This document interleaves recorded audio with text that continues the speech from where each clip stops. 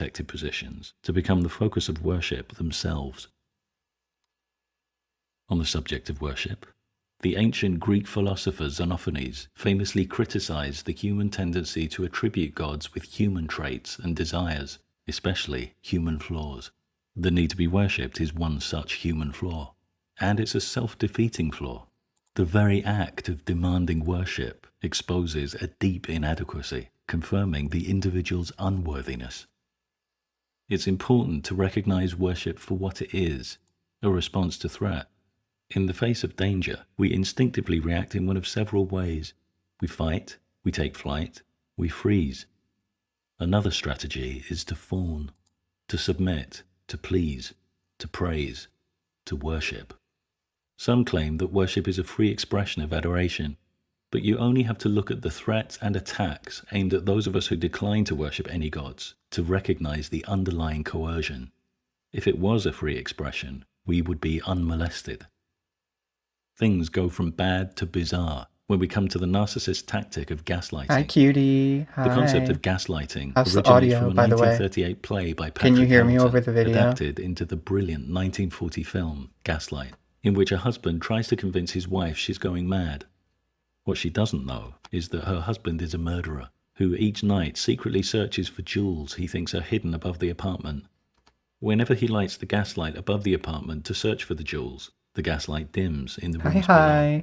When his wife comments on the dimming gaslight, I think I'm just gonna listen to videos and shit like the tyrannical tonight husband in and Gaslight, just fish narcissists lobbies. will often try to gaslight their targets, to use lies, denial, and psychological tricks to make their targets distrust their own memory, perceptions, and behavior, even their own sanity.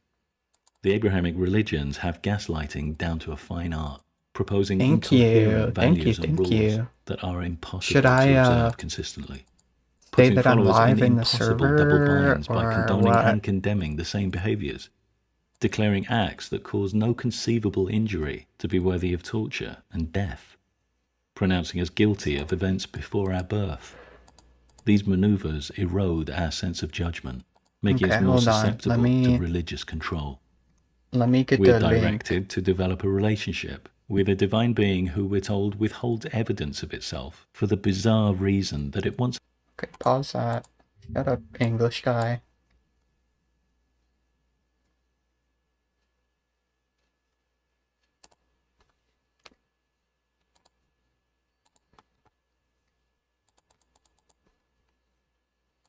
Okay, it's a streamception right now. Holy.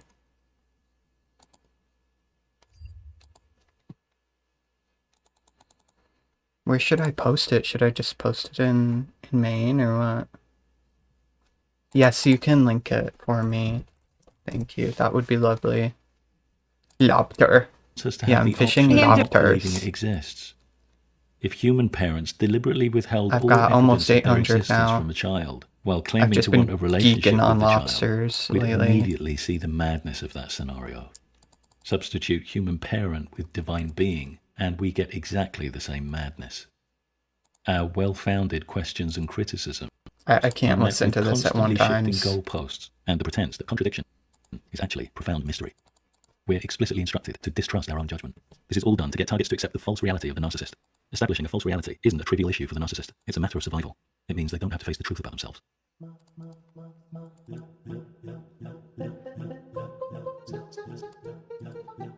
In Lyman Frank Baum's story of The Wizard of Oz, winged monkeys were sent to do the bidding of the Wicked Witch of the West. The term flying monkeys is now commonly used to refer to individuals who act as the agents of narcissists. Sometimes these agents conspire knowingly and maliciously, but they've often been manipulated unknowingly into believing the propaganda of the narcissist. These are the people who the narcissist uses to spread lies, gather information, and conduct smear campaigns about the targets. If a scapegoat cuts off all contact with their abuser, flying monkeys will be sent to employ emotional blackmail on behalf of the narcissist to lure the scapegoat back. Scapegoats might be despised by the narcissist, but they provide a hefty supply. Thank you, Abby. You're the fucking best. Hi, Sam. Hi, Sam. If the narcissist can manipulate them into switching loyalties, but they're often walking in a minefield and can become scapegoats themselves if they spoil the narcissist's plans. When it comes to religion, flying monkeys can make up whole communities, acting as the agents of a being whose very existence isn't established. Many self-appointed religious flying monkeys target non-believers as scapegoats, conducting smear campaigns, maligning their character and their morality. Yeah, ostracizing them, I'm gonna and fish applying emotional lobsters for a blackmail to pressure them while, into but accepting I their also narcissist's want to code. train While the role of flying range monkey is focused later, on manipulating so the target of that's the the narcissist, plan. I'm the role gonna of the train enabler some is focused on range. protecting and rescuing the narcissist. Enablers provide excuses or cover for the narcissist's abusive behavior. There's no conflict between acting as an enabler and the flying monkey, and many people play both roles.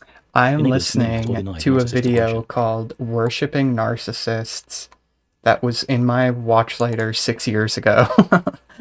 I don't know why. I'm It helps probably to gonna use put from something outside else scrutiny, on real echo the quick. views of the narcissist, and I support want to them. like find stuff that I can just listen to, so like everybody can hear it and not have to be watching it to get it, you know? Let's see.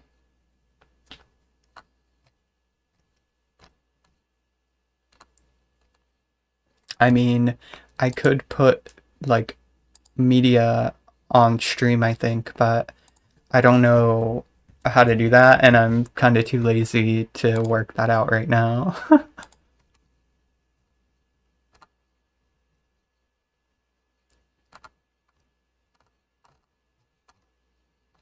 Okay, let's listen to one of these shitty ass. No, I'll listen to Tetsuya. He has a great channel.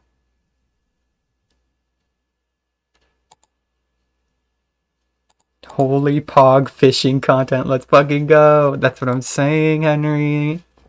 It's time. This happened in the small Belarusian town of N. It all began on February 1st of this year. It's spooky time. That night, my former classmates and I gathered for our 20-year school reunion. For the first time, the entire class had managed to show up, which honestly surprised me. We had an indulgent feast, drank plenty, and time flew by. It was nearly midnight. People and we like were one the of last thumbnail, ones I left in the presume. cafe. We sat there, chatting and laughing, when suddenly, the lights went out. It was not unusual. This had already happened 3 times that month, so no one panicked. Instead, we decided to use the opportunity to swap spooky stories. The drinks had loosened us up, and our imaginations ran wild. That is when I decided to tell my own experience. Thank you for the I live in heart. an old, 9-story apartment building, and on the first floor, there is a unit that the owner rents out from time to time, but for some reason, all the neighbors avoid it like the plague. They even go as far as warning new tenants, begging them not to move in. Since I had not lived there long, I never understood why this apartment had such a reputation. One day, my elderly neighbor, Baba Liuda, one of the women, terrified of that. Okay, should I turn the lights off and make it more spooky? Thumbnail goes hard, thank you. I spent a whole 3 minutes making it. Is that an Among Us tattoo? What, this one? You're not the only person to say that. This one, right? No, it's a kitty cat. It does kind of look like Among Us. Among Us. I've actually never played that game. I'm not gonna lie. Never played it in my life.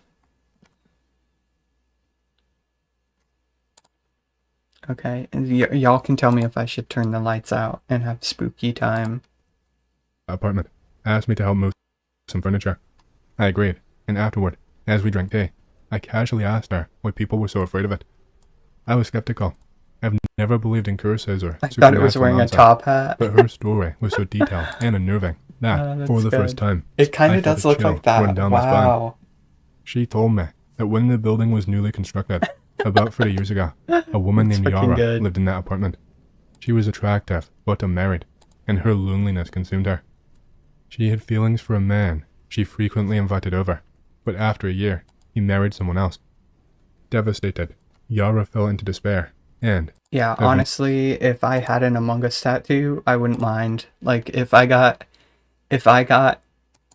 like, let's say I did a challenge or a bet to get a tattoo, but you don't know what the tattoo's gonna be, and I got tattooed Among Us in a top hat, I wouldn't even be mad, not gonna lie. I would just take it. eventually, obsession. She stopped taking care of herself, and, in her desperation, turned to black magic. Neighbors saw her wandering toward the nearby forest late at night, always returning in the morning with bundles of strange herbs. She began capturing stray dogs and cats, dragging them into her apartment, and afterward, silence. No one ever saw the animals again. It wasn't long before people assumed she was sacrificing them. The residents stopped walking their dogs near her building, avoiding her completely. One night, someone saw Yara dressed in a wedding gown, her face veiled, carrying what looked like animal carcasses into the woods. That was the last time anyone saw her. At first, neighbors thought she had moved away, but then a rumor spread. A wedding dress had been found in a swamp within the forest. Rescuers searched for a body, but none were found. People whispered that Yara had attempted a ritual and sold her soul to something dark. From then on, strange occurrences plagued her apartment. Neighbors would hear eerie singing in an unknown language. You're too indecisive. That's fair. I've heard that a lot from people that don't have tattoos. Like, you want tattoos, but don't get them because you don't know what to get. I got a face tattoo on my face, so you can't see it. Face tattoo of my face. Oh shit. Actually, my eyeliner is tattooed. Not gonna lie. That's totally real, by the way. I definitely got eyeliner tattooed on my eyelids. Man, I want so many more tattoos. I'm the kind of person where I like have 7,000 ideas for tattoos I want to get, so I have to, it's hard to pick one, but getting a tramp stamp was on the table. Oh shit. Do it. Honestly, do it. I'd get a tramp stamp. If it's the right design, I would get a tramp stamp, not gonna lie. Tramp stamps are pretty in right now. Especially those, whatchamacallit. Not cybernetic. What is that weird fucking... I forget what it's called. All the spiky shit. Bringing back early 2000s, yeah. I mean, I'm kind of dressed like I'm from the early 2000s right now. Yeah, cyber sigilism, that's right. You're right. There's a lot of cyber sigilist tattoos that I actually quite like. Some of it kind of sucks, but that's with every tattoo style, some of it kind of sucks. But there's some really cool ones out there. Yeah, if I was gonna get a tattoo on my chest, like here, or on my lower back, I'd probably want it to be something similar to that. Zoomer Tribal, yeah, that's exactly right. You're 100% right on the money there. That's actually crazy. That's a good, that's a good observation.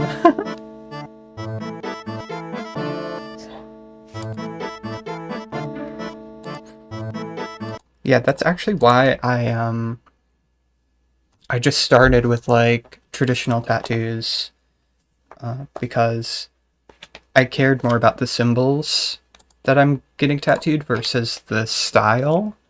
But it would be cool to get more stylized tattoos, you know. Like my neck tattoo is more stylized. It's all dot work and stippling and stuff.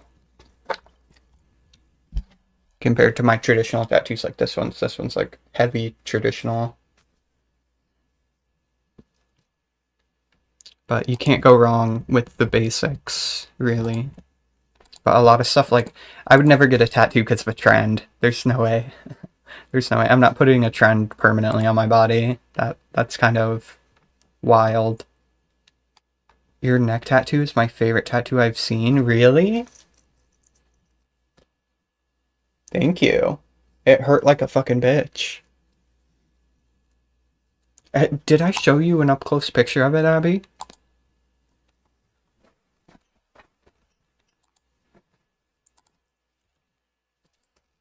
I'd get RuneScape tattoos. I literally want a Blood Barrage tattoo. I really do. Or a Shadow Barrage tattoo. That would be wicked. Oh, you know what else I really want? One thing that I'm thinking of getting, that's kind of high on the priority list, is maybe like on my wrist here or on this wrist.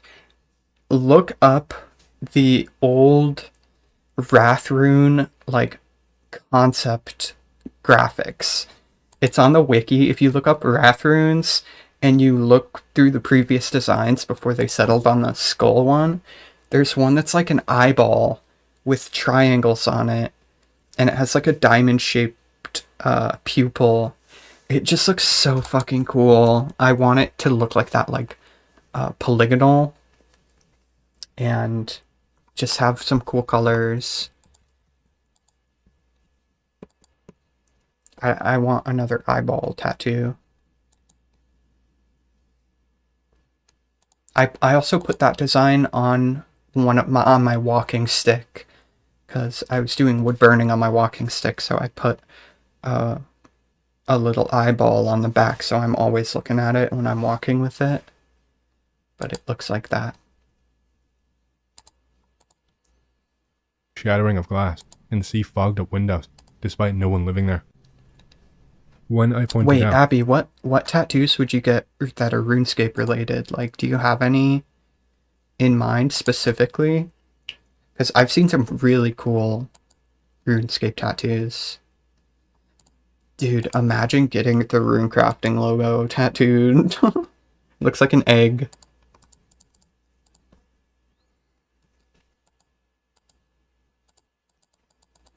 Get the agility logo tattooed on my forehead.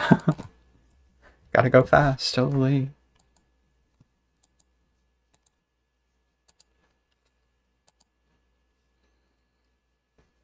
An AGS. Wait, you've never PK'd and you want an AGS? I mean, AGSs are fucking cool. But I would kill for an AGS tattoo. That's a great idea, though. Buying GF in the RuneScape font. Yes. Yes. Oh, that would be so good. AGS is cool. It is really cool. I do think that the SGS and AGS are like right up there next to each other for design. One thing I always really wished that they did for the God Swords when God Wars Dungeon came out is like making the blades look different depending on what God Sword you have, but not too different. Like, just like they have their own flair, like a different color or something. Like, the ZGS needs to be black. Not gonna lie, the whole blade. Oh, you know what? I think I'm done fishing lobbies. I am gonna teach you how to PK. I'm gonna teach you how to PK. Absolutely. Okay, I have a lot of lobsters. I think it is just time to train some ranged, not gonna lie.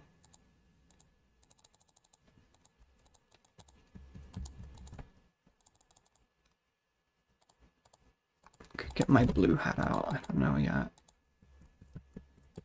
Yeah, blue for sure.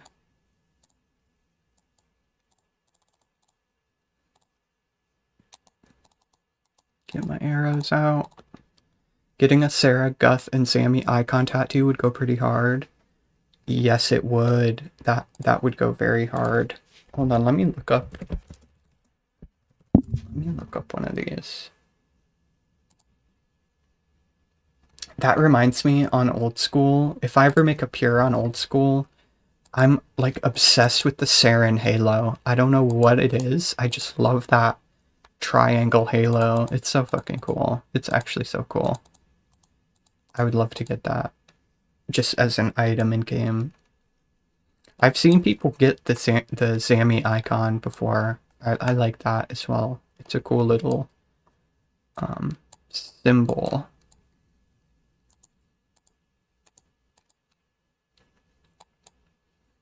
Okay, I've got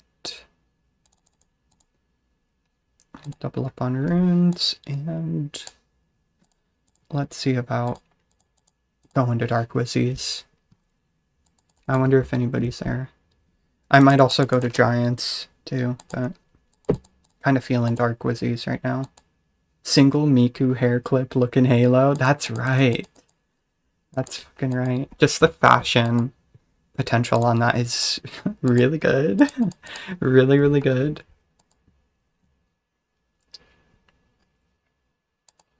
And I like Last Man Standing. I just think it's a great... Oh, it's packed here right now. Holy... Yeah, I gotta hop. Hold on. Let's do... this world. I would actually get a blue boater tattoo if I were to get an RS tattoo. Interesting. You just have some sort of connection to boaters. Yeah. Boaters are pretty fucking nice. You can make some really cool outfits with those.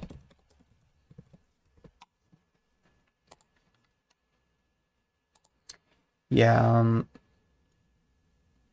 I would really like to get, one idea that I have is the rat pole, getting the rat pole item, because it's like that big cage and it has rats hanging from it, and then it's just a big pole, and like you could get that like down your arm or something and have rats hanging off of it. It would look so cool. I feel like that could be a really cool traditional tattoo, but just like the concept of a rat pole, not necessarily making it look like the item.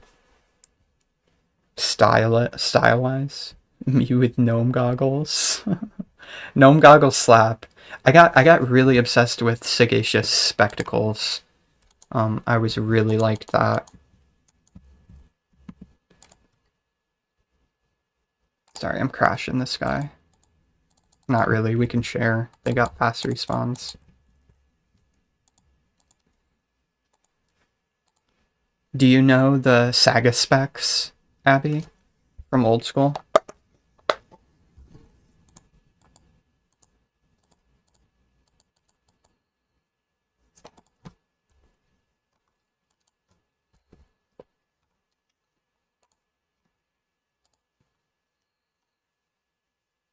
What's that? You don't know what that is? Oh man.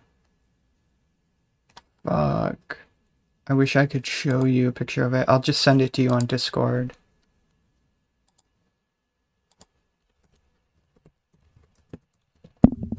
It's a clue scroll item that they added several years ago now. It's literally me. Like, you can make mad scientist lady outfits with this item. It's so cool.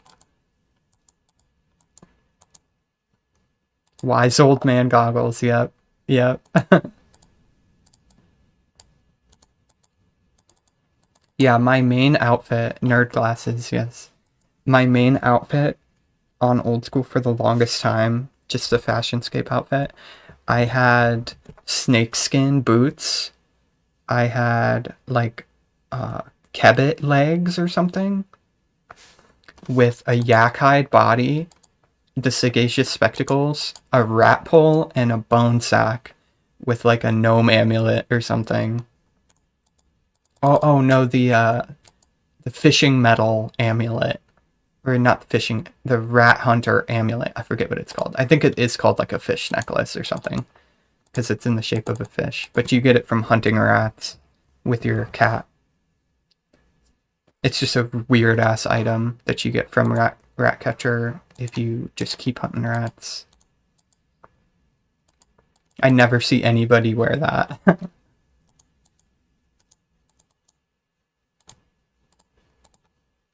That the apartment seemed perfectly normal now.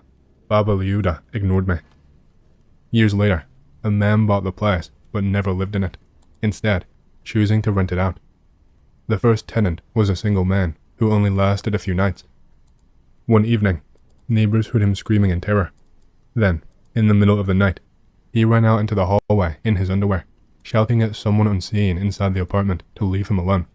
He moved out the next morning. Another potential tenant fled in. I know, right, Henry? Oh my. Pay to play? I mean, you're pretty limited in items in 2004, but man, it's gonna be fun playing with all the pay to play items. People are gonna be looking so fly. so fly. Fear. Yo, the canopus robes. I can't wait to wear like a burgundy hat. That's gonna look so fucking cool. Before even finalizing the lease, word spread, and soon, no one in town, or even the surrounding villages, dared rent the place. A year later, a visually impaired woman from out of town moved in. On the day she arrived, the neighbors warned her about the apartment's dark past, but she did not seem concerned. People waited, expecting something to happen. Yet, the first night passed in silence. then the second. No unusual noises, no sightings. I wonder who will get the first beret. I know you like berets, Abby. I'm planning on doing a lot of clue scrolls, a lot of easy clues when Members comes out. I really can't wait. Like, I'm so stoked about that. Easy clues are a lot better when you're pure. Like mediums, you have to wear a lot of weird shit like Mystic and Addy and stuff that I wouldn't be able to do, but I would like to get some trimmed armor and stuff from easies. That would be so nice if I get lucky like that. But I am planning on grinding for clue scrolls a little bit. I just have to figure out what mobs drop them the most in 2004, because I used to use the Fally shield, the achievement diary shield, with Falador guards, and you can just cannon the guards or just kill them in one hit, and I would get a clue scroll every like 5-10 minutes from that.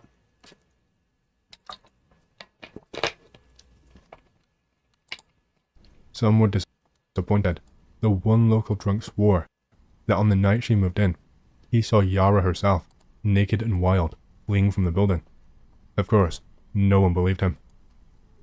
A month later, the apartment owner arrived to collect rent. No one answered the door. When authorities entered, they found the woman's belongings and even her money untouched, but she was gone. Yeah, guards, I'm pretty sure guards, it's been so long since I did it, but I'm pretty sure guards are 1 in 128, and then I think that it goes to like 1 in 30 with the achievement diaries. I'm not too sure about that because I haven't checked on it for a long time, but it like drastically increases the drop rate of clue scrolls when you get like the hard Fally diaries done. I think it might be the intermediate ones. Gone. Vanished without a trace. After that, the apartment became known as cursed. The owner tried desperately. There's other way better ways of getting clue scrolls now, though. Like, on old school at least, you have so many options to get clues, and even when they put clue scrolls into imps and stuff, that was also a really good source. It's like eclectic imps, and yeah, I have not kept up with that, but I'm sure there's even better ways that I don't know of as well. To sell it, but no one would buy. Meanwhile, the neighbors made it their mission to warn away every potential tenant, making sure no one else would suffer the same fate. A couple of years ago, a girl finally decided to rent that apartment. She brushed off all the warnings with a smile. That very night, the neighbors heard a gut-wrenching scream, interrupted by sobs, coming from the cursed apartment. Someone was frantically calling for help. The voice continued without a break, filled with desperation. Unable to bear it, the neighbors called the police, but they could not wait any longer and broke down the door themselves. Inside, they found the same woman who had rented the apartment 25 years ago. She was lying naked in the bathtub. One thing I wanted to ask you guys is what are your favorite FashionScape items? Because I like the Sagacious Spectacles and the Bone Sack, the Rat Pole, and there's a few other items that I really like, but less so than those. Those are like my main 3. And there's so many new items now too that I'd probably have a few new favorites as well. I really like the Shazian armor, like the first or second tier of Shazian armor, the top and bottom, and Firewatch. Dude, Firewatch slaps so hard. It's so hot. It makes me feel like Bayonetta. Full Jester? Oh my god. I never see anybody wear Full Jester. Yo, the pantaloons? Is that what you're talking about, Henry? Or the, just like the pirate pants that go with the striped pirate shirt?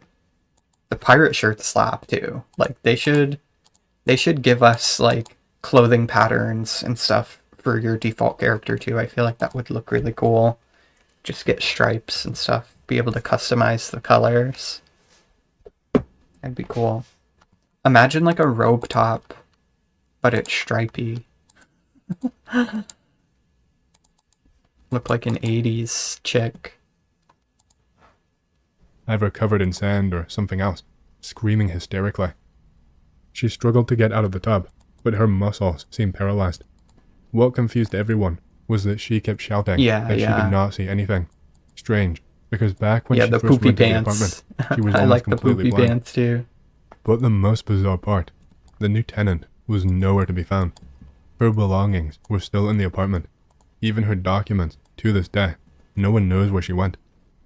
After finishing my story, I noticed the stunned faces of my classmates. Everyone was silent, wide-eyed, and that amused me. But what struck me the most was Valak, who was sitting directly across from me. Yo, do you guys think I should go to Giants instead and just arrange them there? I kind of just want like a more interesting video right now. Give me something fun to listen to. Holy shit.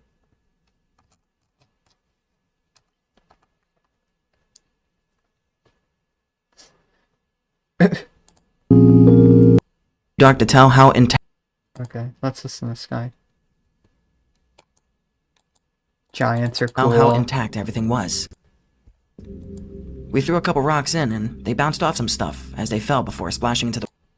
Bigfoot isn't real. Oh yeah, it is. Would know. Same. Found and put in front of everyone's nose. And no one would know.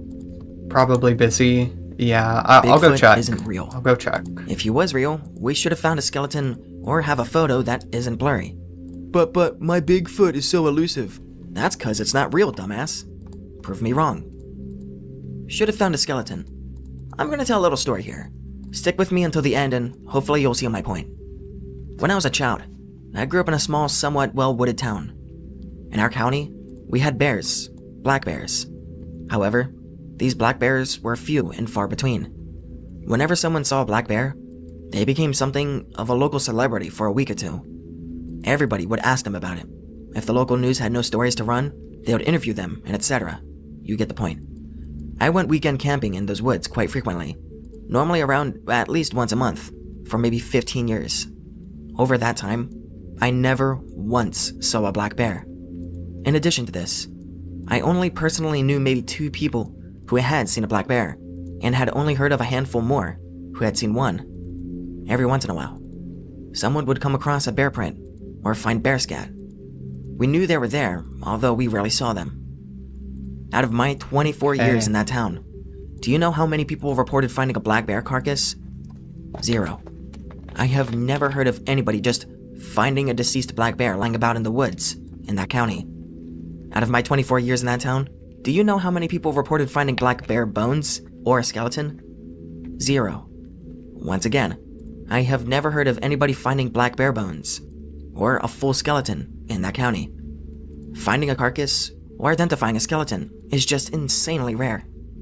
Those bears live deep in the woods, away from civilization. Very rarely does anybody trek deep enough into the woods to find one. Only occasionally would a lucky hiker or a woodsman... I'm not gonna lie, I've listened to a lot of stories, and I've never heard of anybody ever in my whole life finding a bear carcass. I've never heard of anybody with a story like that being like, yeah, I found a bear skeleton in the woods, or I found a carcass or a dead bear, that unless they shot it, you know? I've never heard of that in my life. Ever. Which is kind of crazy to think about, like, how rare those kinds of events are to see, you know? It's probably more rare to get struck, or it's probably more common to get struck by lightning than find a bear skeleton in the woods. Yeah, bears are scary. They're just like gigantic dogs that are extremely heavy. Man, see one wander they're out scary. of its isolated habitat. Probably over 99% of people wouldn't travel that far off trail. Okay, I won't crash this Most dude. people stay on the trail, and the fact of the matter is that you just aren't going to find bones lying about in the middle of the trail. Assuming, however, that you are one of the 1% to travel off trail, and assuming that you do come across a pile of bones, How can you tell they are bare bones? Chances are, you have no idea what bare bones look like, barring maybe a skull. And probably will just assume that they are the bones of some unfortunate deer, which are very prevalent in this area, if you give them any thought at all. Okay, what about a carcass, you might ask? While you might not be able to identify bare bones, surely you could identify a dead bear, yes? Well, you would have to be pretty quick in finding it. In lab conditions, the human body is said to fully decompose, fully liquidification, only a month after death. While I am no expert, I think it is safe to assume that a black bear would have a similar rate of decay, maybe taking a week or two longer. Now, take into account that a bear's body would have to withstand harsh weather, scavenging animals, and other elements of nature. And I think that you've easily cut that time in half. You probably only have about 2 to 3 weeks in optimal conditions to find a black bear carcass that hasn't decayed past the point of no identification. To recap, probably over 99% of people don't travel far enough off trail into the woods to find a black bear carcass or bones. Even if you did, and came across black bear bones, you wouldn't be able to identify them. You would have to be pretty fucking lucky to find a carcass intact enough for you to make proper identification. With all of this in mind, what makes you think that we should have just found the— Okay, Abby, have a good dinner. I didn't eat literally a thing today. I haven't eaten anything at all.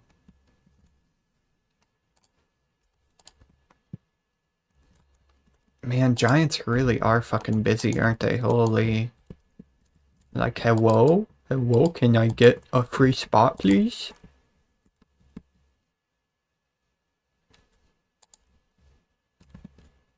It's packed up in here.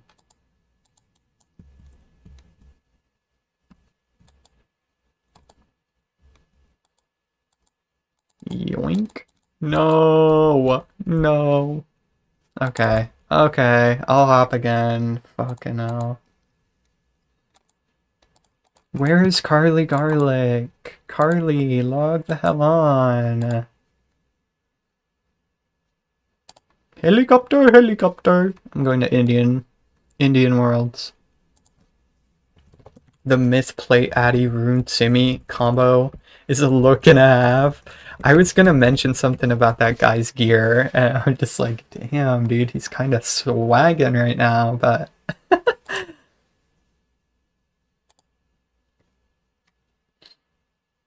It's weird how sometimes I load the main page or the login screen and it doesn't play the song, and then other times it does. I don't know what's up with that.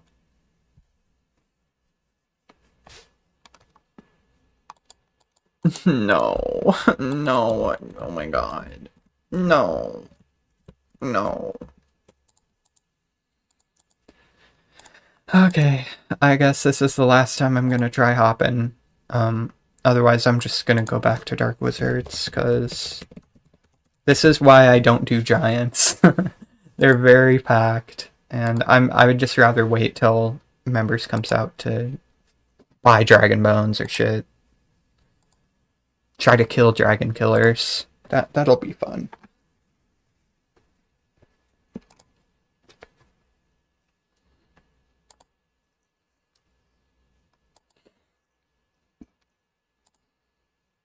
Yeah, the most I've ever found is like possum skeletons. I found a raccoon carcass once. I found some possum skeletons. And I found a dead chipmunk once. And a few dead birds. That's like in my whole life. That's all I've ever found. I've never found a bigger animal or anything. Oh my god. Yo, fuck this. Fuck this.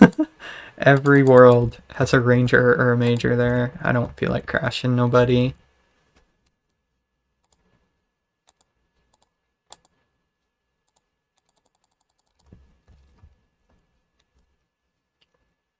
Good luck on Ice Warriors, by the way. I've never been there.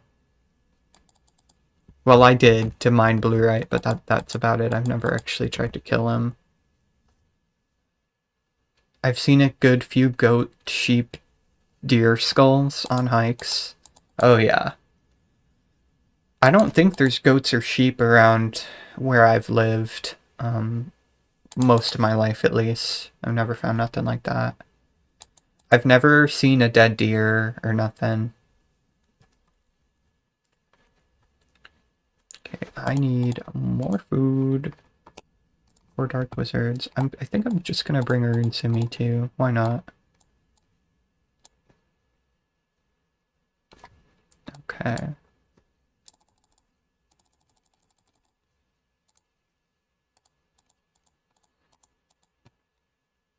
Bring an anti-track fire shield too.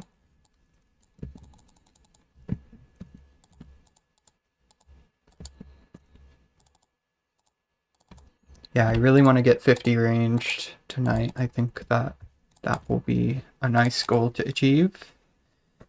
And maybe I'll get a strength level. I'm only 8k away. That'll be a nice level. Yo, Henry, have you ever seen anything like actually weird in the woods? Or just in general, I guess. Just in general. Some really weird shit. I've seen some weird shit.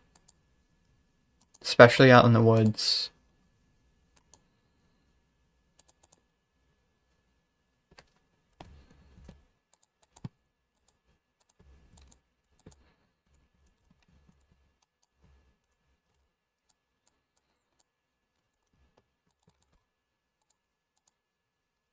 The bones/carcass of a creature that is supposedly much rarer than a bear, lives in a much denser and expansive wilderness with harsher conditions, and is so foreign that its bone structure wouldn't be identifiable by even the most prestigious of scientific organizations. Photo that isn't blurry. Keck, what can I say, OP? People seeing something straight out of a folktale makes them a bit shaky. If it's photographs or video you're looking for, there are two shining examples. As much shit as I'm going to get for this, I think that the Patterson-Gimlin film is a prime example of genuinely good Bigfoot footage. The other is the paid Bigfoot film, or the Memorial Day footage, which is a lesser-known, really stellar video.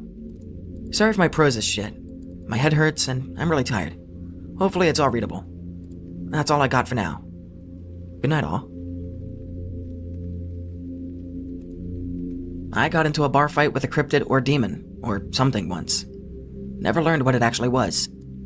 Be me, full of piss and vinegar. Best friend invites me to visit his family, with him way out in the sticks for a week or two. Nothing better to do, in between jobs, so agree. Introduces me to his family, all very friendly and chill.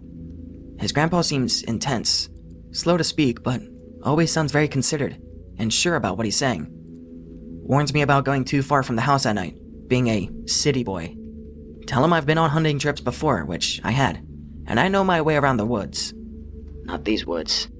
Goes on to start some story about inhuman things in the area, but the rest of the family quickly shut him up before it gets anywhere. One night, the men are out for a drink at the local bar.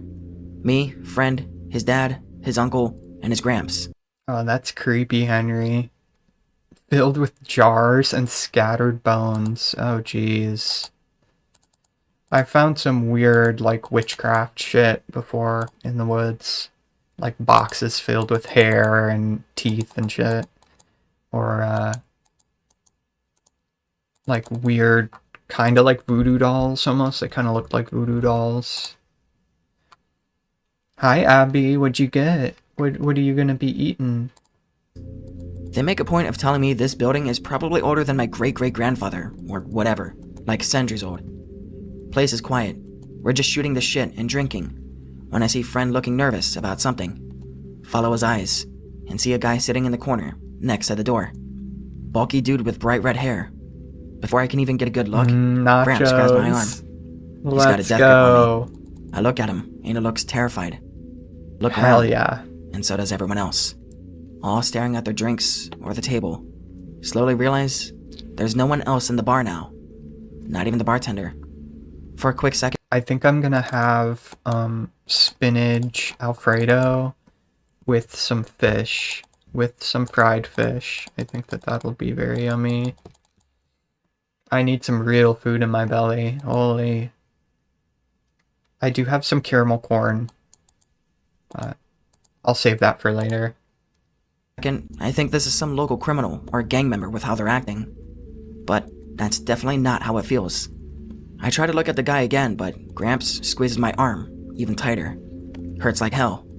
Friend nudges me and hisses, "Don't look." The second he says this, I can see the guy move out of the corner of my eye. His face turns towards our table, and he stands up, walks towards us. I look around at everyone for some hint of what to do, but they're all just looking down. At this point, I've had too many drinks to be fully aware of what's happening, so I look directly at the guy. He stops in the middle of the room and just looks back at me. Honestly, it just seems like a normal dude. Tall, youngish, broad-shouldered, normal-looking face, bright red hair. We stare at each other for a few seconds when the city boy in me comes out. "The fuck are you looking at?" The guy doesn't respond. Gramps finally lets go of my arm and stares at the table even harder. All of them are tense. I've been in lots of fights at this point, and got in trouble for it, so I'm looking for any sort of sign of what to do here. Same rules for when I'm drinking with any group of guys. If they tell me to leave them alone, I will. They tell me it's time to go, I'll leave. They tell me it's time to square up, I'll do so. But they give me nothing, like they're trying to pretend it isn't happening. Eventually, I get pissed off with this guy staring at me. Stand up to my full size. Okay, I'm gonna hop 6'3" again. and the strong We're kind of just fat. Killing Lol. these too And fast. walk towards him. Say some bullshit I can't remember. "We got a problem?" or something. I try to square up the guy, but I suddenly tap into the fucked up vibe the other guys are feeling. Suddenly realize this guy isn't the slightest bit normal. Maybe not even human. His eyes don't seem weird in color or anything, but the way he's looking at me definitely isn't right. I'm suddenly terrified, scared as hell, but I retreat back into how I was raised. Do not back down from anyone. My dad is a legit asshole. Tell the guy/thing, it's time to leave, or whatever, but he doesn't move. Just keeps staring at me. Feel like I'm about to piss myself. I raise my hand up to punch him, and suddenly, he grabs my wrist in one hand. It fucking burns, like he's got acid on his skin, or something. It takes this long for me to realize I'm still holding my beer in my other hand. I smash it against this thing's head and just roar at him, more in pain than anger. He lets go of me and silently turns away. Can't see what damage I've done, if any. Then he just walks away. Walks out the door like nothing happened. Okay. I notice the barman coming out of the back room. Please Then my be- friend oh, and his thank family God. are all over Holy me, fuck. grabbing my arms and shoulders, asking if I'm okay. Tell them I'm fine. Just need another drink. But inside, I'm fucking shaking. Okay. I have no idea what just happened. We go home. Now and I don't keep have drinking. to feel like I'm crashing We stay up till somebody. the sunrise, playing cards and telling stories. Even the old man. I appreciated this because I definitely wasn't going to be sleeping that night. Feel like that was maybe the point. No one brings up what happened, but for the rest of the visit, it's like I'm everyone's best friend. Get the feeling I did something right. My friends still won't talk to me about what happened that night. It doesn't matter now, and it's better you don't know. Could believe this was just some random bar Hey, fight. cutie, it's Except to this day, Zoe. my wrist is numb where this thing grabbed it. Completely numb. I went to a doctor about it and he just poked me with a pen a few times. Said maybe I'd had a mild stroke. You're Pretty sure I crashing fucked me. with something I shouldn't have. But I'm I so came out on top ready. through sheer luck. Everyone else knew to just ignore this fucking thing, but didn't think to tell me before we went to town. I'm about to freaking Even now, unleash. I'm scratching at my wrist. It's still completely numb for a few inches below my right hand. No scars or anything, just Oh numb to the touch. no. After I told her about it, my No. girlfriend is in the habit of digging her nails She into that hopped. spot as hard as What she the can, fuck? or biting the fleshy part on top. Says it feels satisfying for whatever reason, but she doesn't believe the story It's at the all. opposite of crashing. Agrees with the I'm gonna doctor. crash you, Hops. Let me preface this. English is not my first language, but I did study it in school, so please excuse my errors. I think it's been long enough since it happened that I can safely talk about this. This takes place in 1994 Poland. Myself and several friends were poking around in one of the areas that, because of the Soviet occupation, no one had been in for a couple of decades. Because of this, it was all overgrown and wild. So we were armed with a mix of rifles, pistols, and knives. I personally had brought along my uncle's carabiner S. We hiked into the forest from the edge of an old She fence. walked out again. I didn't A even couple see kilometers that. in, I was We found an messaging old her on asphalt road. Discord. What the It was cracked fuck? and weathered with trees starting to grow up through the roadbed. But we decided to follow it in. It ended about 7 kilometers later at a large grassy clearing that we chose to camp there for the night. In the morning, we noticed that something had paced around the perimeter of our camp. The grass was bent down and flattened from where it had walked. We didn't think much of it though. Thought it was deer. We packed up and continued on into the forest. We decided to hill up the side of the mountain that we could see from the clearing to get above the trees and see what we could see. As we walked, I felt like we were being watched. We reached a good spot to look around from, and not far from where we had camped, That little guy. we could see another clearing with some kind of concrete structure there. So we hiked back and made our way over that direction. At the edge of the camp clearing, we found another road that led in that direction. At the other clearing, the road we were following dipped down into a cut and led to a concrete bunker. After a brief discussion, we decided it was too small to be what we saw from the mountain, and so continued further into the clearing. The picture is similar to the bunker the second road ended at, only the ramp down to it was wider and more gently sloped. Back to the story. We didn't walk long before we were on top of the large concrete pad. There was a massive 4-way door atop of it that was partially open, maybe a foot or so. If it were fully open, I think you could easily drive an oversized hauler through it with room to spare. We looked down in it, but it was really too dark to see anything except a couple flickering lights down at the bottom, and the reflection of water way down at the bottom, with machinery and a missile cradled by a bunch of machinery. It was too dark to tell how intact everything was. We threw a couple rocks in and they bounced off some stuff as they fell before splashing into the water at the bottom. We made our way to the edge of the pad to discuss things again. We decided since there was power, but it was obviously abandoned, we might as well explore. So we went back to the bunker door we'd found. I and one of my friends worked at the door while the others got the flashlights ready, since we weren't sure what to expect regarding lighting. Because we didn't have any tools, it was harder to get open, but we managed with a couple sticks and a pipe we found laying around. The door opened with a hissing whoosh as the air pressure was different inside than out.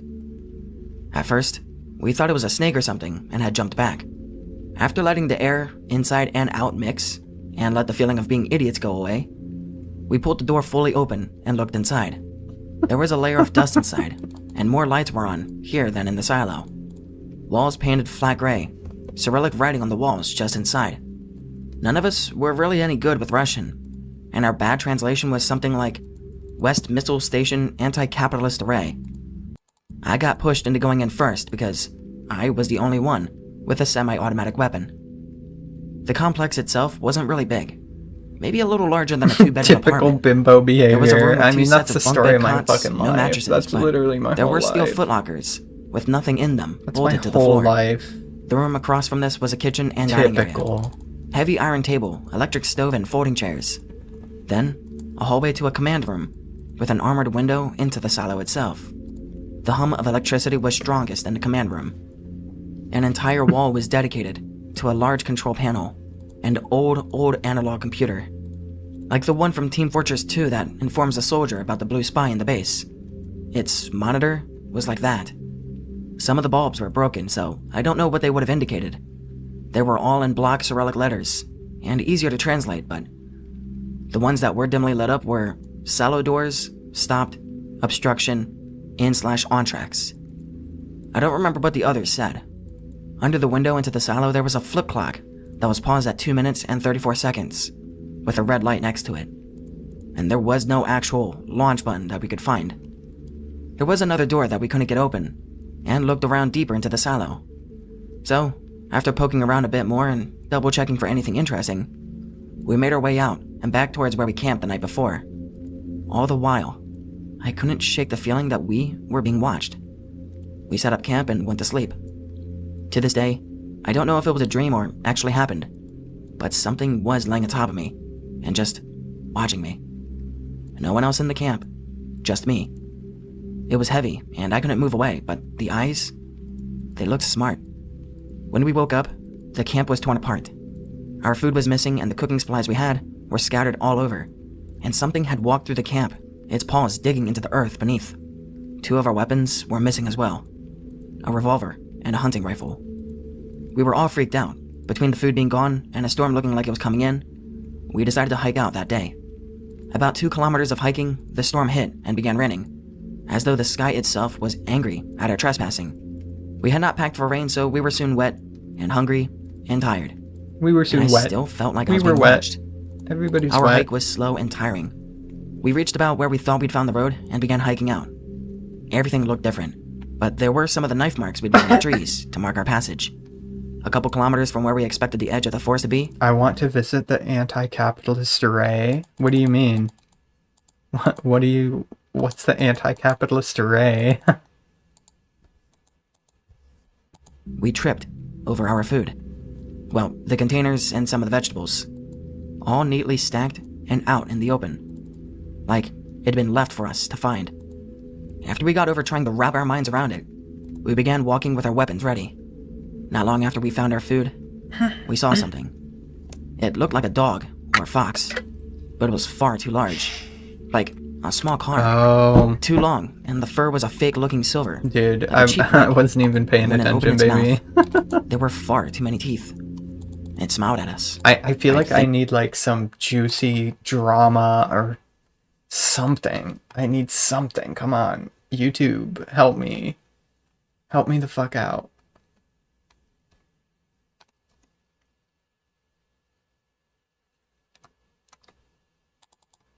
Let's see.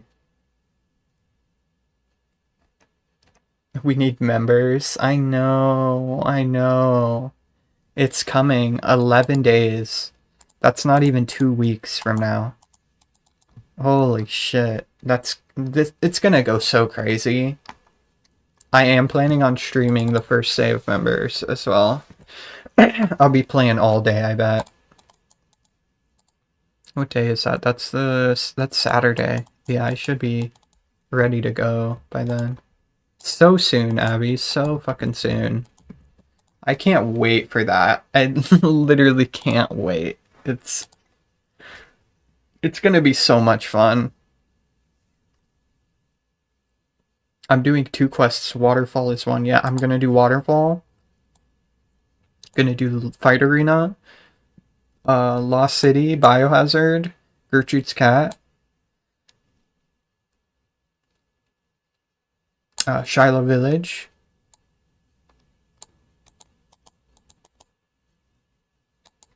Underground Pass too for Ivan's Blast, because I want to do Barrows when Barrows comes out as well.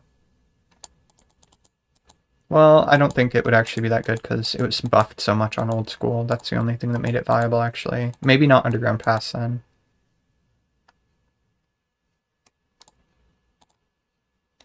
I'm staying 40 attack. I want to be a G Mauler.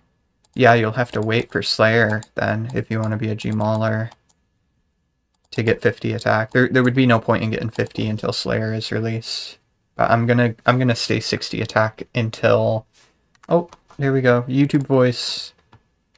YouTube voice. YouTube voice. I got distracted. And there's 48 ranged. I think I'm gonna stay here until 50 ranged. Been killing Dark Wizards a little bit. And then I'm gonna get 55 strength, and we'll see where we go from there, because I'm not burnt on fishing lobbies. I feel like fishing lobbies, it actually sounds really fun right now. I want to go back to fish lobbies soon, but this shouldn't take too long to get 50.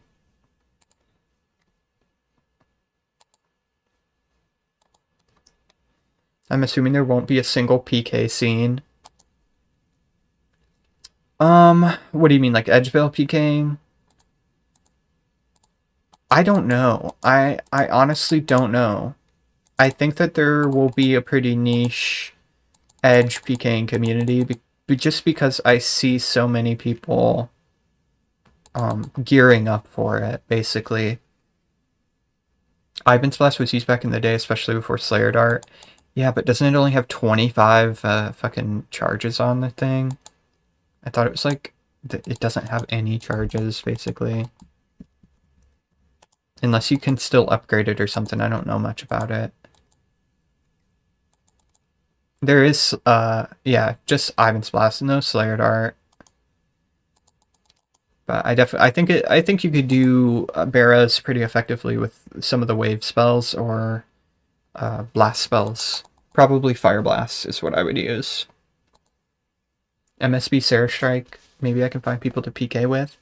Yeah, that's basically the build that I'm going to go for as well. Sarah Strike, MSB, DDS, D-Long, and yeah, that's the main plan. I might actually do Rune Knife PKing as well, but crossbows aren't released, so Rune Knife to crossbow isn't a thing yet, but you can still do like Rune Knife to D-Long, you know, and stuff like that. Where are you going to PK greens? Yeah, green dragons I think will be pretty popping. Mage Bank as well. I think that there will be opportunity there, but probably not as much as green drags. You know, I think there will be other PKers at green dragons perpetually trying to kill people getting dragon bones, because it will actually be worth it to PK there. But yeah, Deep Wildy. Well, people are going to always bring teleports for the most part at green drag, so I'm thinking that if you can like KO a green dragon killer, that's the way you get a kill there. But I'm mostly interested in PKing other PKers if possible. Like I would rather fight a PKer that's at green dragons than fight the green dragons killers. But I'm not averse to killing them as well if I can. But yeah, Mage Bank, it will be the only place where people can't just tele away from you. That consistently has people there, you know. Like you could wait for a few hours and somebody will probably come by Mage Bank to buy runes or to do the Mage Arena. Just lure PKers past 30, yeah. Yeah, we'll see how it turns out. I do think that there will be a lot of weird niche things that will pop up. But back in the day, back in 2004 on RuneScape 2, Green Dragons was popping. Green Dragons was actually popping. Yeah, Pure Clans might be a good option as well if you can't find anything or you don't know what events are happening. You know, there will be more events happening.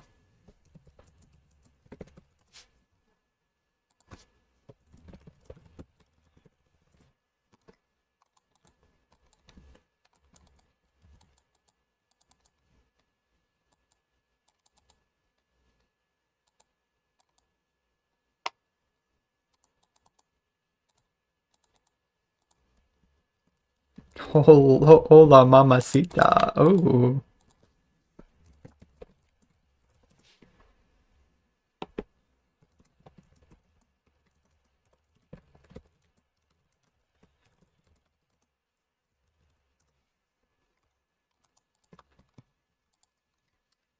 Okay, I need something. I need something. Oh man. I don't want to watch Cody Co. What the fuck? I don't want to watch Cody Co. Go away.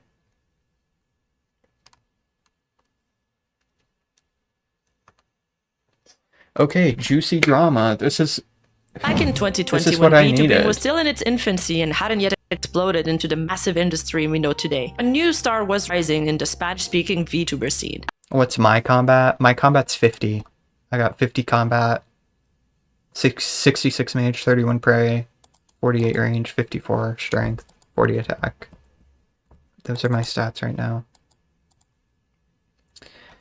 But yeah, I don't think getting my range levels will give me a combat level. Maybe strength will, but I think I'm like fresh 50 right now.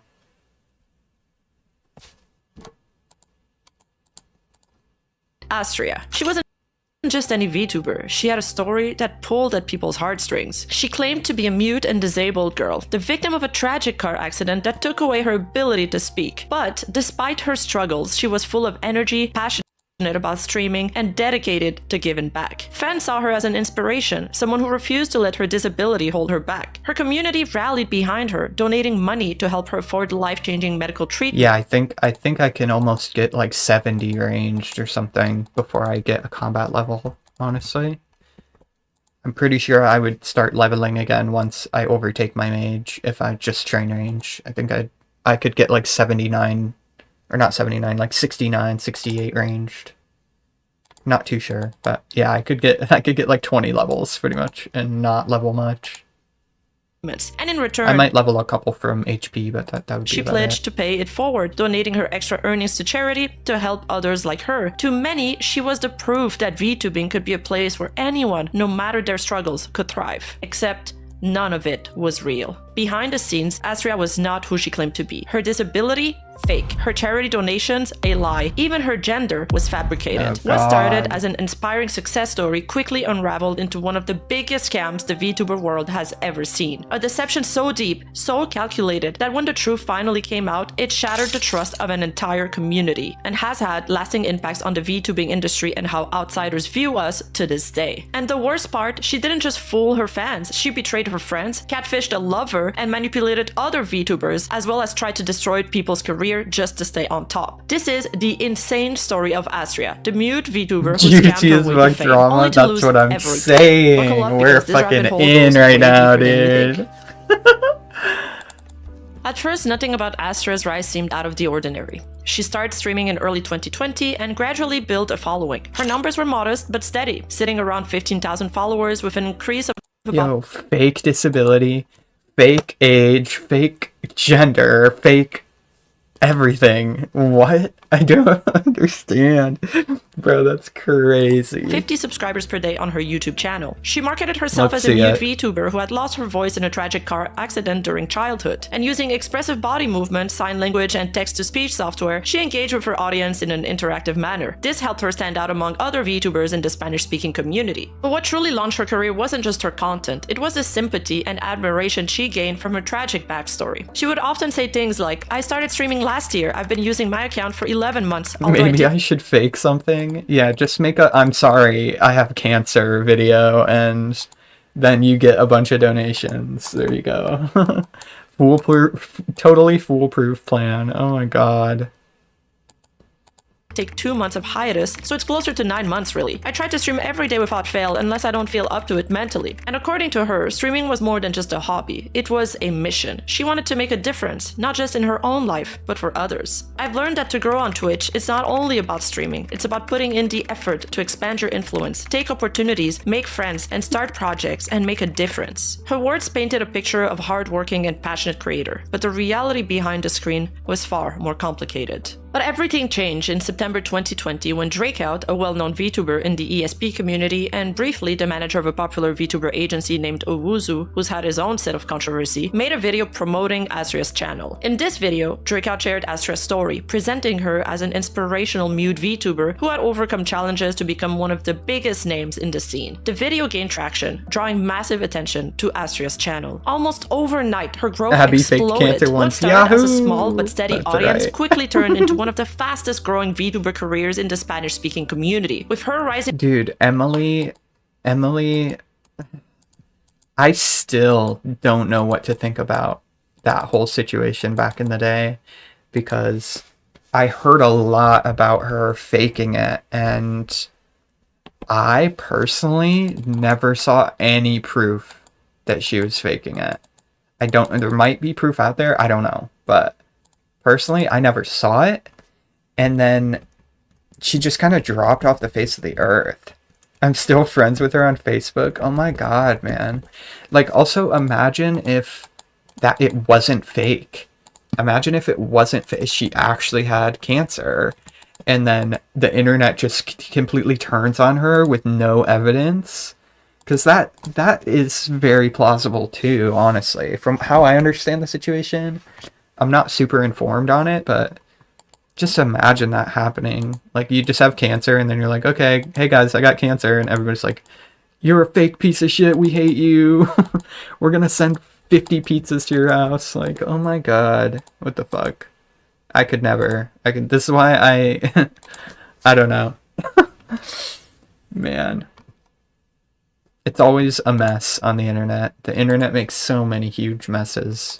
popularity, Astria was hailed as a pioneer in both the VTubing space and the Spanish-speaking community. She credited her success to hard work, dedication, and engagement with her community. She said, "If my community grows, I'll grow too, and if I grow, I can help the community back. I don't really care about the money, since those things always come to you if you put in the effort. You don't have to demand it." On the surface, her story was inspiring. She presented herself as a selfless creator, someone who worked tirelessly to provide engaging content, despite her supposed disability. During my stream, she said, "I stand and move around." I remember Matt K simping over her.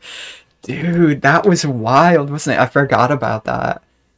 Okay, something Mod Matt K said recently was... It totally rubbed me the wrong way. I don't know what he's about, honestly. I can't get a read on him, but I know I kind of don't like him. I kind of do not like him.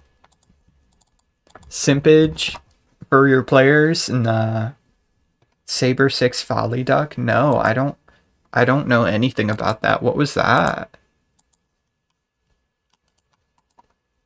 For 3 to 4 hours. I tried to make my streams as engaging as possible, letting chat control the experience instead of just watching me. A big part of Astria's appeal was the emotional connection she created with her audience. She didn't just claim to be a mute VTuber, she also told her fans that her life had been filled with suffering and hardships. She told her community that she lost her ability to speak in a childhood car accident, her mother had sexually assaulted her when she was younger, and that she had severe medical issues that required expensive throat surgeries. So with this tragic backstory, she really stood out and managed to gain the sympathy of thousands of fans who deeply connected with her struggles and who wanted to support her because of it. With her newfound success, Astria decided to create a VTuber group called Humans, which stood for holographic units made for an amusement of the nation's satisfaction. She described it as a collaborative effort where VTubers could support one another, helping the Spanish VTuber scene grow as a whole. Thanks to her influence, Humans quickly gained traction and its members saw their own viewership numbers rise. She made it sound like a noble effort, one that would benefit everyone involved. I'm more motivated than ever to give it my all. I'm getting to know.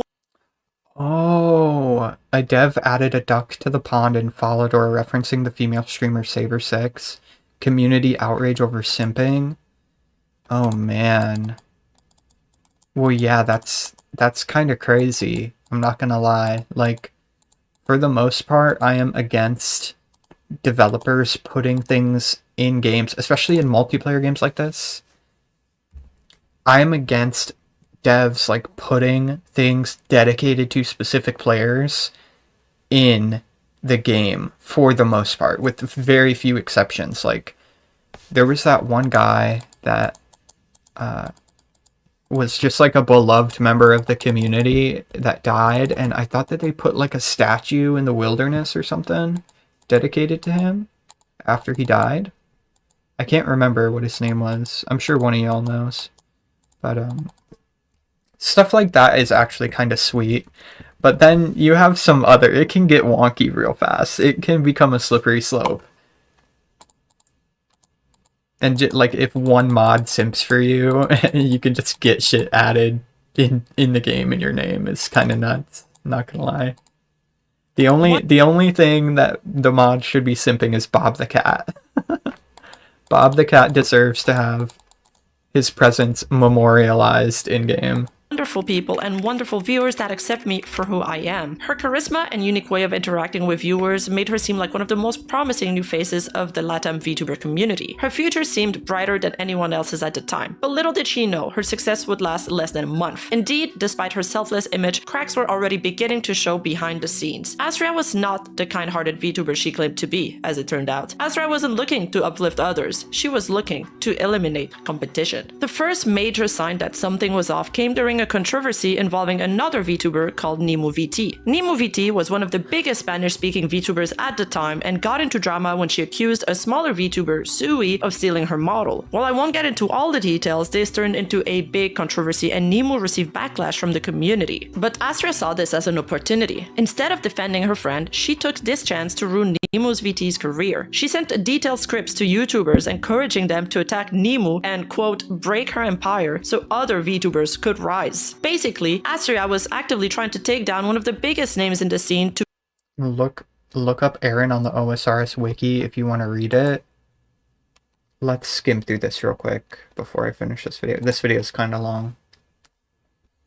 Aaron was a yellow duck who resided in Falador Park. When you got close to it, it would follow you. The duck was added in a hidden update and was removed a week after its release to a generally negative response from the player base. Secret update is crazy. A hidden update? That is wild, bro. Just to add a simpy duck? Hold up. Snowballs could be used on the duck, giving the message the duck absorbs the snowball. If enough snowballs were used on the duck by nearby players, a snowman would briefly appear and say, "So you want to build a snowman, snowmang," before disappearing. The snowman wore a frog mask, and its examine text was "really wants to be built." I didn't hear anything about this. Wait, Mod Reach was the one that did this? Yo! Mod Reach, dumbest motherfucker alive. Straight up. He did the corp glitch. He did the corp abuse glitch. For fucking to farm Ellies all day. The real world trade for his fucking Dodge Charger or whatever the fuck. Is that what happened? Bro.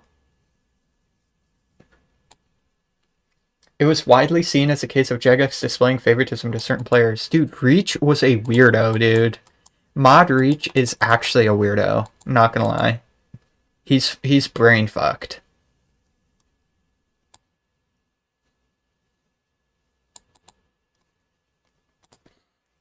I think I know kind of who Saber 6 is, but I'm not sure. Oh yeah, I've seen her before. I feel like I remember her from way back in the day.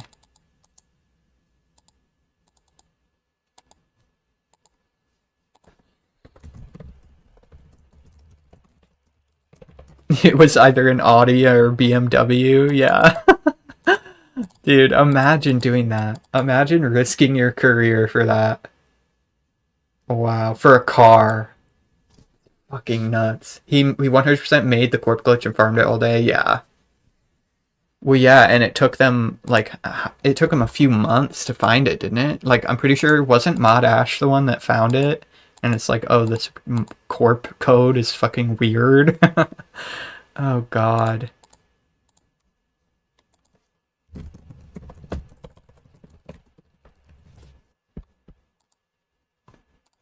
To benefit herself. Behind the scenes, she started making snarky comments about Nemu and even leaked private documents to multiple YouTubers. This was the first time people saw Astria's true nature, but things were about to get even worse. The backstabbing move shocked many in the community as Nemu was not only I don't know why I remember these weird brainworm pieces of trivia.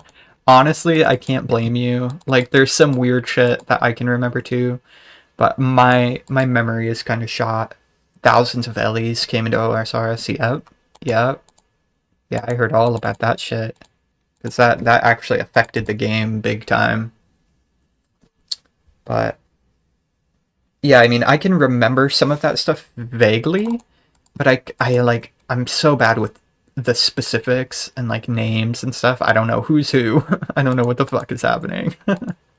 her friend, but also someone who supported Astria financially. NemuVT had even previously donated $170 to Astria, but later claimed it was actually $250. And this was supposed to help Astria afford treatments for her throat condition. What Nemu didn't know at the time was that Astria wasn't even sick. But backstabbing a friend and donor wasn't enough for Astria. She continued to actively badmouth Nemu behind the scenes. But this was only the beginning of Astria's downfall. The biggest revelation was yet to come. As tensions escalated between the two VTubers, Nemu found herself reflecting on how she and Astria had first met. Something about it just didn't sit right. She started piecing things together and revisiting their earliest interactions, searching for an answer. And then, suddenly, it clicked. At the time before her and Astria had started collabing with each other, Nemu had received an email from what seemed to be a legitimate music label. The sender introduced himself as a producer, someone with industry connections who had taken a keen interest in the VTuber community. His message was simple, yet heartfelt. He had a close friend who was a mute VTuber, and someone he deeply admired and wanted to see succeed. That VTuber was named Astria. The so-called producer spoke passionately about Astria, describing her as a talented but overlooked creator who just needed a little push. He pleaded with Nemu to help promote Astria's channel, insisting that it would make her incredibly happy. But then, the message took an unexpected turn. The sender claimed to have a crush on Astria. He wasn't just a supporter, he was also emotionally emotionally invested in her success. His admiration for her wasn't just professional, it was also personal. And if Nemo helped Astria grow, she wouldn't just be doing a favor for a fellow VTuber, she would be making someone's dream come true. At the time, Nemo had no reason to doubt the legitimacy of the email. It was strange, sure, but she brushed it off as just another devoted fan trying to help someone they cared about. But now, looking back, something clicked. As she started connecting the dots, Nemo realized the horrifying truth. The email had been fake. There was no music producer and there was no admirer. It was Astria herself. She had fabricated the entire persona just to manipulate Nemo into a collaboration. From the very start, it had all been a setup, an elaborate scheme designed to guilt-trip Nemo into helping boost Astria's career. The revelation was shocking, but it also exposed something even more disturbing. Astria was willing to go to extreme lengths, even creating fake identities to get what she wanted.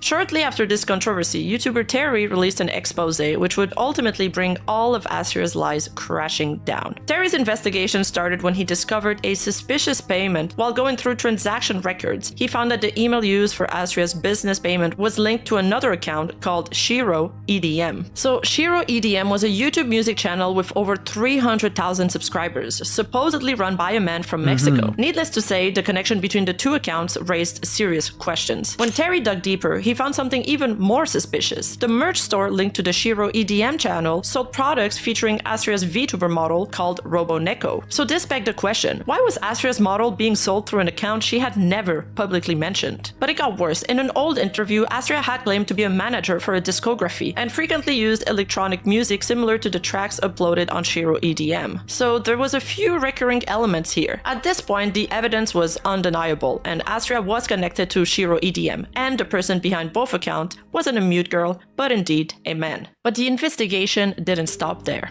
Terry found an official Facebook page for Shiro EDM, which claimed to be based in Tijuana, Mexico, the same country Astria was from. Even stranger, after a fan meetup, people created fan art of Shiro EDM's owner, and in every single drawing, the person depicted was a short-haired man. Then there was Astria's inconsistency about her backstory. She had told her fans that her car accident happened when she was 6 years old. This was something she repeated often and even had it in her Twitch bio. But later, she changed the story, sometimes saying it happened when she was 10, 11, or even 12. In this tweet, for example, she claimed it was 12 years ago, and the constant contradiction made it fairly obvious that she had made the entire story up. As the pressure mounted, Astria made one last-ditch effort to salvage her reputation. Hot take. If you're gonna be a liar, at least be consistent. Like, write that shit down somewhere.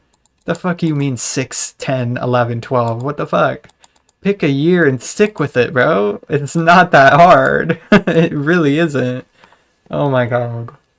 That's a lot of lying for what? I want to know how big the channel was at this point now too, because like she said like 15,000 subs at first. And is that really worth risking? Like, I don't understand. You already got 15,000 subs. Like, you're already pretty good with your growth. Like, why do you need to do all this extra shit? It's very strange. It's surprisingly hard to be consistent lying. That's why interrogators repeat themselves. Yeah, that's true. I feel like you would have to practice them.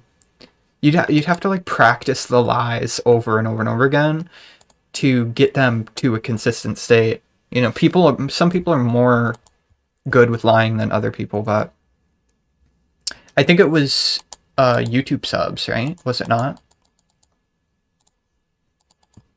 I'm not sure. She decided to prove her identity by doing a face reveal on stream. The idea was simple. If people saw her on camera, they believed she was telling the truth. When the face reveal finally happened, audiences were momentarily convinced. After all, the girl featured on stream was cute, and she was even wearing an Oculus headset, which is something Astria had used in her streams. Her fans breathed a sigh of relief. But it also meant that the YouTuber who had done an expose on Astria, Terry, started getting a lot of heat due to his video and ended up privating his video on Astria. But then, in a monumental plot twist, audiences found out that instead of actually showing herself on camera, Astria had actually gotten the help of one of her friends to pretend to be her. And how was this discovered? Well, Astria hadn't properly briefed her friend about what was truly going on. Probably because if she knew, she wouldn't have accepted to go live for her in the first place. So after learning about all of Astria's accusations and fraud, this same friend allegedly ended up spilling everything to Serpias, who was Astria's longtime online boyfriend. Okay, so at this point, it's just desperation. Like, I'm just gonna manipulate my friend, so-called friend, to do this to me because I'm desperate. It's like, why did you even lie in the first place, though? You risked everything, like... I just don't understand that. Like, sure, you can be a different person behind the screen or the avatar or whatever. It doesn't really matter. Like, as long as your content's good and what you're making is entertaining to people and they want to watch you, that's fine. But, like, spinning a sob story and shit and using people and, like, manipulating people, what the fuck? Public I don't with get all it. of this information. And It pays money being a cute girl online. I haven't made any motherfucking money from being cute online. I'm not gonna lie. I mean, I'm not exactly the cutest thing ever invented or nothing, but shit, I don't make money. I don't make money. He could have transitioned and got a lobotomy. That's right. Exactly. Get a chemical lobotomy. If I was rich, I'd throw money at you. Yeah, by the way, I got my Ko-fi link in the motherfucking description for my 4 viewers right now. Let's go. that's when another layers of lies unraveled. Thank you, Abby. I appreciate that. You're not the only person recently that's told me they want to throw money at me. Serpius had been romantically involved with Astria for over a year, believing he was in a relationship with a mute disabled woman from Japan who had suffered immense trauma. To make the relationship seem real, Astria had sent him intimate photos, which he claimed were of herself, but when everything fell apart, it was revealed that all of those images were actually brought from Fiverr. Serpius even tried to reverse search the images on Google, but nothing came up. They weren't linked to any public profiles, which only made them seem more authentic. And that was intentional. Astria specifically chose those images that couldn't be traced back because they weren't hers to begin with. Serpius had never actually seen Astria, as they were online dating, and he had been in a relationship with a completely fake persona from the start. So for over a year, Serpius had unknowingly been in a relationship with a man. And when Serpius finally learned the truth, he was devastated. He had spent months emotionally invested in a person who didn't even exist. What's sad is that the internet being the internet had a lot of people made fun of Serpius once the truth got revealed. It's also been said that Serpius made a response video, but most of the footage of his reaction has been lost or deleted. To this day, there's no confirmed archive of what he said. However, he does end up commenting on the situation via tweets later on. But what we do know is that he was one of Astria's biggest victims. And unbelievably, Astria still wasn't done. When Astria finally confessed, it wasn't just an admission of guilt, it was the confirmation that every rumor, every accusation, and every suspicion about her was true. She had fabricated everything, including being a disabled mute woman, she could speak the entire time, needing money for an expensive throat surgeries, there were actually no medical bills, being a victim of sexual assault, a fabricated trauma for sympathy, losing her mother to unknown circumstances, her mother was never dead, and hosting charity streams. Yeah, I mean, that's just crazy tragedy farming there. Like, I've gone through some pretty fucked up shit in my life. I'm not gonna try to fundraise money because of that shit, and unless I'm like extremely desperate, like I'm down bad desperate, because whether it's 15k Twitch subs or like YouTube subs, you're still making a little bit of money, you know what I mean? Like, if I could make even a little bit of money doing anything similar, I'd be super grateful for that, without having to do any of the extra shit, any of the weird shit. You don't gotta do any of that. That's just like pure greed. That's pure greed. You're gonna lose it all when the lies fall? Exactly. Well, also going so crazy hard with the lies, like, that's how you know that they're dumb, that they're actually just like stupid. Because I feel like if you're a smart person, you could theoretically just lie here and there and get away with it. You know what I mean? It wouldn't fall back on you. You'd be able to cover your tracks, but it doesn't look like that this person covered anything, and they're just like throwing shit out there, sympathy farming as hard as they possibly can. Almost like a rug pull, you know what I mean? Like they do, talking about all this crazy shit. And like, oh, my life is so horrible, and my dad is fucking dead, and my cat just got cancer, and now I got cancer, and I got into a car accident, broke both my legs, and it's like, what the fuck? Like, it's really gross. Because you're just straight taking advantage of people that want to help people in need. But people in need usually don't act like that. You know what I mean? They just don't. That seems very greedy. Very, very greedy kind of behavior. Yeah, fucking wild. For hospitals. Also, claiming to be a victim of sexual abuse is ridiculous to lie about. That, like, you need to be...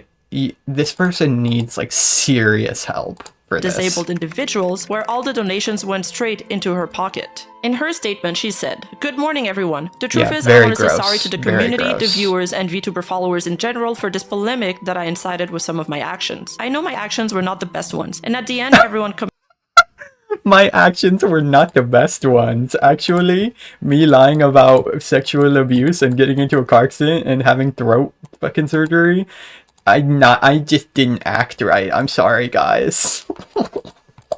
commits error, Oh and my I know God. that. I know this is not an excuse worth solving everything I did. I appealed to desperation, and I really want to promise that I'll change what I say and the things I'll do from and then, because I'd like that this community grows in a healthy way and without toxicity, improving communication and all those little things in order to evade more problems in the future that might hurt the community. If I'm honest with you, I feel like this is an escalating too much even when we have more important things to take care of. That's why I want to apologize, because due to this polemic, Ayako Mizuki, a VTuber that got hacked and her channel got taken down, nobody cares about it until it was too late, and I feel responsible about it. I'll never stop supporting the community, and I don't think I'll ever do. I'll take actions out of these topics because I want to improve everything for everybody's sake, and supporting this cute community. Yeah, cute community. Oh my god, dude. I'll never stop supporting the community by lying to everybody and taking all of your money. What the fuck? Thanks everyone for your support. While Astria states in their statement that they want to change their behavior moving forward, they also seem to believe that the That is the most clown apology I've ever seen. discussion Holy. surrounding them has been blown out of proportion, as if their actions weren't a serious issue. Additionally, they attempt to divert attention by pointing out that another VTuber's channel was hacked, a situation they claim has gone unnoticed due to the controversy around them. This comes across as an attempt to shift blame into the audience for focusing on their deception. Meanwhile, for over a year, her fans, friends, and even her own boyfriend has been living inside her lies, or should I say, his lies. But let's be real, if you didn't want people talking about your lies and catfishing, maybe you shouldn't have done it in the first place. And so, within a single day, Astria's entire act had collapsed. She had confessed everything in a Twitter post and later deleted all of her social media accounts. So now it was official, Astria was a fraud. But wait, there's more! After everything fell apart, Astria attempted one final act of damage control. He came back and posted a video apology, though most footage of it has now been lost or deleted, and this greatly upset many of his former victims who took to Twitter to voice their frustration in the matter, seeing the person who hurt them attempt to come back once more. The boyfriend he catfished, Serpies in particular, tweeted a slew of comments. "I have a lot of anxiety. I have to talk about this, but I don't want to. But if I don't, people won't stop bothering me. I feel too uncomfortable with everything. I'm not looking for any of this. I'm a positive person, but this is too much for me. I can't even sleep alone. I can't even read his name. For a week now, I've been anxious because a person who returned has made my life miserable for many months. But this has been unbearable for days now. It's either do this or leave forever. I can't find any other way to free myself. I tell you from the heart, I don't want any gossip. This life is shit. I come to the internet to have a good time, not for these kinds of things. I've been thinking about how to free myself, but I think the best way is to write this from the heart and be honest. Yes, I know I'm always an ironic and sarcastic person, but this is serious and I might get haters or I don't know, they'll laugh at me and how I feel, but please, I'm asking all of you, have I ever done anything bad to you? I always try to be the best to everyone. Once I write this, I'll be going on vacation for a couple of weeks. Although I'll delete this. It hurts me to put it there, and I'm sorry for venting publicly, but if I don't tell everyone, this won't stop. People will keep bothering me, and I know that many of you will be able to understand and empathize with me. The damage you have done to this community is immense, and yet you come back because it's, quote, it's my happiness, end quote. So the rest of us have to eat your garbage? You're just selfish. Does someone with depression behave like this? Does someone with depression come to their problems where they hate them? You're a selfish person. I feel bad that you cry and lie to us all by making up serious things like depression. Someone with depression doesn't go back to a place where everyone hates them. You yourself know that you have an ego big enough to feel proud of everything you've done. You yourself said in the video that I'm the one who knows you best, and it's completely true. That is why you can't fool me. You yourself said that you're an expert in manipulating the masses. It is not possible that 2 months ago you laughed at me publicly in that interview because you knew that you were going. It's always the dumbest motherfuckers being like, Actually, I am the smartest, most mastermind manipulator on the planet, guys. Your channel where you showed your face, which according to what I was told failed, and now you're back to the same shit, seeking pity all because you want attention. I would be ashamed if my fame was built on the basis of making me pass myself off as a disabled girl or a handicapped girl. The best thing is that you feel proud, that's why you showed your face, so that they can see you, that they can see the genius. It was thanks to your friend that all of this stopped, because you were going to start a business with her, which you proposed to her. You proposed to deceive your followers by pretending to be disabled. You apologized to those who were convenient for you because you didn't apologize to me. You tell me that I took life with humor and that it is not to traumatize me. Everyone know how in love I was with a little Japanese girl, mute, whose life had given many obstacles and who overcame them. I have never been in love with a psycho scammer, so please stop with the memes about that person towards me. Since he appeared again, they have affected me a lot. I have no motivation to enter Twitch because he is there. I don't even know why they haven't shut down his account. Clearly, this is what you were looking for, to go back up in numbers. You only care about that. You don't care about the method or being hated. You only care about you, and you. I hope people open their eyes and see what you are. If you can say that your mother is dead, or that you were raped,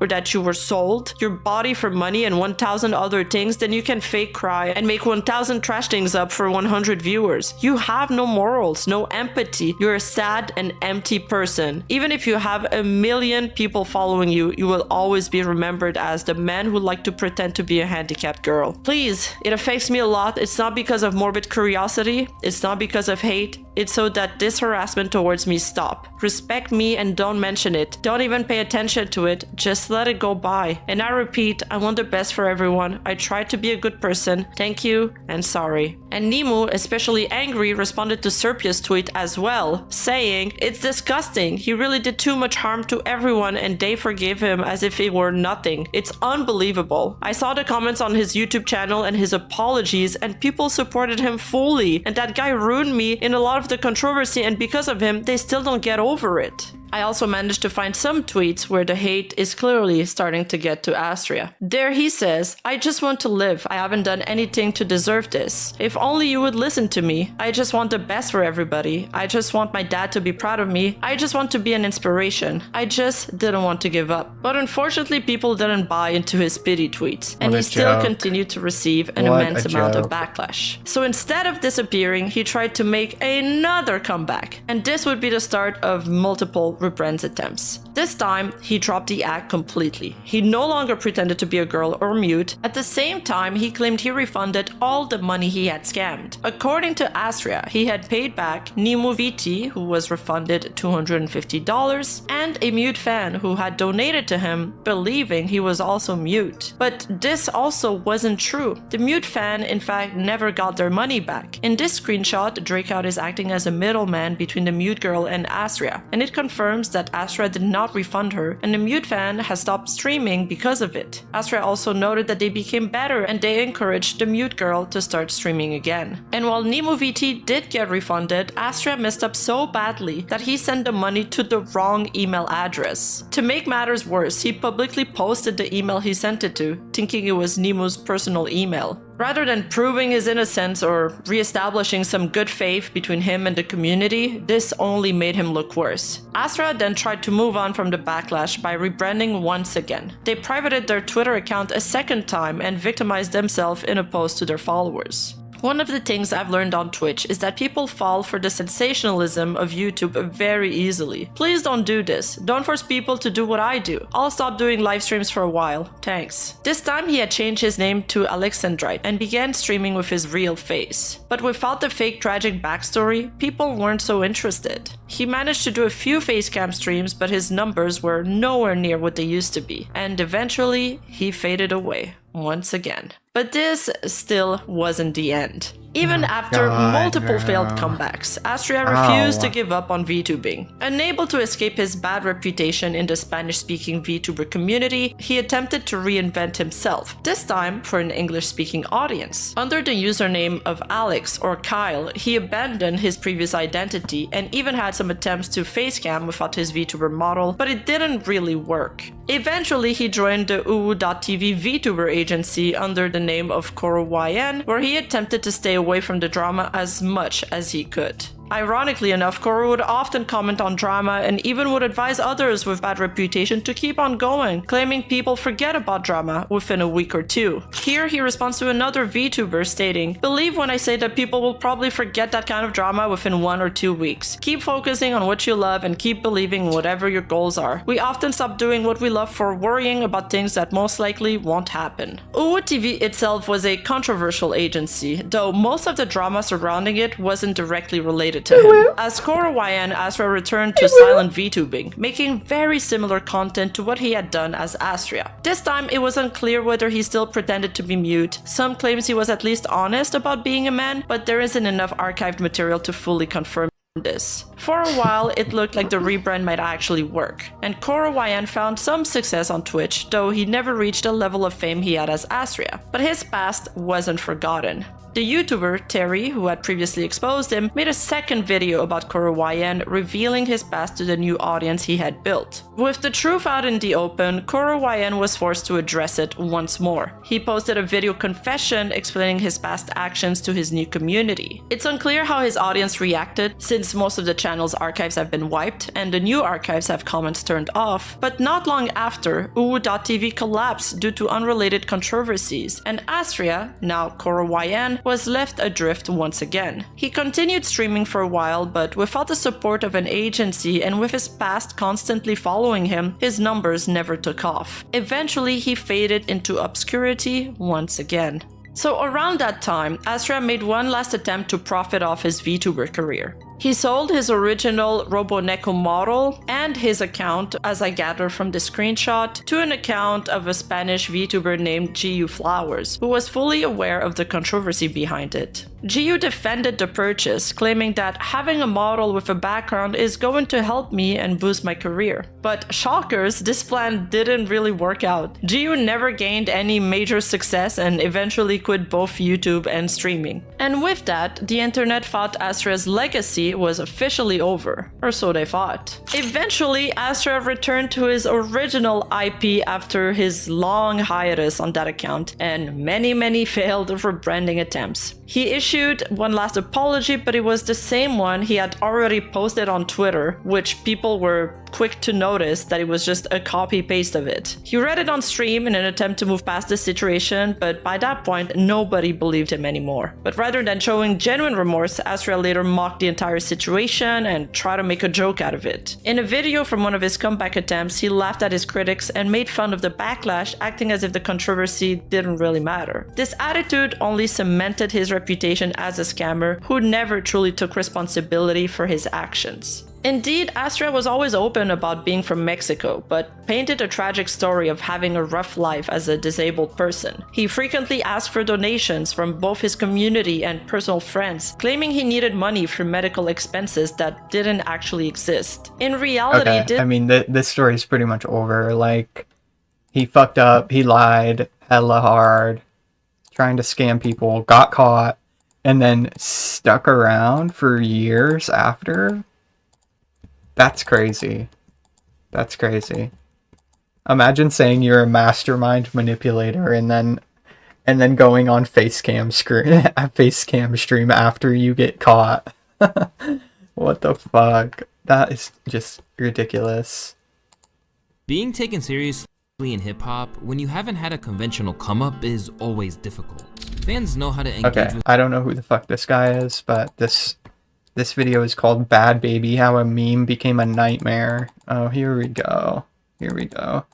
I remember hearing a story about Bad Baby getting sent to one of those, like, juvenile camps. And it sounded fucking gross, honestly. Like, I hate those places. They're nasty.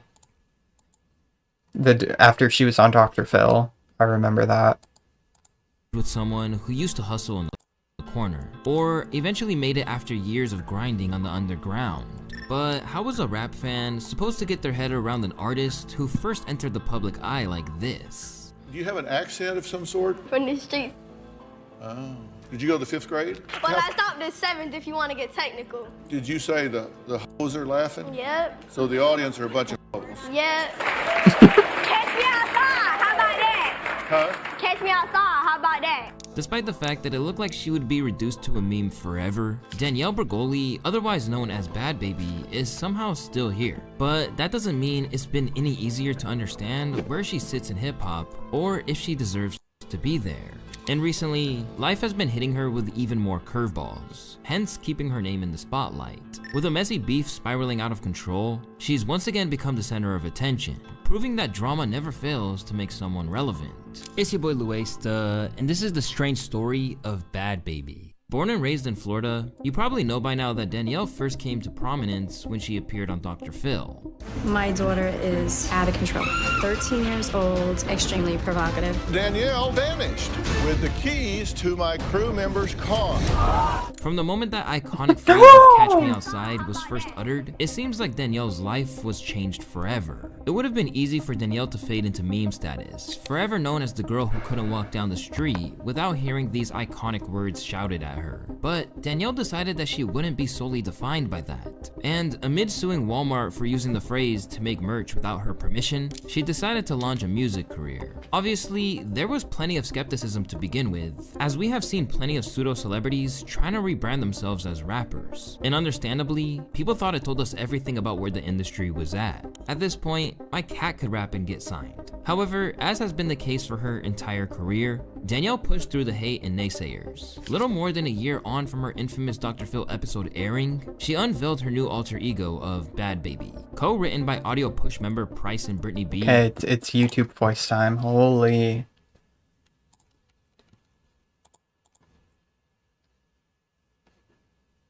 There's 49 ranged. I think I'm done for now. I ran out of food, so this strip is kind of over, but I did say I needed some more error runes earlier, so let me check how much S I have, and I'm planning on going to run for errors. But I don't know how much S I have. I think I have a little bit, but if not, I'll just buy some. I got plenty of money too. These hoes hit the Billboard Hot 100. Whether people streamed it because they genuinely liked the song or just wanted to hear how bad it was, it didn't matter. A stream is a stream and they all count the same. Soon, she signed the deal with Atlantic, and with that, people were 56 struggling to nats, that's pretty comprehend that good. she wasn't about to leave the spotlight anytime soon. Danielle Bergoli, the Cash Me Outside girl, now has a record deal through Atlantic Records. I hope the album's coming out soon. And unfortunately, Okay, it felt like Fantana. a perfect example of the meme rap era. He's a little which too stuck at happy the about time. that. I mean, I wouldn't even call her a legitimate rapper more than she is kind of a novelty act, you know? However, MOS she's someone. being treated like she is a legitimate rap artist, like a legitimate rap star. Danielle has delivered a product that is pretty much on par with what you would expect from nearly every other popular rap artist who is going for more of a trap-oriented sound. You know, she's on par with nearly everything else, but that's because what is on par, the bar is so low. It's really easy.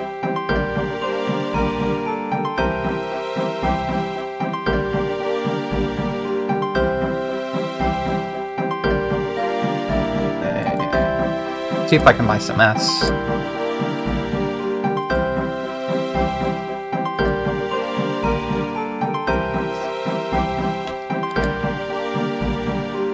Man, 45 seconds is brutal. Brutal, brutal.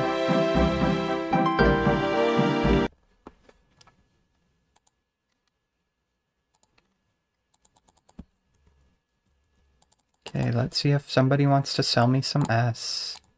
Easy to get in. It's not that hard to make this sound. It's not that hard to pull off this flow. And while people like Anthony Fantano understood why she was trying to cash in, others weren't so sure. Labeled as an ignorant fool by Chanel West Coast, Bad Baby set the tone that she would be clapping back at anyone who threw shade her way. So obviously you saw what Chanel West Coast said about you yesterday. You know what's crazy? I did not know who that raggedy was an hour ago. I just found out who she was. If you're gonna come for me, at least make sure that I know who you are. It wasn't just small jabs here and there.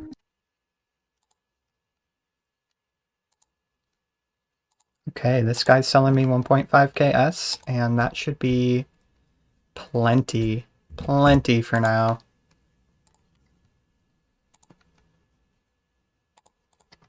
Some of hip-hop's biggest critics outright accused her of cultural appropriation, such as Hot 97's Ebro, who tweeted that the Bad Baby thing is about white kids wanting to mimic the worst aspects of black culture for fun. And while I've tried to be open-minded and accept that all cultures have been affected by black ghetto street culture, I can never be okay with this shit, cause I'm barely accepting of ignorant ghetto shit. I know most poor black folks are not ghetto fools. They are loving, hardworking, emotionally damaged humans wanting to be accepted by society. But once again, Bad Baby had no fear and said that Ebro doesn't know where she's from. If you can't appreciate turning nothing into something, then I need you to get a new fucking job. As this conversation kept going on around her, Bad Baby kept downplaying the allegations.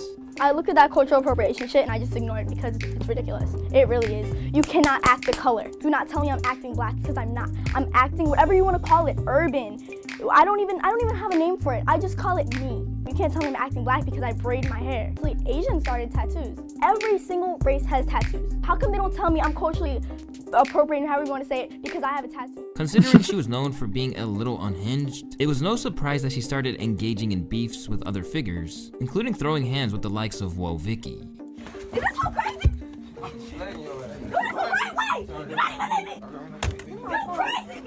Thrust into fame at the age of 14, Danielle was soon Oh given all the God, world's on attention, Adam and she 22's intended to podcast, harness that's it.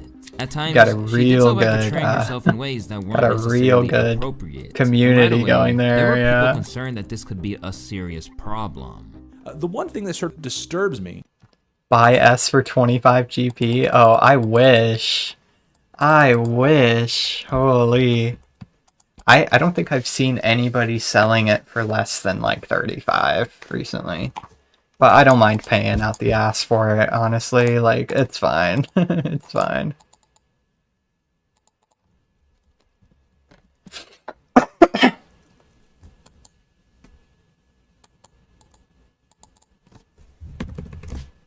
Carly, down with the union. Yes.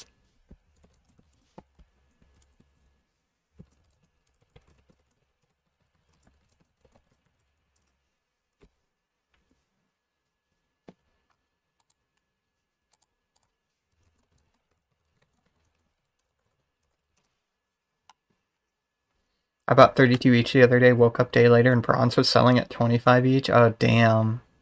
What the hell?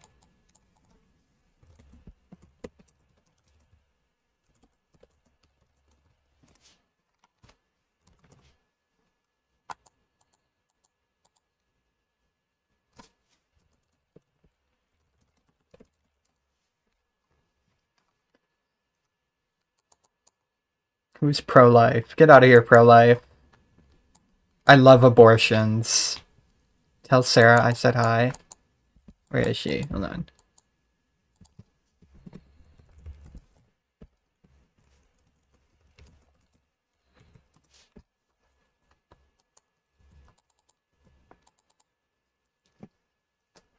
Alright guys, I think I'm actually just gonna let this video play.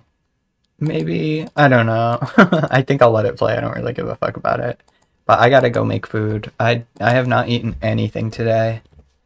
And yeah, I really gotta piss. So I'll try to cook fast. I don't know what I'm really gonna have, but I gotta cook fast.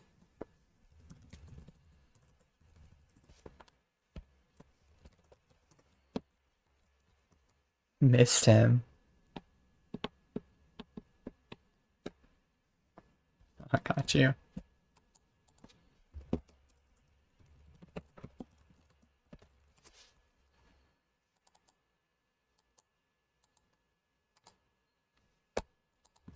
Alrighties, so yep, I will be back. I don't think it'll take me longer than like 20 minutes or so to cook and stuff, so I'll be back then, but for now, I'm just gonna leave the stream running and have this video play. Hopefully I'll be back with food by the time the video's done. About Danielle's music, there is like kind of... Thank you all for watching, if anybody's watching and just chilling in stream today.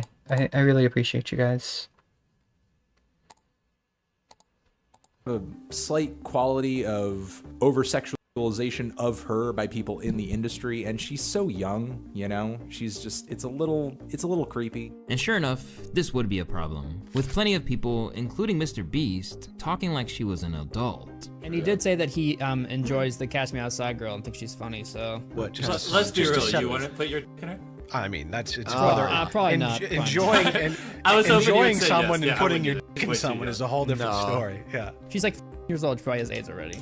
I don't think she's 14. They're too big to be 14. That's She just my seems opinion. older than that. I don't think she's real. Rumored to be in flings with Kodak Black, Trippie Redd, among others, she even found herself getting hollered at by boxer Adrian Broner, who said, "Text me, crazy girl." And in the aftermath, he said that the problem was that she was presenting as much older than she was. "Nobody wants to date a kid," he said, "but I fault Instagram for not having people's age on their profile. I thought she had grown the way she was out here moving." With songs like Hi Bitch and Gucci Flip Flops taking off and even hitting gold, she became one of the most divisive figures in hip hop. But she wasn't without her supporters like Lil Yachty. Yo, real quick, I saw you were in the studio cooking something up with Danielle Bergoli. Yeah. What do you got to say to people that are saying she's not a real rapper? What's your response to that? Suck my dick, she is. She harder than a lot of niggas. Is she?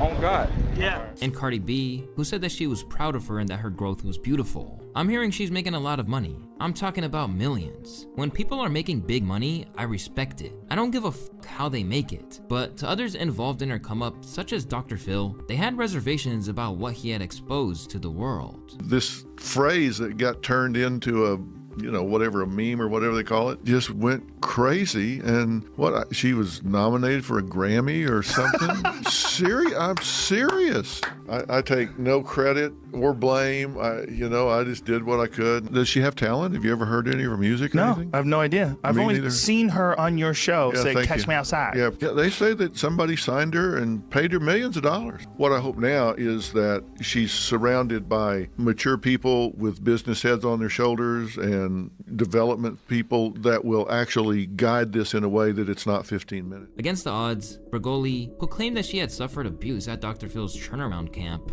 had become a success story. Now armed with the backing of a music industry giant in Atlantic Records, Danielle had achieved more than most people thought she could. Because after all, it's not like she was claiming to be or attempting to be the greatest artist of all time. Did you always want to be a rapper? I always loved music, but I don't think there was ever anything in me that was like, oh, you're gonna be a rapper one day. Like, I just went into it how it came. What did you want to be? I wanted to be a nurse. I wanted to work in medicine. Something about like taking care of people. Do you think you're a good rapper? I don't really care if I'm good or not. I definitely don't look at myself as one of the best people ever. Do I think I'm good at it? Yes, but I don't think I'm like top tier. To date, Bad Baby's music career has really only amounted to one mixtape and around 25 songs. So it's no surprise that in 2021, she parted ways with Atlantic. Naturally, getting dropped by a label might seem like an indicator of failure, but instead, she was about to earn more money than she ever had in her life, even if not everyone approved of how it went down. Say what you want about Danielle, but she's always had an entrepreneurial mindset. After leaving Atlantic Records, she saw it as a strategic move rather than a setback. In an interview with Variety, she credited Kanye West for bringing attention to the importance of artists owning their masters, which made her realize how valuable it was to have full control over her music. She pointed out how major labels often dictate an artist's collaborations, release schedules, and earnings, sometimes keeping up to 80% of profits. I feel lucky to be 18 and now I get to own mine going forward. I have my own platform to get my music out to my fans. I'm going to just put out my own music on my label, but I am open to signing other artists, she claimed. I have a platform to help launch them, and I want them to be able to own their masters as well. But while platinum selling singles, endorsement deals, and a beauty brand all exploded the teenager's net worth, everything changed for Bergoli just days after she turned 18 years old. Wasting little time, Bad Baby set up an OnlyFans account. With a subscription price of $35 per month, the overwhelming demand for exclusive content from Bergoli resulted in her making over $1 million in record time, thanks to the mix of subscriptions and generous tips from users. Not bad for 6 hours, she said on Instagram at the time. We broke the fuck out of the OnlyFans record. What no one realized at the time was that this move pulled her back from the brink of financial ruin. I wasn't really thinking much of it at the time, but I was actually broke as fuck before I started OnlyFans. Like my mom was in control of my money, so she was doing whatever she wanted to do, and I had a $500 limit on my card. But her financial struggles didn't last long. Over time, OnlyFans became so lucrative that by August 2021, she claims she made enough money to retire if she wanted to. But even though she was engaging with the platform, she certainly had no respect for the people who signed up for it so hastily. In an interview with Caleb Presley, she went as far as to suggest that they should be behind bars. You joined only the night you turned 18? I think so, yeah. And people subscribed right away? Yeah. Should they be in jail? Yeah.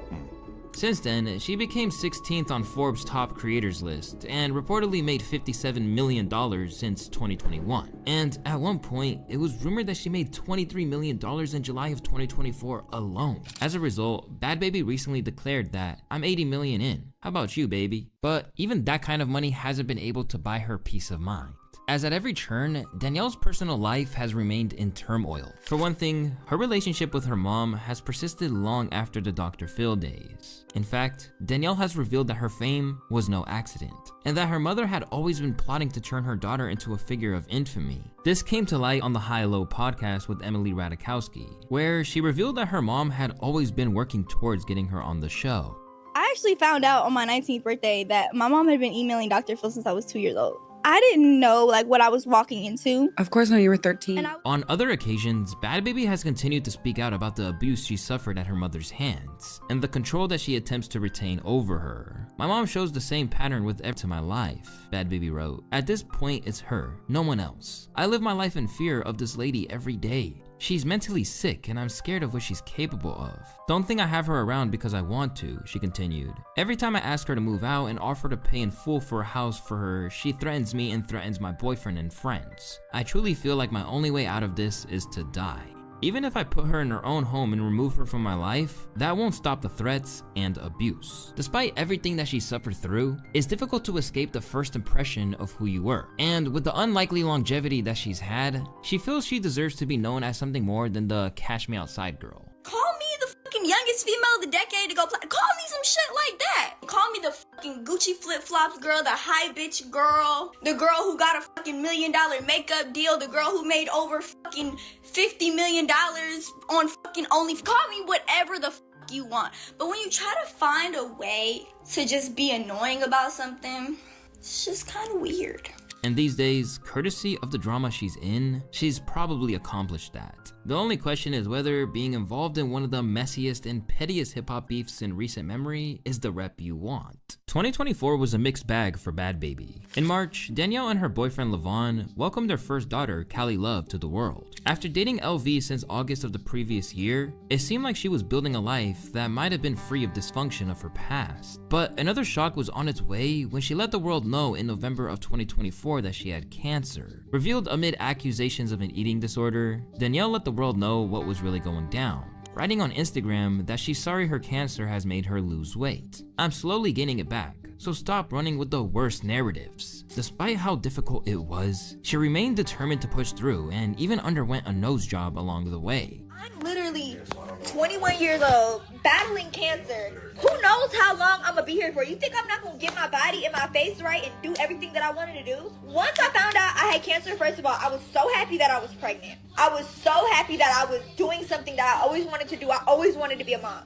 If you don't think I'm gonna live my life to the fullest and do everything I want to do without a care in the world about what you, or the next you got to say about me, I'ma do me, like always. When you're suffering through an ordeal like that, you need people around you. But where Danielle thought she'd found security and safety in Levon, she was about to realize that she was just in another toxic relationship. Rather than getting time to enjoy being a new mother or recover from what she dealt with health-wise, Bad Baby would find herself in a major dispute with none other than Travis Barker's 18-year-old daughter, Alabama Barker. According to Bad Baby, Alabama stole her man and claimed that there would be repercussions for doing so. "I told LV next time I catch you, you gon' be with them." Followed by another post that simply read, "single." Later, she explained that the real issue wasn't just the alleged betrayal, but the fact that Alabama had once tried to be part of her circle. She claimed that she wasn't angry as much as she was hurt, emphasizing that she usually keeps to herself and only spoke out because she was tired of seeing Alabama pull the same moves with other women. In her eyes, while men will do what they do, a woman knowingly interfering in someone's relationship, especially with a new mother, was a different level of disrespect. Levon, however, immediately denied all of it. "On my kids you lying, and that shit you saying fabricated." LA know how you get down. You looking bad online after you just dropped. Lying, knowing what I've been through this year for your personal gain is crazy. From there, things only got messier as allegations of domestic violence began surfacing. During an emotional IG live session, a visibly shaken Danielle shared her side of the story, claiming that Levon had accused her of cheating with Chief Keef.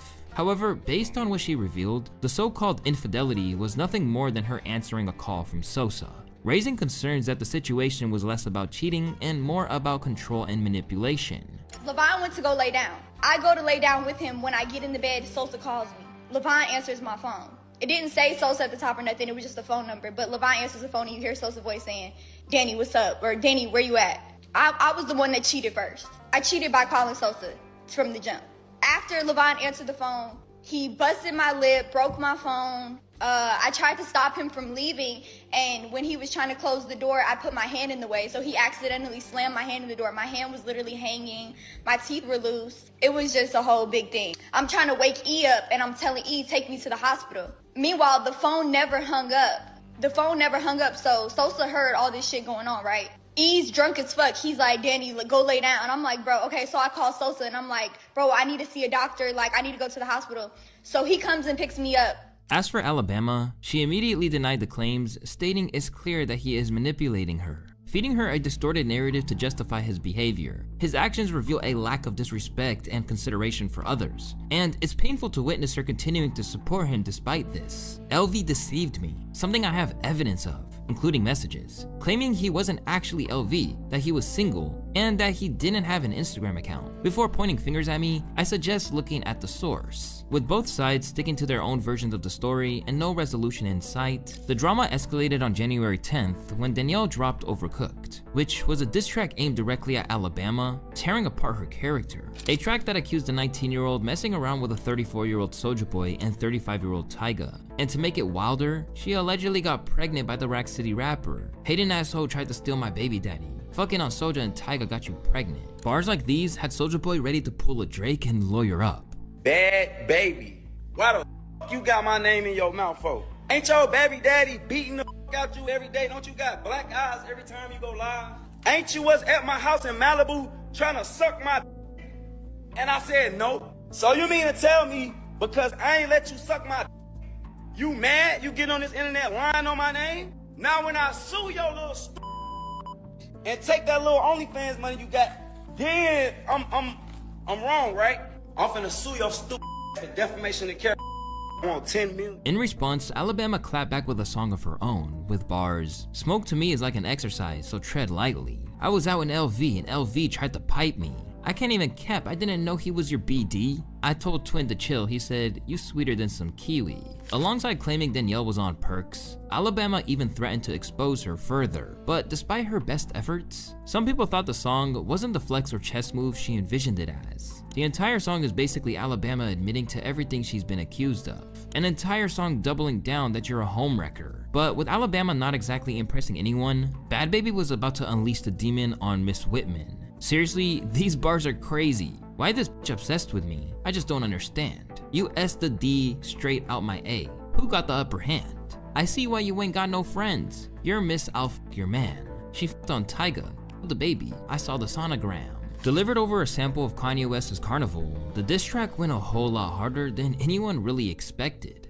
Bad Behavior kind of did her dirty. I'm not gonna lie, she kind of cooked her ass. Fresh from cooking her enemy, people thought this was a misguided move from Alabama to get in the ring, given Danielle's reputation. How are you gonna beef with someone who was ready to fight Dr. Phil's whole audience? Alabama thought she could come for someone who was on Dr. Phil at 13 for Grand Theft Auto. But crazily, other people want to smoke too. Since then, Lil Tay had found her way into the dispute, and if she's not careful, she might be next. Bad Baby, you clout chasing, twig ass bitch. I see you got some shit to say about me. I see you're still the same clout chasing ass bitch who's been obsessed with me since I was 9 years old. How come you never want to say that shit to my face? What I've gathered is that you're still a dumbass. Okay, you're just now a dumbass with a bunch of botched surgeries, when instead, what you should have been trying to fix was your brain and your self-esteem. Back in the day, I was 9 years old. I messaged you, and you ain't had shit to say. So if you're so tough, and you're so about it, and you want to catch me outside, check your DM. But the craziest thing of all is that due to this one diss track, people are now actually willing to give Bad Baby some semblance of respect. Bad Baby's redemption arc is crazy, but above all, the tide of this beef will likely lift everyone involved, bringing relevance into careers that might have been otherwise dwindling, even if it does feel like a little bit of a downgrade from the warfare we've been experiencing as of late. This beef, following Kendrick versus Drake, feels like MCU after Endgame. Now 21 years old, Bad Baby has outlasted any perceived ceiling on her career or relevance. And what's even crazier is that she's done it without even making the effort to have a come up in the first place. "I never wanted to be famous," she told Variety. "I wasn't working my ass off all night trying to make a name for myself. I was handed it, and instead of being an embarrassment and a joke for the rest of my life, I became something successful, and something that people can choose to look up for the right reasons, or choose not to. I don't give a fuck." As a result, people are now beginning to see the vision, suggesting that even though she might have left middle school in 7th. Ladies and gentlemen, welcome to Marketing Monday. The scenes from around the country are stark. 44 wheels stolen from Teslas and a parking lot in Texas. Superchargers set on fire in Massachusetts. Protesters arrested out front of a Tesla dealership in New York. Mass protests and boycotts in front of a Tesla dealership in Georgia. Red paint smeared across a Tesla dealership in Berkeley. Shots fired at a Tesla dealership in Oregon. Swastikas painted on cars in Europe. All of these scenes add up to a pretty insane picture of Tesla's current standing. But just a few months ago, we were in an entirely different place. I take you back to December 12th, 2024. Elon Musk, CEO of Tesla, was on top of the world. Wearing his dark MAGA hat, hands up to the crowd, he was feeling incredible after only a few months earlier tweeting that he is not donating money to either candidate for president. He switched up rather quickly and became a huge supporter of Donald Trump to the tune of around $300 million. And because of that, he was deeply enmeshed in the administration when Donald Trump won the election, thus making him, in the days after the election, $200 billion richer. By December 12th, about a month after the election, his net worth topped $400 billion, which, if you don't know, makes him the richest man in human history. I'm not exaggerating. Mansa Musa, who you might bring up, but even with the best estimation, had 400 billion. John D. Rockefeller, the first billionaire, had at his peak wealth 1.5% of the US GDP. Insanely wealthy. At this day, December 12th, Elon Musk had 1.6. He was richer than every man that has ever lived. Not even in the fictional world. Forbes puts out a Forbes list called the Fictional 15 and estimates the wealth of fictional characters like Scrooge McDuck. Elon Musk on December 12th had more money than all of these fictional characters combined. More money than Tony Stark, Scrooge McDuck, Bruce Wayne, the Tooth Fairy. It's a level of wealth, again, that is really hard to wrap your mind around. And he was feeling pretty damn good about it. He had the political power, the insider connections, the wealth, all of his companies were up. And in the past 3 months, something of a car crash happened. Tesla stock, almost inexplicably, dropped 50% since December 12th. 50% in 3 months, below where it was before the election. Now, this number is hard to wrap your head around, but Tesla's market cap loss, its valuation lost in this short period, is equivalent to $800 billion. And I want you to try and understand the scale of what that loss is. Tesla's losses since December 18th, 2024 are greater than the entire value of Toyota. It's like if Toyota went to zero. Is that crazy? No, because it's way more than that. It's Toyota plus Ferrari plus Mercedes-Benz plus VW combined, all going to zero. Is that crazy? No, because it's way more than that. Tesla's losses since December 18th are equivalent to Ford, Subaru, Mazda, Toyota, Nissan, Rivian, Honda, Ferrari, Porsche, Mercedes-Benz, Aston Martin, Hyundai, Kia, VW, GM, and BMW combined. It's as if every one of these companies went to zero in 3 months. I am not exaggerating. I'm not upplaying it. This is exactly the amount of market cap lost. And take $10 billion on top of that and light it on fire. Why? In 3 months, how could the... Okay, guys, I'm back. I got some sesame chicken. Oh shit, I'm kind of stacked right now. I got juice and sesame chicken. You saw me at Giants? Oh fuck. I couldn't stay there because every world I have to had people in it, man. What the fuck? Yeah, I can't actually play the game until I'm done eating, but I can log in and just kind of bank stand around. Man, I misspelled my own name. What a fucking disgrace.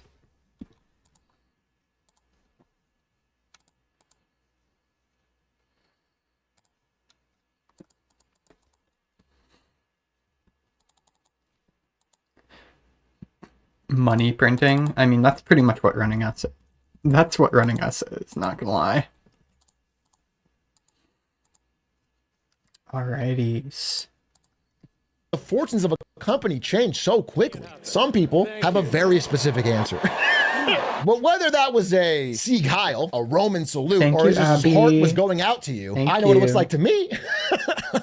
And I do know that the timing is pretty convenient in that the day that happened was basically the beginning of the losses this year. But what this presentation is going to talk about is that there is so much more rotten under the hood of this company. There is so much more worth taking a look at business-wise than just the political machinations of Elon Musk. Now, that being said, his reputation is falling and it is taking Tesla with it. We should start by talking about some of the politics, okay? Because there's no doubt about it. And it's a bit of a stark situation, play on words intended, because 7 years ago, it was widely accepted that Elon Musk was the real-life Iron Man. People have called you the real Tony Stark. How are you? Congratulations on the promotion. Thank you very much. Thank you. Those Merlin engines are fantastic. Oh, thank you. Yeah, good idea for an electric jet.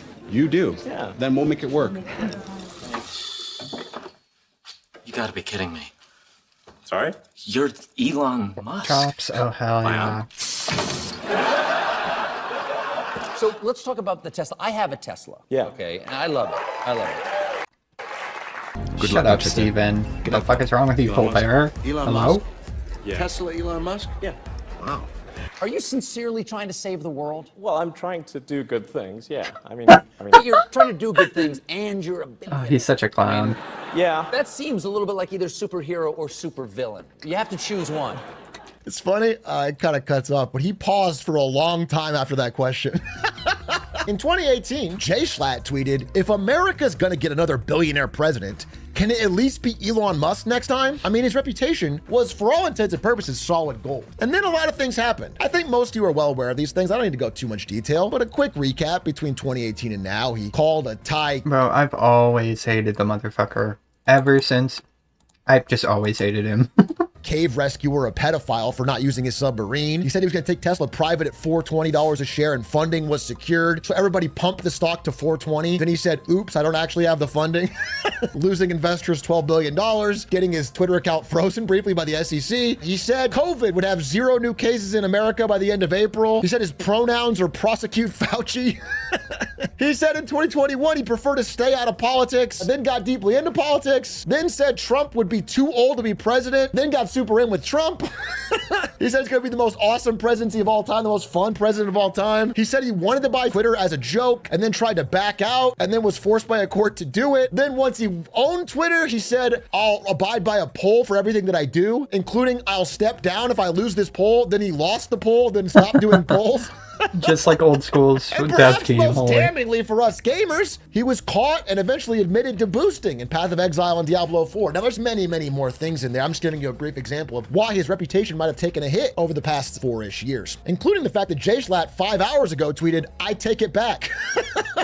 Your opinion on each of these individual instances can vary, but the business case for it is pretty damning. There's been a backlash. Major brand worries. How toxic is Elon Musk's behavior for Tesla? Again, he's so deeply intertwined with the brand of Tesla in consumers' minds. They can't really separate Tesla and Elon Musk. It's creating a reputational problem for the brand, leading to declining sales and damage to Tesla globally. In every country other than China, Tesla's reputation has dropped year over year. Doesn't even include 2025 numbers. And sales data shows that even people that love their Tesla cars are starting to get sick of Musk's behavior. They're buying stickers like this. I bought this before Elon went crazy, and having quotes like this. I'm sort of embarrassed to be seen in that car now. I bought this before Elon went crazy. People are trying to signal that, hey, I don't know, I don't support necessarily all this behavior, even though I bought Tesla. Companies that compete with Tesla are even using this in their marketing.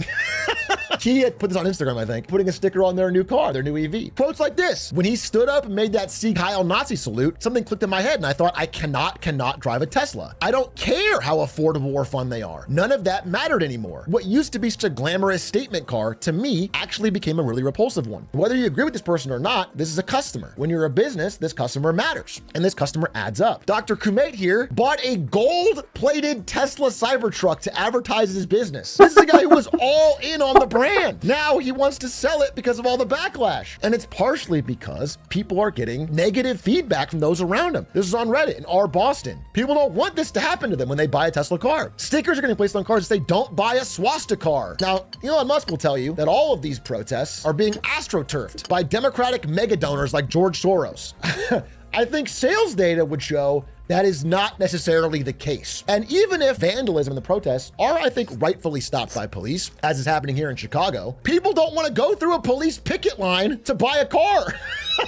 It suddenly makes them feel some type of way about the customer purchasing experience. Ross Gerber is certainly no ally of George Soros. Ross Gerber is a longtime Tesla pumper. He made a ton of money off Tesla and used to be one of the biggest Elon shills. He's recently been saying the bare facts because he's also an investor. Tesla cannot sell its cars due to Elon's behavior. Let's stop blaming other things or interest rates. Only one person is responsible for this. And what's more important than all of this is that we are in a deeply divided country. So you may say to yourself, well, everybody he pisses off on one side, he may gain on the other side. And for some products, that might be true. But some facts about EVs make that particularly hard to believe. If you guys had to guess what 10 states bought the highest amount of EVs and where they voted in the 2020 election, I'll give you a hint. It's these 10 states, and they all voted blue. They're all pretty deeply blue. Now, if I were to tell you which states bought the least amount of EVs, it would be these 10 states, and they all voted Trump. You might be seeing a pattern. Courting Trump voters can be a fine business strategy for, I don't know, for a beer brand or something, but for an electric vehicle specifically, it's kind of a losing one because they don't want to leave gas-powered cars. The data's pretty stark on this. 55% of Republicans say there's no chance at all they consider buying any EV in the next decade. So it's an uphill battle. At the same time, they're coming into a certain time of a particularly dangerous economy. So politics aside, if Tesla was just a car company going into this 2025 year, they'd already be in trouble because as recession fears grow, late car payments have never been this high. It's the highest level since they began tracking the data. There have never been this many auto borrowers 60 days past due. People are not able to make their car payments as is, let alone able to buy brand new cars, which might explain why Tesla, in desperation, is offering 0% down, 0% APR subprime loans to try and boost demand. But the problem is, even if this increases sales in the short term, many of these won't get paid. These are very dangerous loans to be giving out to an economy of people that probably can't pay them back. This is a desperate play for growth. Most people in this car market are just waiting, primarily want used cars, and they primarily want the prices to go down. And if they buy a used car, they want something that'll hold its value, which is exactly the opposite of what's happening with Tesla. Used car prices for Teslas are crashing, way down even compared with other EVs, which again are not doing well themselves. At the same time, if you're a regular everyday consumer in America, one of the biggest things you worry about with your car is repair costs, because losing access to your car can mean being unable to get to work. It's a massive unexplained expense. Repair costs for Tesla are higher than both gas cars and other EVs. And because Tesla locks down repairs and controls the entire supply chain top to bottom, you have to wait a long time. So there's a big problem for a regular consumer in getting a Tesla, even if you don't care about any of the politics stuff. Guess what? This might shock myself and many people in this audience, but America is not the only country in the world. Tesla sells most of its cars in these 10 countries. I'm blocking out one because we'll talk about it later. Maybe you can guess what it is. These 10 countries are primarily where Tesla makes its sales. US, Germany, France, Canada, UK, Australia, Norway, Denmark, and Sweden. Let's go through these countries. We've talked about the US already. We know what's happening there. Germany, 76% fall in sales. People are pissed about his meddling in the German elections, promoting the AfD. France, sales plunged 63%. They only had 1,000 new cars in France in January. They underperformed the overall industry and the EV segment. At the same time in France, they really don't fuck around when it comes to rioting. So they're not just having small protests in front of stores, they're lighting them on fire.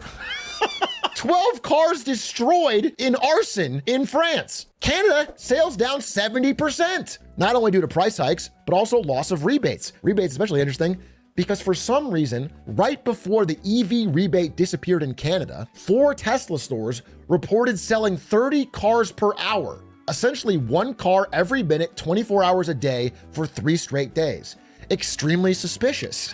Because Tesla gets a kickback from the EV rebate, it's almost like they were faking sales right before the rebate ran out to get money from the Canadian government, which is exactly what Canada TV News is reporting. For Ottawa's rebate program on electric vehicles that allegedly prompted a mad rush to buy EVs. Sandy, a spike in purchases was to be expected, though the reported sale of 8,600 Teslas equaling $43 million in rebates at 4 Canadian Tesla locations has sparked plenty of questions. In the west end of Toronto, this one Tesla location alone reported selling more than 1,200 vehicles on January 11th, totaling more than $4 million in rebates. I can understand that in France, they're not even selling 1,200 vehicles total in the whole month. But in this one Canadian location, they're moving 1,200 units like in a day right before the rebate closes. So we paid them a visit to try and get some clarity on the staggering number of sales. How are you? Good, how are you? Good, good. My name's Adrian Gobriel. I'm a journalist with CTV News. Okay. There was a large increase in the number of sales processed through the EV rebate program. Did that take place, or is that a backlog of paperwork going through? You can't share any comments? Is there any manager you think that might be? Because it kind of seems, again, this is allegedly, but it kind of seems like fraud against the Canadian government. It's also suspicious that the sales went up so much in Canada at that store, given that 71% of Canadians support a total ban on Tesla altogether. 71%! Wow. In the UK, it is different. Tesla sales did rise in the UK. Though part of it is the fact that the UK EV sales are up dramatically across the board. Basically, 1 in 4 new cars in the UK are now fully electric. They're making a massive EV transition. They have a lot of still active subsidies. People are buying EVs hand over fist. And there is still things you can find in the UK that show that patience with him is running out. This is on the London Underground. Elon Musk's Perfume Day 1939 for wankers. Australia is down 81%. Sweden and Norway are down 44 and 38 year over year. They buy a ton of EVs. They're buying less Teslas. Denmark down 52% in February. So if you add all this up, 8 of the 9 countries we showed are down year over year. UK is up. What about that last one though? Did anyone guess what this last country is? That's right. China, China, China, China, China, China, China, China, China, China, China, China, China, China. China! China! It's China! Probably the most important country in the world for the future EV battle. That was good. How is Tesla doing food in China? so It's been a bad. steady source of growth for them for a long time. And it's worth noting that unlike every other country here, the people in China don't give a shit about Musk's politics. Survey after survey shows reputation of Tesla has not been harmed by Elon's antics. They still think he's a cool tech guy. But that doesn't matter. The truth is, disappointing sales in China, and they are down 49%, are not because of his politics or caring about Elon at all. It's because of their narrow and dated lineup and up-to-date and more exciting offerings from BYD. Basically, they're just getting out-competed. Tesla is flaming in China, and the rapid rise of BYD is to blame. It's not because of a Sieg Heil. They're just getting little broed by the BYD Atto 3 and the BYD Seal. And these BYD products are promising a Tesla-level car, but built for the Chinese audience at a fraction of the price and sold within country. And if only somebody exactly 5 years ago could have predicted in a Discord chat with Ludwig and Stans, this very day the Shanghai Gigafactory was announced, that China was going to prop up a competitor with government money and force Tesla out eventually within the next 5 years. And exactly 5 years after this post, BYD surpassed Tesla in y'all ever had this 2024. shit? Once they surpassed them, they have This not shit let goes go. way too By hard. 2025, it's not even close. They're getting mogged in the country. At the same time, rot my some of their teeth out. future offerings Oh, about fuck. self-driving tech, well, those are They're getting so mogged good. too. Because in a They're so surprise good. announcement, BYD announced self-driving tech, basically the equivalent of Tesla's FSD, for free. If you buy a Tesla, you have to pay an extra 8-10 grand to upgrade the self-driving. BYD rolled it out to every make and model for free. Tesla responded by trying to roll theirs out in China, but immediately users that tried it were Hi, greeted Tanner, with by the way. tons of tickets. 全部都处理完了。This guy turned on his Tesla self-driving and got 7 tickets on one ride. Yeah, it felt pretty good today. That's why I It keeps driving decided into to stream, bike and 'cause bus lanes that it's not allowed to, and in China the camera automatically detects it I and wasn't flags doing it, anything so else it's like tonight, instant so. punishment. You can't just apply the same FSD software you got from other countries in China. It has unique roads. I got and mad signs. crayon apple BYD is juice, accounted too. for that in their self-driving because it's built for China. Sales declining in 9 out of 10 countries where it makes basically all of its sales. Politics causing backlash. Competition causing sales problems. But all of these aren't even as big of a problem as this one. Math. Even if none of these were happening, there would still be a problem with math. Now, thankfully, it's not going to be this math because I'm a business major. It's going to be business major math, which looks more like this. Very, very simple. A price earnings ratio is essentially what a company's worth divided by how much it actually makes. Gives you a good idea of when you as an investor will get your money back. For most car companies, like for example Ford, a PE ratio might be something like 5 to 10. Pretty much saying, hey, you're not a high growth company. I'll get my money back in about 5 to 10 years. For a high growth tech company, which might grow dramatically in the next few years, you can give them a PE ratio as high as 20 to 30. Apple sits at 35. Let me help you understand that maybe not all of the Magnificent Seven truly belong. Apple deserves this number because they make $96 billion in profit a year. They're one of the greatest cash generating geysers in human history. Google made $100 billion in profit last year, a 35% increase. Microsoft made $88 billion, a 21% increase. Meta made $62 billion, up from $39 billion, a big increase. These are all cash geysers, tens of billions of dollars of profit. Amazon made $59 billion, a 94% increase. Of course they have a high PE ratio. Nvidia has the highest of them all, a PE ratio of 60, which is crazy, but they're up 144% year over year, $72 billion in profit. That's 6. What's the 7th? Tesla last year made $7 billion in profit. A 52% decrease. Not only are they going down in profit, but this amount isn't that much to begin with. It certainly doesn't qualify them to be up with all these $trillion magnificent companies. And so if we go back to our simple price earnings ratio, what it's worth divided by what it makes, Tesla's still worth $722 billion, and they made $7.13 billion. So if you do the very simple math here, you'll find out that Tesla's PE ratio is not 5 to 10. It's not 20 to 30. It's 101. I see you. Still. I see you, cutie. It declined by 50%. You got a lot of and cuties it's still in chat. What the fuck? astronomically high. What's happening? The level of growth expectations baked into this fairly small company is fucking crazy. It's 101 today. And that Hella leads me cuties in to chat. an important question that gets asked a lot. The question is, why are we not getting rid of Elon Musk as CEO? He's causing us all this reputational damage. Why not get rid of him? We can ask ourselves, what would Tesla be worth without Elon Musk? What if it was valued like a normal car company or even like a normal tech company? Well, it turns out that math has been done in this article by Fortune, and I updated it for the new numbers. But essentially, Tesla's actual valuation, when the numbers were, would be $84 billion, which means a massive portion of their valuation is just hype.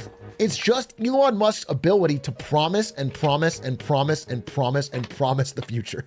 Which means it's very hard for them to actually get rid of him, even though Tesla sales are down and they have to keep cutting prices and they're in a price war they can't win, even though they're trying to unload inventory and it's bad news for investors, even though their profit per vehicle continues to tank. The car company is still worth $722 billion. If it was valued normally, it would probably be closer to 84. Even Tesla employees say he's like a pigeon CEO. He comes in, shits all over us, and goes. But they can't get rid of him. Every dot on this chart is a tweet. You'll notice in 2022, when he bought Twitter, it gets blood red. Even though he spends the vast majority of his day tweeting, they can't get rid of him. Because if they get rid of him, they're going to lose this much valuation from the company. Inside man or woman.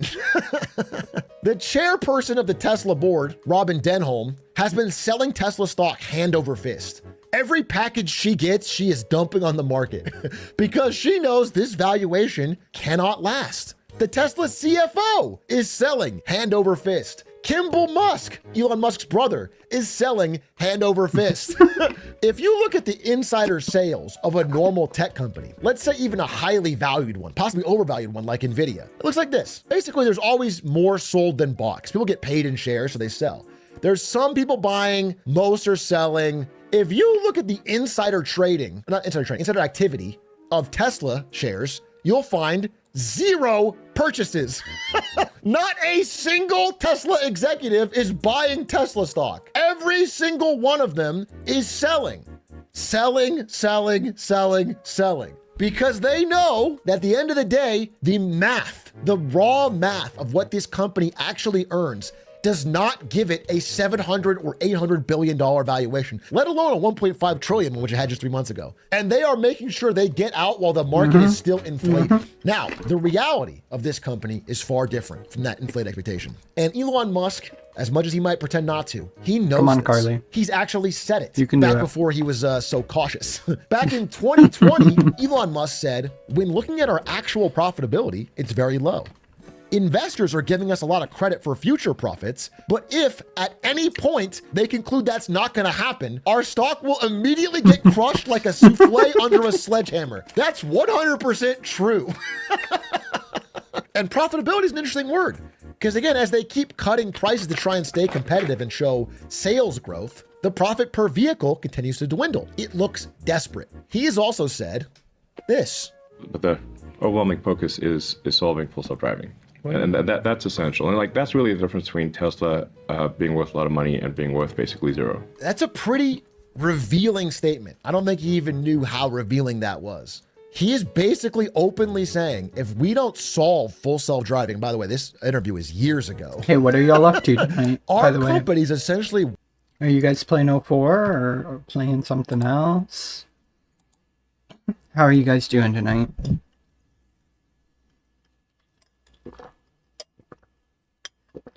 Coding. Oh. Typical hot girl activity, coding.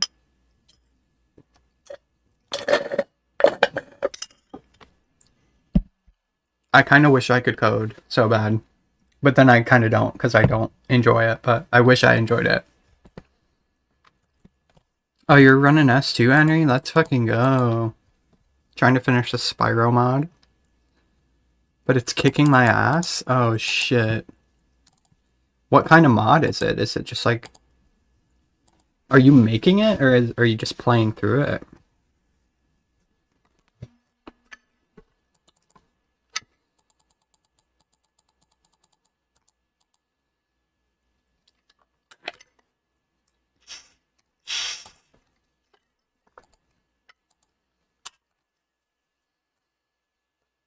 Worthless.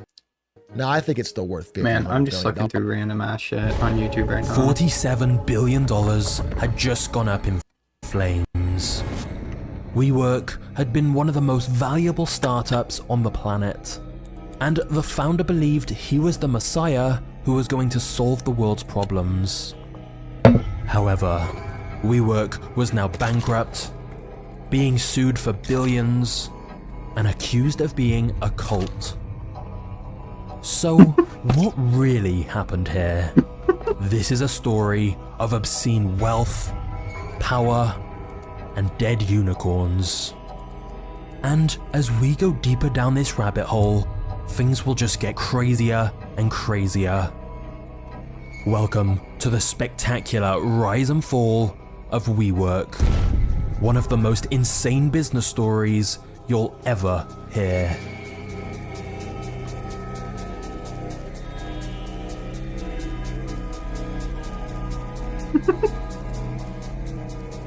My arson is Sansai. Oh, yeah, I was wondering who you were. I've already got you added. I had to put somebody on my ignore list earlier today, and I'm not going to say who, and I'm never going to click on my ignore list had an tab, unusual but... childhood, to say the least. His family moved to 13 Boy. different places whilst he was growing up. and Wow. He never felt settled. One It of was those was insane. kibbutz in Israel, which was meant to be a self-sustaining socialist community. Whilst Adam enjoyed the communal feel, he didn't like that everyone in the community got paid the same amount, no matter which job they did. And so in 2001, at 22 years old, Adam moved from Israel to New York for one simple reason. He wanted to get rich. He told friends that New York was where opportunity happens, and he soon set up his first business. The idea was simple: a women's shoe with a collapsible high heel, so the shoes could turn into flats. Adam quickly found a Chinese manufacturer to produce them. However, the first person who actually tried the shoes said it nearly sliced their finger off. The design was ugly and dangerous. So Adam went out with some friends to drown his sorrows that his first business idea seemed to be going nowhere. But in conversation over some beers, one friend asked why baby clothes didn't have knee pads for all the time babies spent crawling across hard floors. He'd said it as a joke, but Adam took it literally and thought it was a genius business idea. The next morning, Adam registered a trademark for a new baby clothes company called Crawlers. The slogan was, "Just because they don't tell you, doesn't mean they don't hurt." Adam got some seed funding from his grandmother and other connections he'd made in New York, and then fully threw himself into this new business selling baby clothes with knee pads. Adam was a great salesman, wow. and through his charisma and sheer persistence, he did manage to sell some baby clothes. It helped that he stood out so much at trade shows, which were typically filled with mothers. And yet, here was this 6'5" childless guy with a booming voice, passionately telling crowds how babies couldn't possibly be happy in life without built-in knee pads. Of course, there were some obvious flaws with his idea. Babies had managed just fine for all of human history without knee pads, and babies only crawl for a few months, so it would quickly grow out of the clothes. As a result, Crawlers were struggling to make a profit, and Adam was becoming increasingly stressed. As he burned through his investment money, his hands started to shake. It was clear to Adam this business was never going to make him rich. He needed to think bigger.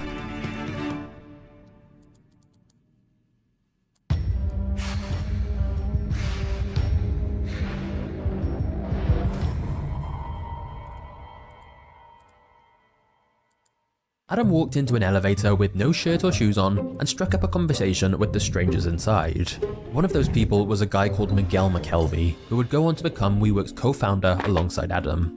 Miguel was in many ways the opposite of Adam. He was much more shy and introverted. But one thing they did have in common was their unusual childhood. Miguel had also been raised on a commune of sorts. It didn't seem a hugely happy childhood though, as Miguel recalled dumpster diving and surviving largely off food stamps. However, Adam and Miguel struck up a friendship, and soon they began talking about ways of making money. Adam said he'd heard of someone running a profitable business simply from renting out office space to small companies. It sounded so simple, and Adam and Miguel figured they could do that themselves. So Adam spoke to his own landlord, a guy called Joshua Gutman, who had empty floors in one of his buildings. Oh shit, I'm such a bad streamer. I just saw your comment, Sam. Just playing it. They made a bunch of stuff really hard. Oh, damn.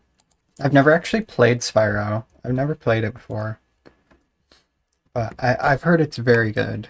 It's a very good game. Adam said if Gutman let them use one of his empty floors, him and Miguel would get the customers and run everything. Then they'd split the profits. Gutman was skeptical about giving them office space. He said, "You sell baby clothes. What do you know about real estate?" Adam responded, "Your building is empty. What do you know about real estate?" It was a bold move. But Gutman clearly did need some help filling the building, so he told Adam to come back tomorrow with their business plan.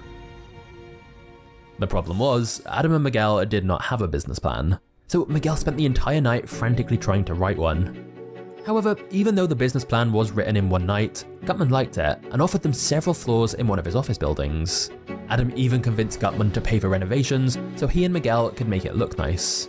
They decided to call this new office space business Green Desk, believing they could position themselves as being environmentally friendly. But bro, this does not have enough drama in it. I'm gonna be honest. Sam woke me up. Sorry, I fell asleep. You're okay. You're okay, Abby. It's nighttime. You know you're supposed to sleep around this time. You don't gotta be sorry.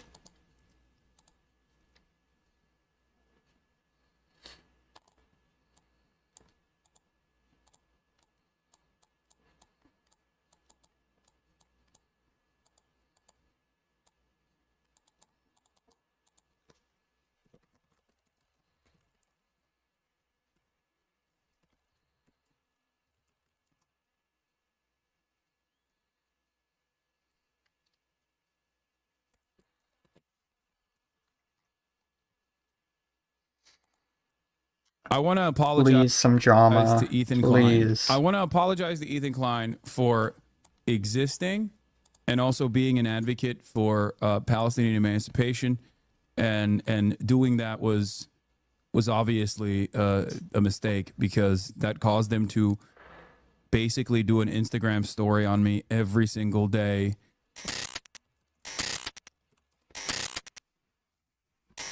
What is this? Is this Power of Abuse or still comedy? I kind of want to watch this. What is What this? happens when a content creator, someone with millions of followers, decides to use their platform as a weapon? Not The only soft against take. Damn, this account has 1,000 subs, 50K views on this video. Holy shit. trolls or content creators he doesn't like, but also against regular people who dare to criticize them. At this point, you're totally f***ed. Here's the thing. We're going to get your IP address. We're going to find out your information. We have forensic, digital. Ethan Klein has an interesting life. You know, go to work and hit the live button in your studio decked out with thousands of dollars worth of film production equipment. Producers left and right to chime in sometimes and hit the technical difficulty screen to save your ass when you say a few things you shouldn't say. I don't know why I thought that. Apparently she did not have sex with Destiny, although it... Maybe recklessly throw around a few claims here and there without Destiny anything to is such back a it up. weirdo. They literally talk about doing psyops, faking posts, brigading, and all this. And I have 4 years of all of his chats. There's stuff in there that will put him in prison. I'm not even kidding. Okay, so apparently he has something to back it up. But I mean, it is kind of hard to trust his interpretation of what he sees, considering that he has proven in the past that he is incapable of interpreting things. He's not exactly the beacon of credibility. I mean, because like it's not right. Like you want to, you think you're being the good guy, and like you're just being a bigot, bro. The person he was claiming had sex with Epstein was Denims, by the way. Oh God. Oh, gross. Oh, and also spread misinformation. Yeah, the I have his logs that'll land him in prison. I think is about Bad Empanada, Information to your massive platform as you please, because you don't like something. That's what bad Hezbollah is. It's like a meme. Hezbollah in Hebrew means propaganda. It's like a weird slur that people started picking up, calling just like Hezbollah means like a lying Jew, essentially. It's funny. In this live stream from last night, he mischaracterizes the podcast, proving his interesting imagination. Apparently, Hezbollah means lying Bro, Jew. who is this guy talking right now? What the fuck is YouTube doing right now? Give me something juicy.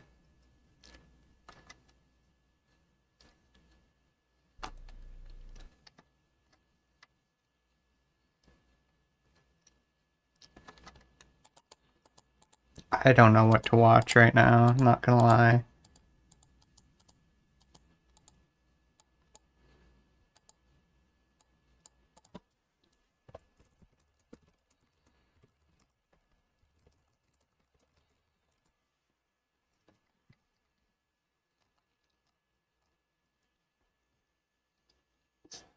More VTuber drama. Oh. Okay. Okay. Klein has been like. Okay.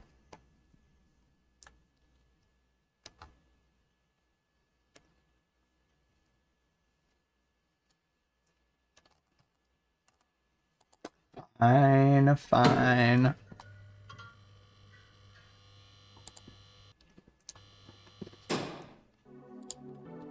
The VTuber community has been a rapidly rising juggernaut in the content creation space in the 2020s. While the technology has existed for years, it's seen a huge rise in prominence thanks to the Cover Corporation and Hololive Productions' expansion into English VTubing. While I have mixed feelings about the genre and content, it's at least more neutral now than it was previously. But an underlying issue with the concept of VTubing is that in a sea of cute anime girls, bad actors are bound to blend into the community and appear inconspicuous. Hassan Piker despite the disturbing content. Hog. Oh fuck. Should I go back to Hassan Piker content? Hold on.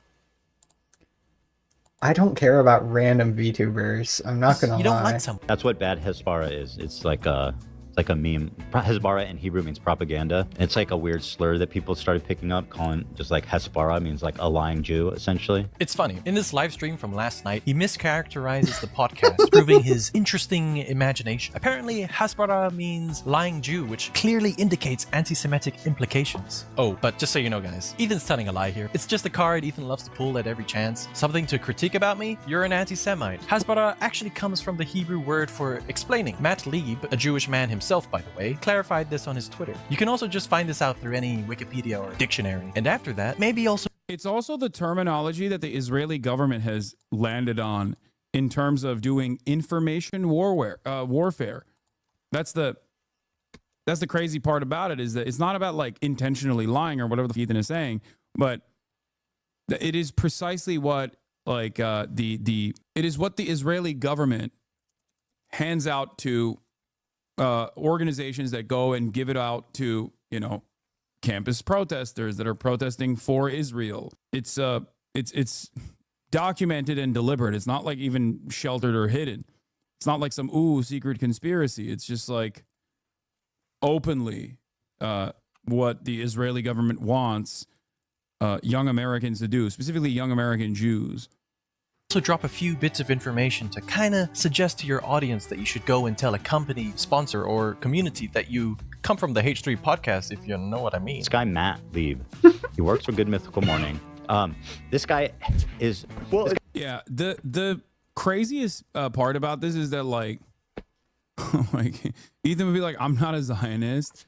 Or then we'll turn around and be like, but all Jews are Zionists. And if you were talking about Zionists, you mean all Jews. But then literally we'll do the exact same thing that the Canary Mission does. Okay? Straight up fascist groups immediately be like, this guy works here. This guy works there. I'm going to dox random Redditors. I'm going to try to do fake lawsuits, like ridiculous, frivolous lawsuits with the hopes of getting your background information so I can dox you and then keep telling all of your friends and family that you're an anti-Semite. It's insane. Yeah, it's mental illness. No, the mental illness in this circumstance is Zionism. That's what it is. That's the real mental illness here. It's not like an additional different kind of mental illness. I'm sure, you know, there might be extra problems there as well. But yeah, this is when you are hopped up, when your brain just gets broken by ideologies such as Zionism, you start behaving in this way. It rots your brain, and you think that you're wokely on a conquest against anti-Semitism. This guy works for Good Mythical Morning, acting like he's wholesome. He's evil. I mean, he is just a disgusting fucking piece of shit. And I think it's... I will not stop until everyone that has hurt Israel's feelings is fired from their jobs. Okay? Oh, I will not stop. Insane that... I mean, this is a guy who also actively petitioned to deplatform me, and when it didn't work, he lost his mind even further. Good Mythical Morning and hire somebody. I mean, it works. Your fans show up to the brigade. They just aren't the sharpest. Please watch the latest HT video and do your own research on your employees and who they're platforming and endorsing the views of. I hope Good Mythical Morning isn't condoning this behavior. Dude, seriously? After everything he has been doing you put him on the show today? Bad Empanada Fan Club Council meeting. Maybe get Bad Empanada on tomorrow. His tools in the shed, though. You fool. He said that he works at Good Mythical Morning. He's not a guest. He's been working there since 2019. You've blown our cover now. I mean, look at this. They're brigading the video now. These are how many dislikes they got on a normal video. Yeah, always. It's always so suspicious. Whoever Ethan has in his crosshairs, they always, those videos, as soon as he talks about it, get mass disliked and mass comments. It's just everyone else is evil, okay? The guy who's operating a snark podcast, not evil. Everyone else actually that says, hey man, why don't you do that? Why don't you stop doing that? Please stop doing this. This seems insane. Nope, those are the people that are evil. And here is the episode that came out after Ethan said he works for Good Mythical Morning. This guy works for Good Mythical Morning. I mean, he is pro-terrorism. He's evil. He is just a disgusting fucking piece of shit. Look at how many dislikes they have now. And the comments. And then, for good measure, I'm sad to say it, but I don't think I can continue supporting Good Mythical Morning with what has happened regarding ML, Matt Lieb. I don't think Red and Link are bad people, but this seems like a very unwise choice to continue their work with someone who is willing to platform harassment and lies. Why is your employee platforming pro-terror content on his podcast? Yeah, dude. Good Mythical Morning is going to fire their Jewish producer for being an anti-Zionist. This is how we're combating anti-Semitism, okay? Not a single Jew will maintain their job as long as they are not unconditionally pro-Israel. This is how I will fight against anti-Semitism. It's psychotic. It's so insane. Recklessly throw another comment. When she comes out, please.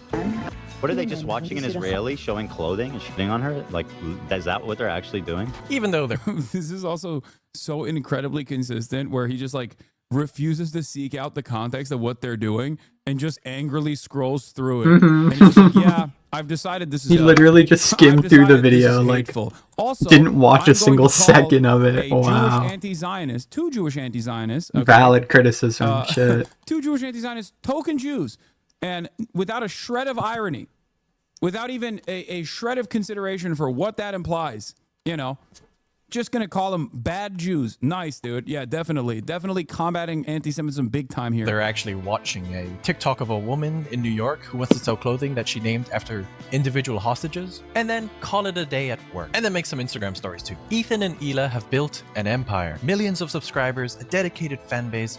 With that kind of influence comes responsibility, but instead of using it wisely, they manipulate it. When you recklessly throw around unchecked claims, stuck. some people are going to believe you. The audience takes what he says at face I'm value. stuck, Or sometimes fuck. not everybody is Step able bro, to listen I'm to every stuck. moment of the podcast. Look at what he says here. And he's bringing on somebody that wants to kill my wife, unironically. Ooh, I gotta go. That's all I can watch. I'm late for my hot dog eating contest. Wait, but what? damn, he tried to kill his wife? Here's what you would have seen and heard if you didn't tune out.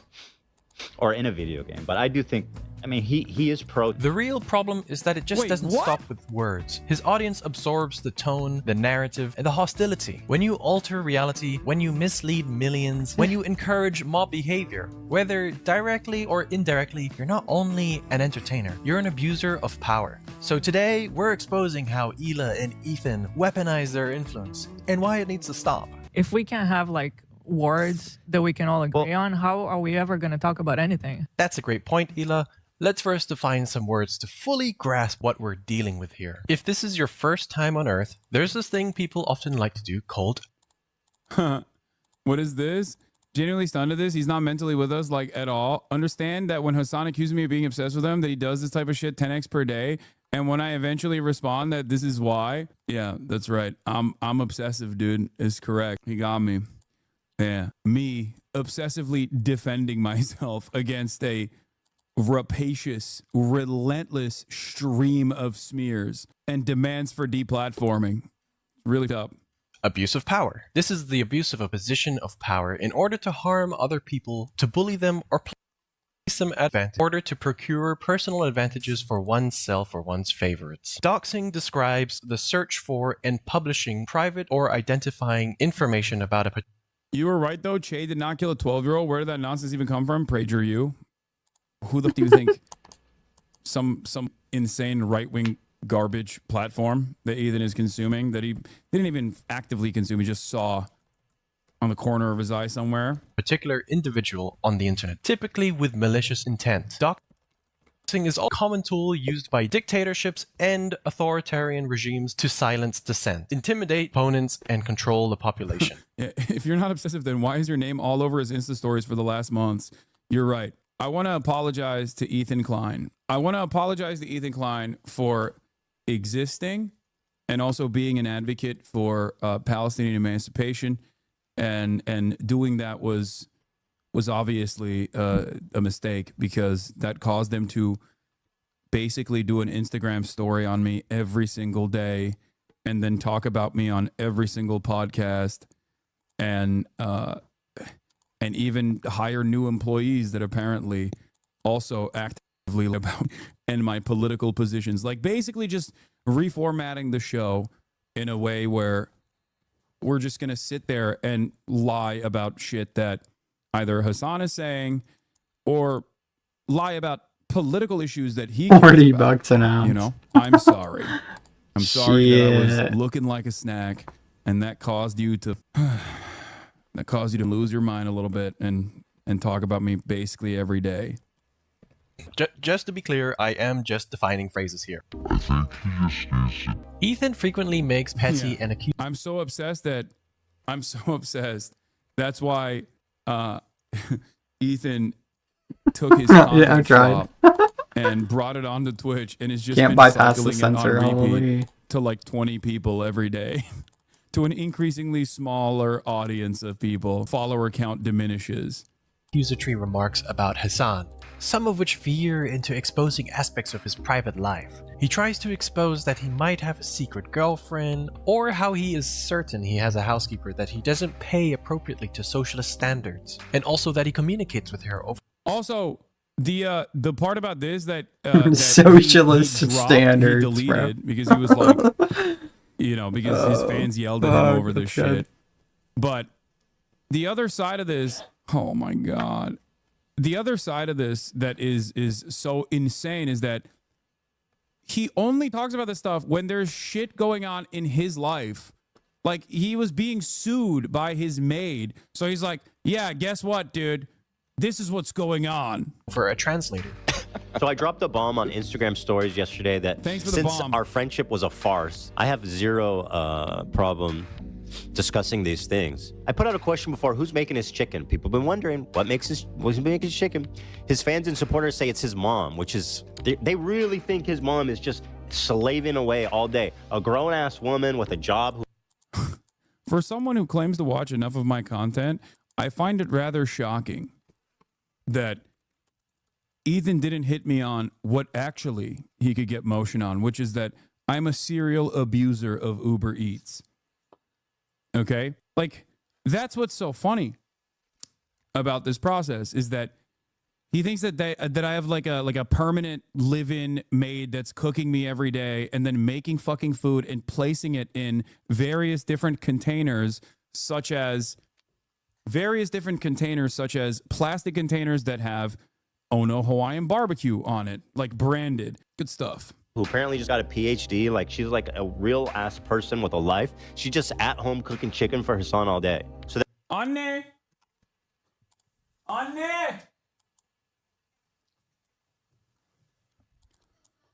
Gel bir gelsene. Gel bir. I want you to just wave at the camera from over there, if you can. Puppy. There you go. Puppy. No, just no reason. I just wanted you to. There's people who question whether or not you're at my house. Don't worry about it. All right, it's okay. You can go back to your work. Okay. Well, now you got Kaya riled up. Okay. Kaya, please. So they're calling me a liar, which is good because it means that if it's true, which it is, it might affect their opinion of him.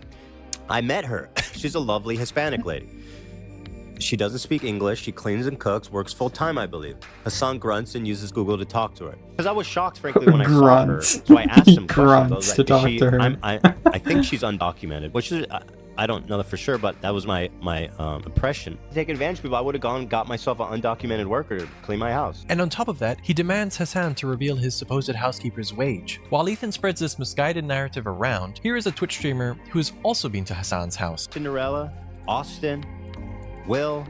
I've been there. Wait, am I not a real Hassan friend? Did I not get the full Hassan house experience? Am I not cool enough to meet the enslaved migrant Hispanic, only Spanish-speaking housekeeper who's undocumented? Could it be that Ethan just saw Hassan's mom, took one look at her, and assumed that she's an undocumented migrant worker that can't speak English?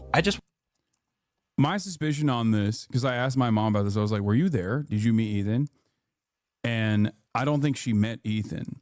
So my suspicion is most likely that Ethan met one of the contractors that my mom from time to time will bring over. There's also a person that does handyman work around the house. It's not just Marat. Every now and again, when shit's broken, I have landscapers that I also have contracted. Okay? A guy that comes in once a week to work on the pool. Like, that in and of itself, I think, tilted him in this direction. Just want to quickly say, I have been to a Turkish household before, and yes, it is absolute that a Turkish mother will cook an entire meal for their child. Yeah, but the notion that my mom isn't around or isn't cooking me fucking meals every now and then is ridiculous. Genuinely.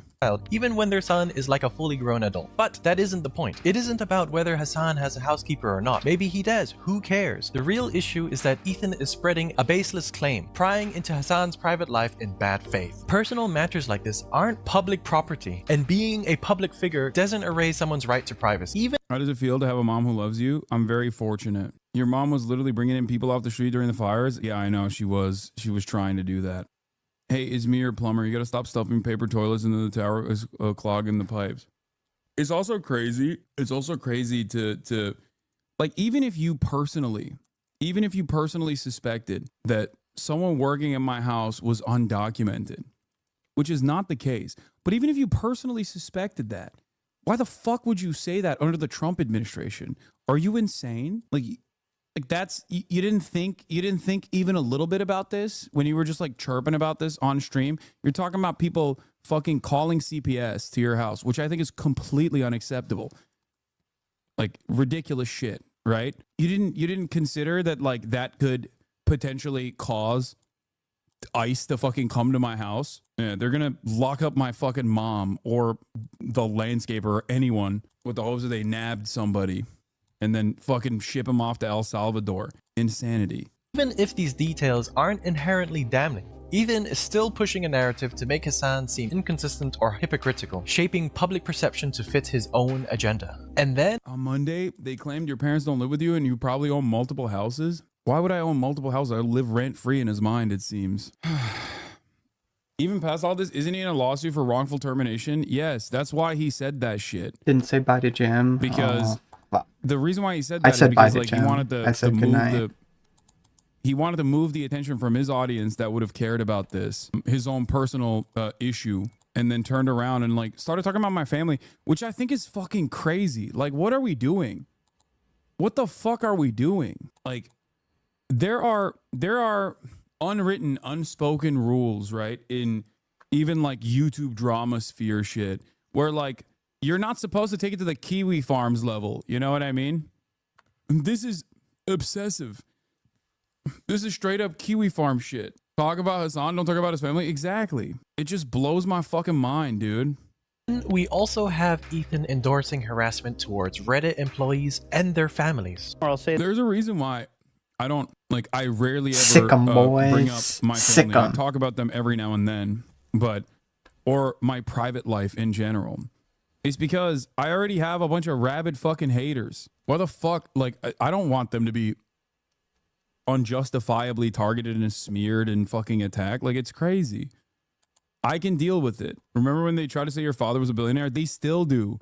Grok says it too. It's really funny. Someone was like, at Grok, what is Hassan's father's net worth? And Grok was like, Hassan's father has $5 billion. It's so stupid. Say this. I do want to say Steve Huffman, Jen Wong, Drew Valero, do you think that is? Yeah. Christopher Slow. I would very much not want you to experience how terrible it is to have a snark subreddit digging into you and everyone close to you. Like, this is, the irony is completely lost on him, where he thinks like, this video basically covering this in It is biblical. sequence, It really is. kind of exposes the inherent hypocrisy of like his actions, and then how he's like turning around and being like, Going to bed, yeah, TY I'm for the gonna do that stream. to everyone. Thank you Not for ever watching, considering that Tanner. maybe I love you, cutie. consistently doing Have a that good is night. the reason why a lot of people also come after you in ways that are completely ridiculous and completely unacceptable. This is precisely what I was talking about with the CPS shit, when people were mad at me, when they're like, Hassan, or his audience was mad at me, and I think Ethan was mad at me too, where I was like, I don't think this is even remotely appropriate. I don't think it's remotely acceptable to fucking call CPS on a YouTuber that you don't like. I think it's ridiculous. You're doing harm to the children. I think Ethan's children are significantly better off being with Ethan, regardless of his I opinion. think I'm gonna end stream soon because I gotta sit here and digest some shit. Like, man, I need to take an ibuprofen. I waited way too long today to eat anything. All I had was a Baja Blast, and that's it. Is regardless of whatever Something the fuck wrong he's with doing. me, holy. And I would never justify an action like that because I'm not Ethan Klein, is what I said. And people were like, oh, how does he not realize like him bringing up Ethan at all when defending himself? is Also, yeah, peak American diet, literally so true. Well, I also wanted to say that my next video is almost done. I did eat, Abby. I ate some sesame chicken. And I also had kielbasa. It was fucking delicious. I gotta eat more consistently though. Like, I need breakfast in the morning. I just don't. I just skip everything. But yeah, also my new video, it's almost done. So it should be out by tomorrow night, I would say. If it isn't, it'll be out the next day, but I'm pretty hopeful that I can get it out by tomorrow sometime later. So yeah, that's the plan with that. I've got like 80 something clips. It's going to be a long video because I ramble a lot in it. So lots of fucking autistic rambling. The reason why in Ethan is that. getting CPS called on him is like, how do you not understand this? My point is, I think consistently fucking obsessively going after every single person every single day is unironically drawing a shit ton of negative attention towards them and their immediate family members, and is what Ethan is doing every day. And there's evidence for it, like right here. And organizing harassment in real life and online everywhere you go, because that, I just don't want that for anybody. It would suck to make a snark subreddit about the leadership of Reddit. That probably exists the way that you think so? I mean, well, let's there's go nothing join. Redditors love more than complaining about Reddit. I don't think so. I think we might be starting a movement. But if there is one, then God bless, let's join. Starting a Let's join the movement. I won't be joining. If you can't beat them, join them. Considering Ethan has a massive platform, he is playing with fire by pointing out specific individuals and entertaining the idea of targeting them. Yeah, he does. He does encourage harassment. I don't want people to harass Reddit me is a online. cesspit. I've said this time and time again. Reddit really I don't. is. I think it's fucking It's ridiculous. peak cesspit. Ethan, on the other hand, does encourage this harassment. I mean, it's not as bad as Kiwi Farms. There was but a dude that rolled up on fucking what's his face, the Twitch CEO Dan. like exemplifies the community to me is fake disorder cringe. That is one of the worst communities ever. It is ridiculous. If you actually read through some of that shit, good lord, it is the most... Talk about degeneracy, holy... Dan Clancy.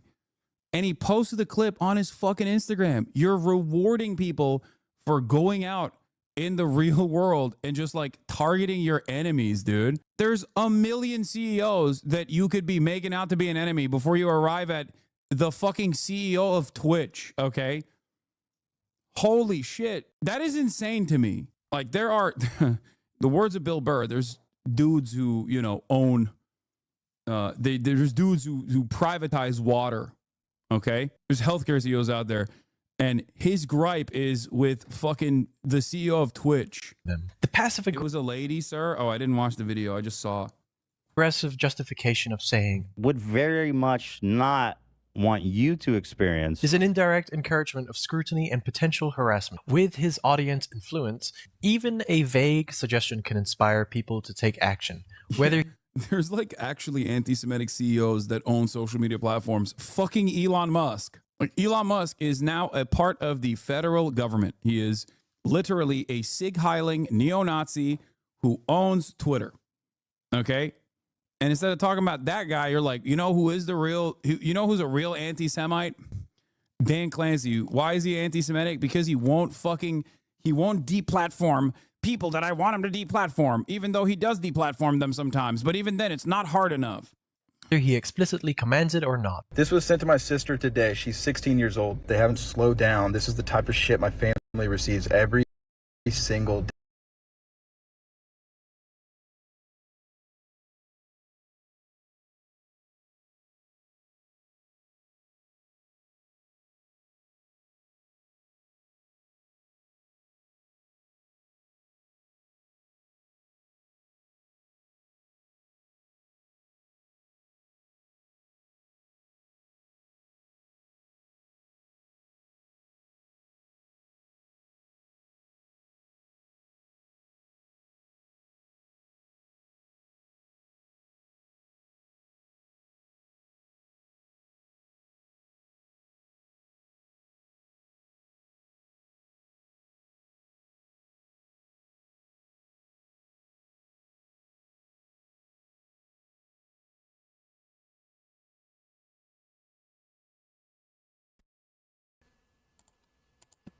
Is that better? I had to reset my mic. My mic just kind of shat itself, I guess.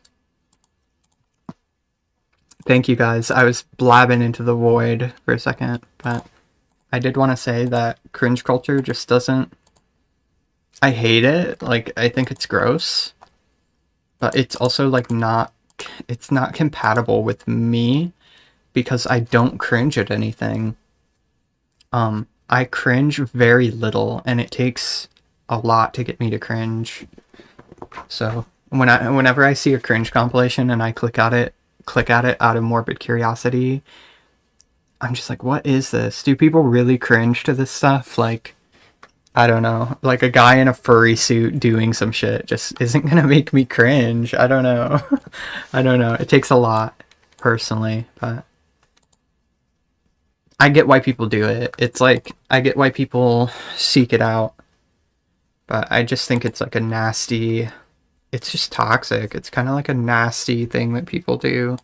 People do a lot of nasty shit though, so. This is a form of intimidation rather than constructive criticism. Encouraging a mob mentality can incite people to actively participate in targeting individuals. While Ethan and Yeah, cringe compilations are just people being assholes, usually to the people in the videos. I have seen cringe compilations where the people in the videos, like, deserve some kind of scorn or whatever, like they're shitting on McDonald's workers or something. Like, that's pretty cringe, but ultimately most people are just like being mean to disaffected people. That's usually what cringe amounts to, especially on Reddit and YouTube and stuff. It's like, what are we cringing at? Like, it's more cringe that people cringe at the things that they're cringing at than the cringe that is supposed to be cringe is cringe. It's not even that cringe. A lot of the stuff, it doesn't make sense to call it cringe anyway. But yeah, Contra has a really great video on that. I haven't watched that in a long time now. That came out a while ago, eh?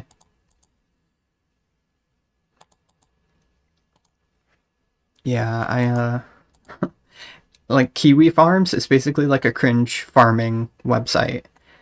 But yeah, exactly. Having hobbies isn't cringe. Like, enjoying life isn't cringe.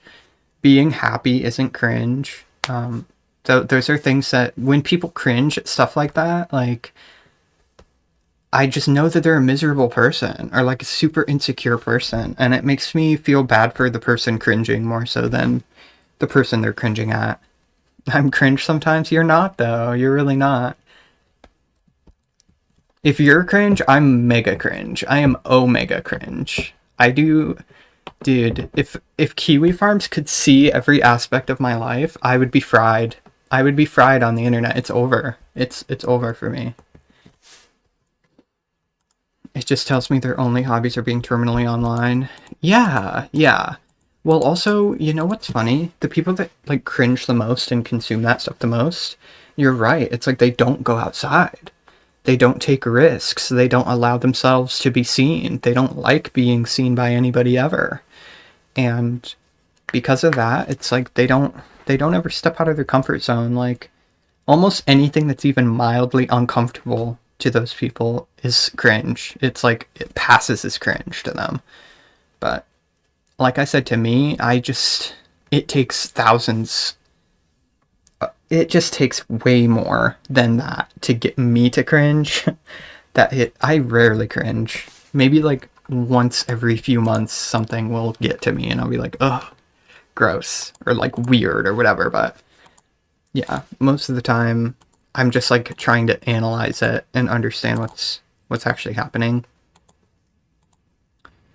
But like, even when somebody's being loud and weird in an airport or whatever, I'm just like, oh, whatever, who gives a fuck about this? Who cares? And then if it feels so uncomfortable, why do they make themselves feel like that instead of just like going and doing something that could be fun or could not be fun, you know? I don't know. Kiwi Farms is the main example of that kind of culture in its most toxic state to me. It's just extremely toxic. It's evil, almost. A lot of it is evil. And like, you can see that in fascism too.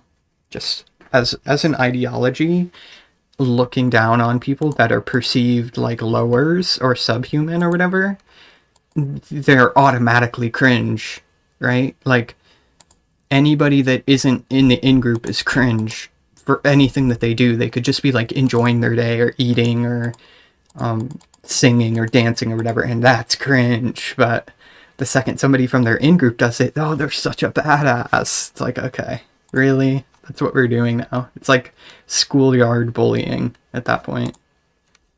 And his fans may argue that this isn't doxing because the names were already public. The issue is how he framed it, which is problematic and falls into a gray area of targeted exposure, a form of soft doxing. Just because something is publicly available doesn't mean it's ethical to broadcast it in a way that could lead to harassment. Executives at Reddit aren't the same as celebrities or politicians. They likely don't expect or want their names amplified in a way that could lead to direct targeting on a personal level. Not only does he dox public figures, but he also doxes private individuals. On the 27th of February, Ela Klein posted a picture of the David Starr tattoo. One person wrote, "I used to watch you when you had only 15k subs. Glad that's behind me. Enjoy hell." Ethan then went live on his podcast the next day and scrolled through her comment section as content. Obsessed with you guys when you only had 15k subs. Glad that's behind me. Enjoy hell. This guy's for real. Look this guy up. Enjoy hell. He said enjoy hell. That's halfway there. He's not Yo, sure he's- Yes, he's a real guy. He's so triggered from that. Wow. Can I identify him at all? Let's see where his family lives, bro. Here, let me show you. That's him. Oh. That's him right there. Ethan then calls him an anti-Semite. Trust me, when I see an anti-Semite, I know I can spot him. Wow. And indirectly... Yeah, he does skull science on people to determine whether they're He anti-Semitic. tells his community to find out where he works and tell his boss and family about it. I don't know if any of you guys know him, but certainly anyone who would employ him, or probably even his parents, would be pretty disappointed to see that, although who knows? This is a clear abuse of power because Ethan is leveraging his massive platform to dox, humiliate, and potentially endanger the private individual over a social media comment. Now, even when the last two words of his comment are not the friendliest of messages, does it justify Ethan's reaction? Ethan knows that showing someone's Instagram profile on a live stream with thousands of viewers invites harassment. Saying, "Let's see if anyone can identify him," is asking your fans to investigate and expose him. And because Yo, his why is he audience going has a history of evil dogpiling mode? people he calls out, He's this using makes it an chronology. intentional act of incitement. This is Oh, a thinly God. veiled call for his audience to dig up personal information. But, I mean, he literally just said, like, I can tell somebody's anti-Semitic just by looking at them, guys. That reminds me of the transphobic shit people say when they're like, we can always tell if you're trans. And it's like, no, you can't. He said that unironically, too. It's like, come on, bro. Come on. That sounds like a joke. Veiled. If you ever did something like this, you would lose 90% of your audience and be banned immediately. Yes. And the very same drama slop tubers that refuse to ever fucking talk about Ethan or only talk about Ethan. I love it when TERFs get called men. I don't know. There's something about it. There's something about their skull shape. I don't know. him because he's coming after people like myself that they hate more than they even hate Ethan, would be writing an endless torrent of articles about how I am the worst villain that the internet has ever seen. Now, of course, I wouldn't do that because I think that's fucked up, okay? Because I think it's fucked up. I think it's... Well, yeah, the thing, too, about the cringe culture, any kind of hate parade ideology, like TERFism, like the TERF cult, or cringe culture, just as examples, it always backfires on them in the end. Like, they end up getting targeted by the same kind of hate and harassment and bullying and hatred that they are trying to put onto other people. It always comes back around in some form or another. Wrong. Like the It's wrong ultimate to do irony. that, okay? With great power comes great responsibility. I think that you have a finite amount of time where, you know, you could be doing things, especially on a broadcast. They try to compare you pulling up logs, but whenever you do that, you always, yeah. When I pull up logs, one, I tell people not to fucking dogpile, and secondly, they're anonymous. There is no equivalence here. Hi, Real Gang Stalking. What's up? Hi there. I don't fucking... I don't remember actively you. Go like, oh, I wonder where he lives. Let me go find his fucking place of employment. And also, on top of that, the people whose logs I'm pulling up are people half the time being like, I'm going to shoot you in the How are you doing today? fucking head. Like, the fuck? You Oh, defend me yeah. after me calling me woke of the day? Yes. I don't go after fucking personal details, try to figure out where this person lives, and then actively choose to find their place of gainful employment to get them fired from their job. I think it's very dangerous, regardless of your political perspective, to just like serialize this kind of content, to normalize this kind of thing, to serialize this kind of content. And I don't know. I wish that I wish that they would stop. I wish that he would stop. That's what I've been begging for from You've the been jump. harassed since And not 1999. That's not because horrible. I'm like terrified of his worldview I'm sorry or his about opinions that. or I'm sheltering my audience from his perspective or whatever. It's something that you guys have heard a million times over. I've also openly stated that I would go and I would debate him in person, so we can't fucking clip In context real life in and person. online. And he doesn't want to do Yeah. that because he knows. Yeah, I mean, dude, recently there's been some crazy shit, literally crazy shit happened to me that I haven't mentioned to nobody, but just really weird shit. People in their cars, a lot of people in cars do some weird fucking shit around me. I'm just like, what is happening right now? This is insane. Like shit I've never seen before in my life. Like, what are you gonna get out and fucking kidnap me? What's happening? What is happening right now? That if he were to do that, he Holy. would look very stupid because, like it or not, aside from this kind of shit that he's doing, he also is not very knowledgeable on the issues he speaks of. And it's not just me. He can have Bad Empanada on. He can shit on Bad Empanada if he wants to. He can have Matt Lieb on. Shit on Matt Lieb if he wants to. There are plenty of people he could talk to that are still significantly more knowledgeable on the issues that he tries to speak out on than himself. Encouraging his fans to contact his boss and family is a direct attempt to ruin his life over an edgy comment. And what makes this... The other side of this, of course, is that like I don't need to do much to make him look silly. He's doing that all on his own. all the more unsettling to a personal level, he begins to look at his mom's pictures, dragging innocent family members into the situation. Here's his mom. I'm not gonna click that for her. I'm not. You know what? F him. This is what you. Here's your mom. I wonder if she knows what you. No, gang stalking. How do you think that all started? Since 99, that's 26 years. If I was Fash, would I have the right to be that? Probably not. Like, I just don't believe that having a inherently evil ideology just because you got fucked up in life is fair. I got fucked up real hard in life. I still have empathy for people. You do on social media. How is fascism in your free time. evil? You love your mom. I don't know. You can look it Good up. thing she's not Jewish, hey Joe? I love it. I love it. So anyway, best of luck to you out there, Joe. I don't know who you are, but you're a fucking asshole. And shame on you. Yeah. And look at his eyes at this moment. I mean, this is quite irrelevant, but look at how he is hyper-focused in, with vacant eyes glazed over this guy's mom menacingly. The silent moments are deafening, and that Are you talking about The Great Replacement right now?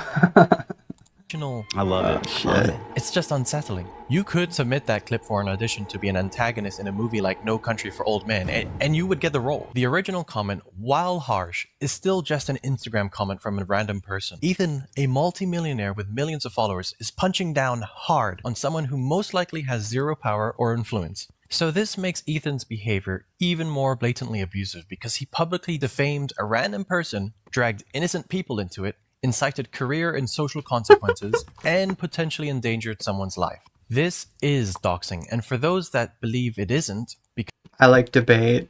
I don't. I don't. I used to. I don't debate for shit no more. I just don't like to justify my beliefs to other people.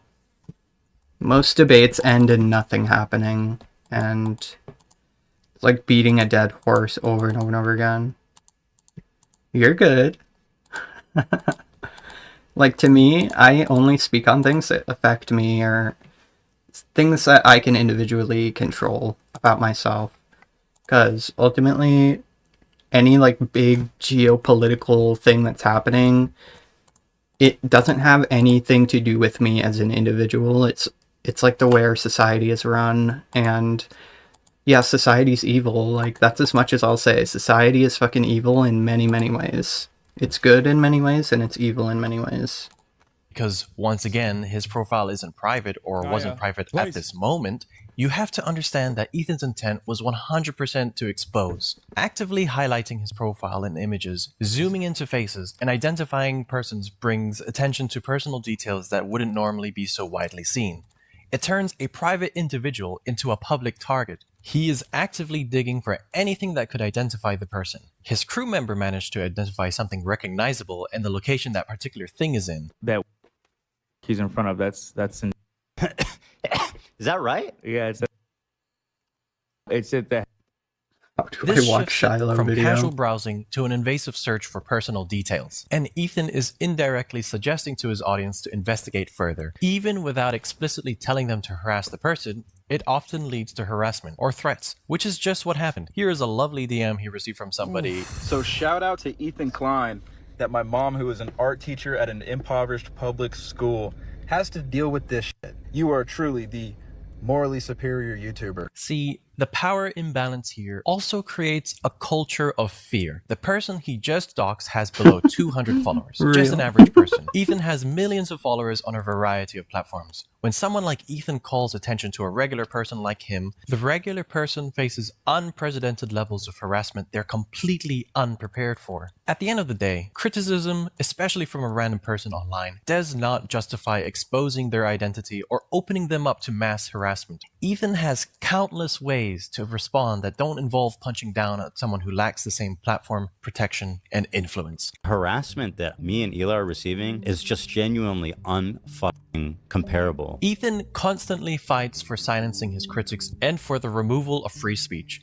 One incident took place when Ethan Klein decided that he had enough of the H3Snark subreddit. r/H3Snark is a community on Reddit dedicated to criticizing and discussing Ethan Klein and the H3H3 podcast. It focuses on calling out hypocrisy, controversies, and questions. Do you believe in God or higher power?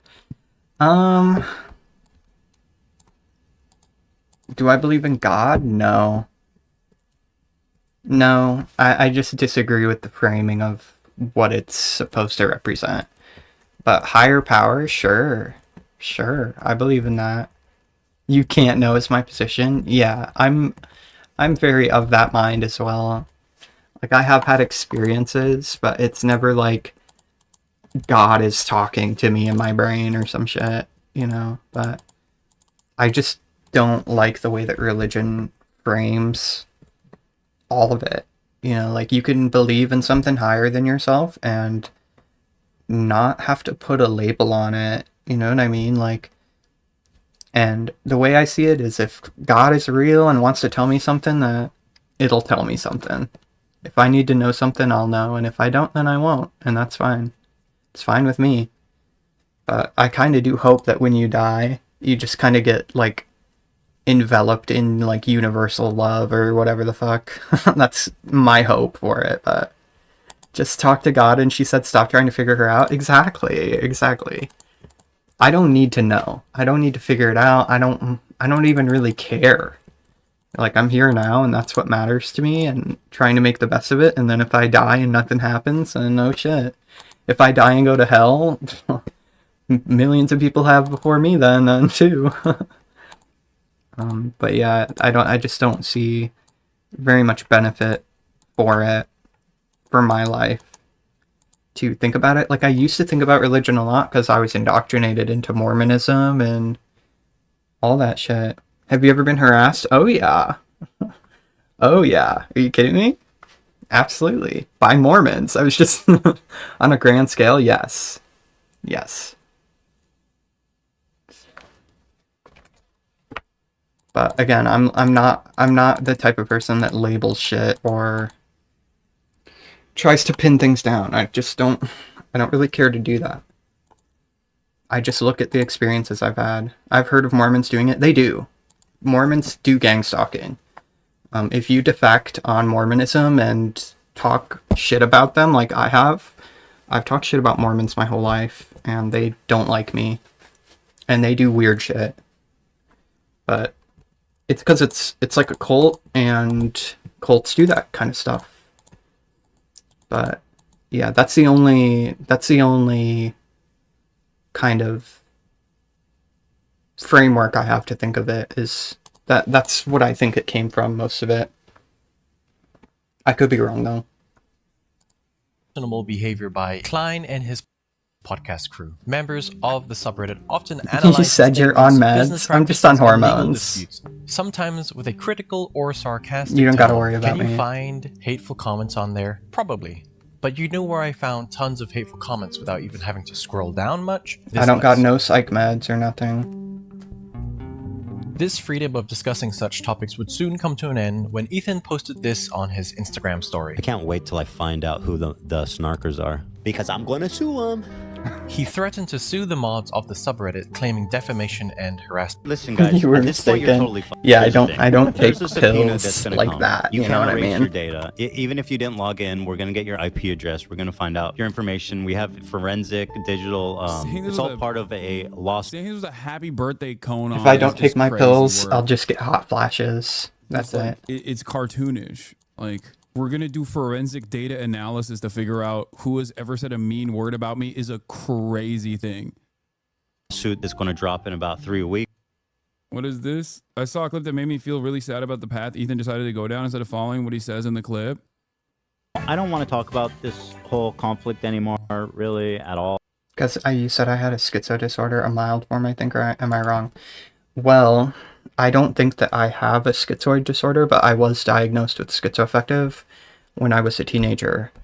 But I think the only reason I was diagnosed with that is because of the spiritual and supernatural experiences that I've had, that I was very open about in the psych office. And if you even say you have a little supernatural experience here and there, they'll mark you as possibly psychotic, and I think that's very unfair. That's part of why the clinical environment just doesn't.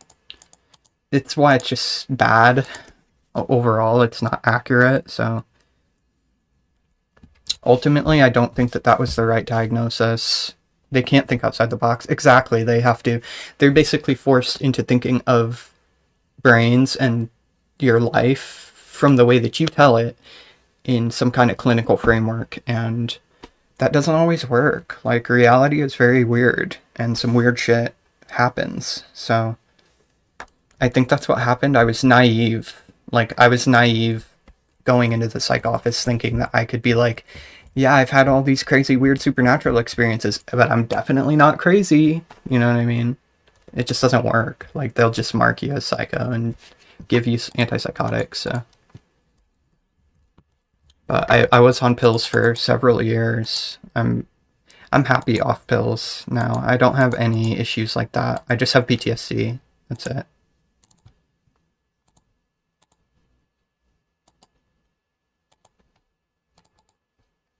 All ever. And I'm frankly also thinking about To me, that's communism.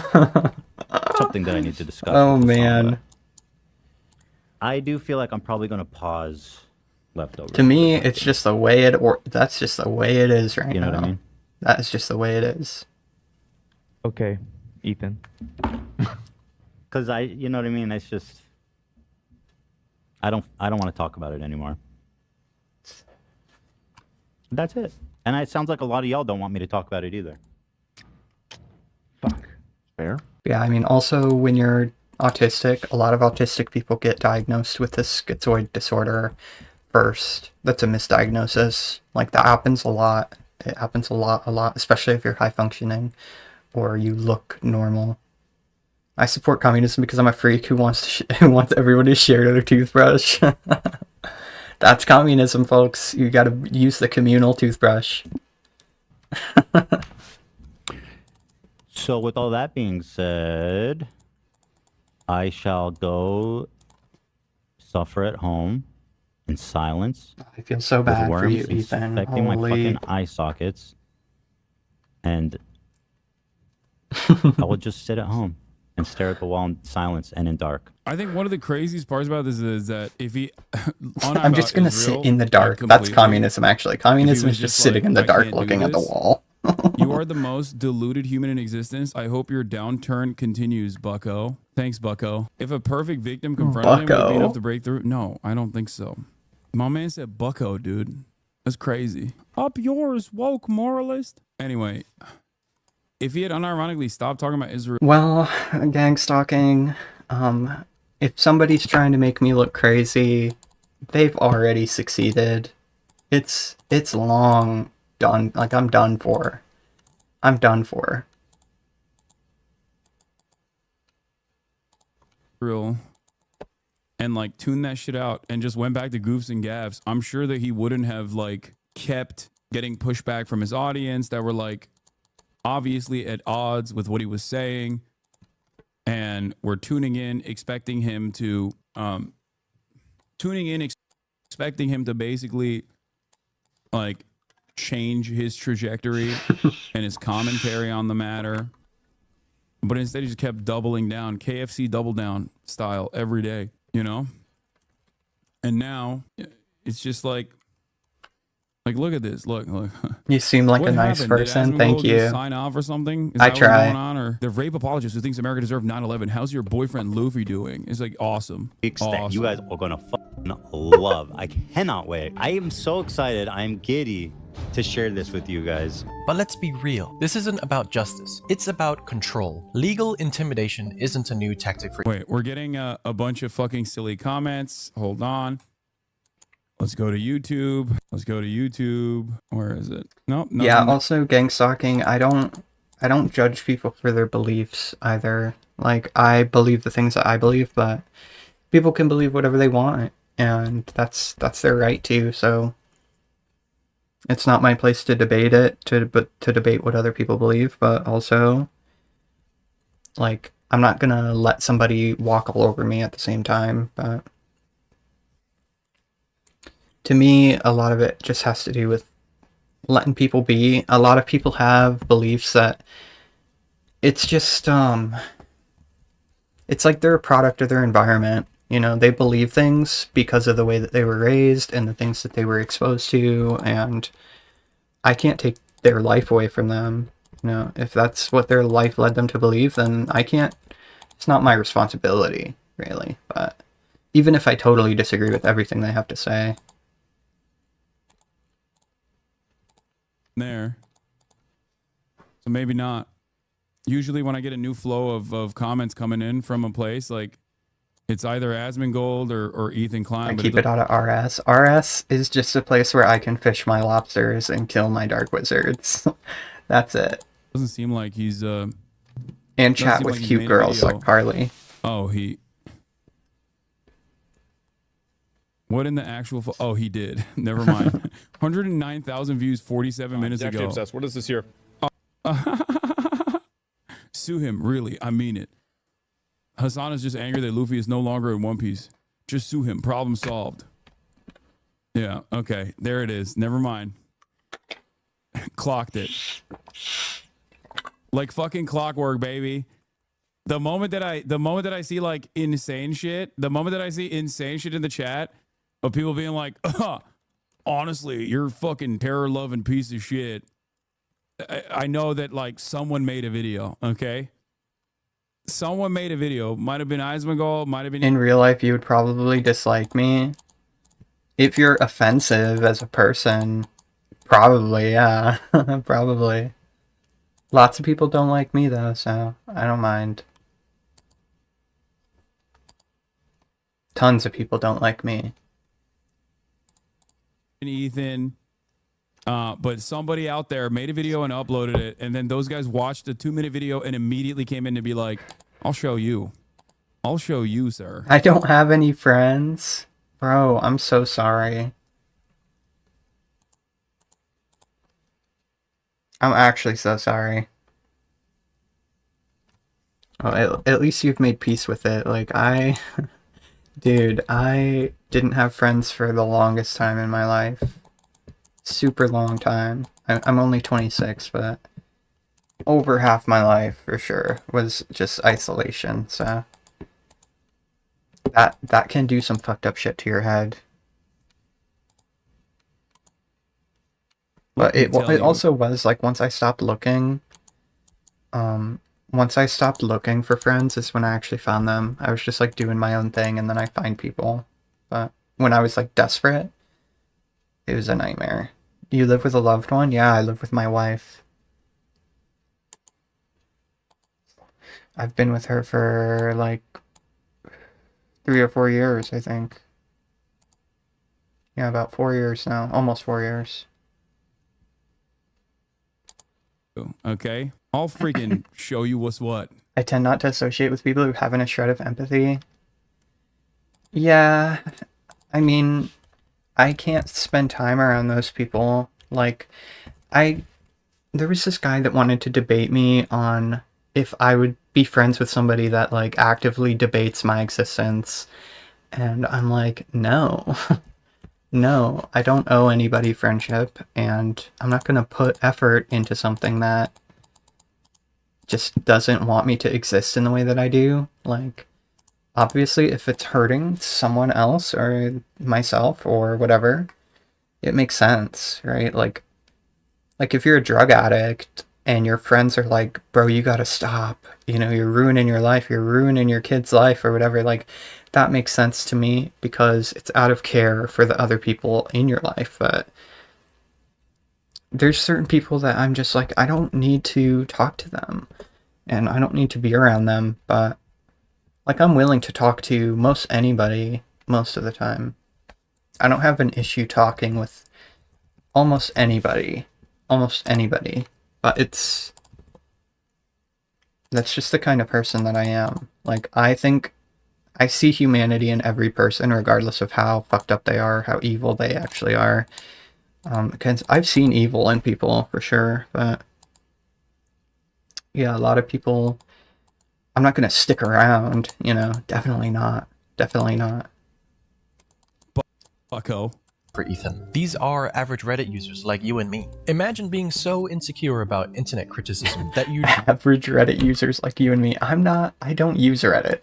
rather use your money and legal team to shut people up instead of just ignoring it, or maybe reflecting upon it. How many random Reddit users have the resources? Ethan Klein, a millionaire, knows this. Even if these lawsuits don't hold up in court, just the threat of legal fees and harassment is enough to silence critics. The type of environment this cultivates is one similar to countries led by dictatorships. Abusing by silencing critics through censorship and intimidation ensures control over the narrative and creates an environment of fear and obedience. He calls out everyone associated with his so-called enemy. People correcting him? That's a no-go in Ethan's world. How dare Ludwig make a correction on a sloppy mistake in Ethan's content nuke video? Ethan posted a meme screenshot and reversed the order of events. If you're bald, you should at least make a ton of money. There you go. Destiny fan Give and take. confirmed. What a fucking lapdog you are. How pathetic can you be? This shit's crazy, dude. Like, going after Ludwig is especially crazy. Dude, when Ethan gets mad, it's the funniest shit ever. Because oh my God. he's Mr. Golden Retriever. Like, what the fuck is this? Like, what is this? Hassan being a terrorist sympathizer, rape apologist, and promoting anti-Semitism. Yeah, that would be crazy if Ludwig was on board with this shit. Except this shit is not real. You've made it up. You just fucking made it up. Destiny fan confirmed. What a fucking lapdog. Yeah, I'm sorry that he didn't eat up whatever kind of insane nonsense that you just decided to neatly package alongside numerous other erroneous mistakes, ahistorical approaches. Man, it's almost 1 in the morning already. Dog Holy you are. shit. How pathetic can you be to fucking curl up on Hassan's lap like a good pussycat? Purr for him. What a gutless coward. You really got no problem here? Suck my dick. And by the way, having no problem with terrorist sympathizing, anti-Semitism, but God forbid Ethan gets the order of the rising star wrong. What a dumb fuck bit. So that's Ludwig for you. He's a hypocrite, of course, obviously. I mean, who isn't, right? We all might be a bit familiar with Ethan Klein not liking Hassan. And because he wants everyone to not like Hassan as much as he does, he deliberately misinforms in order to fuel a narrative. One of those narratives that he wants everyone to believe is that Hassan is a terrorist sympathizer.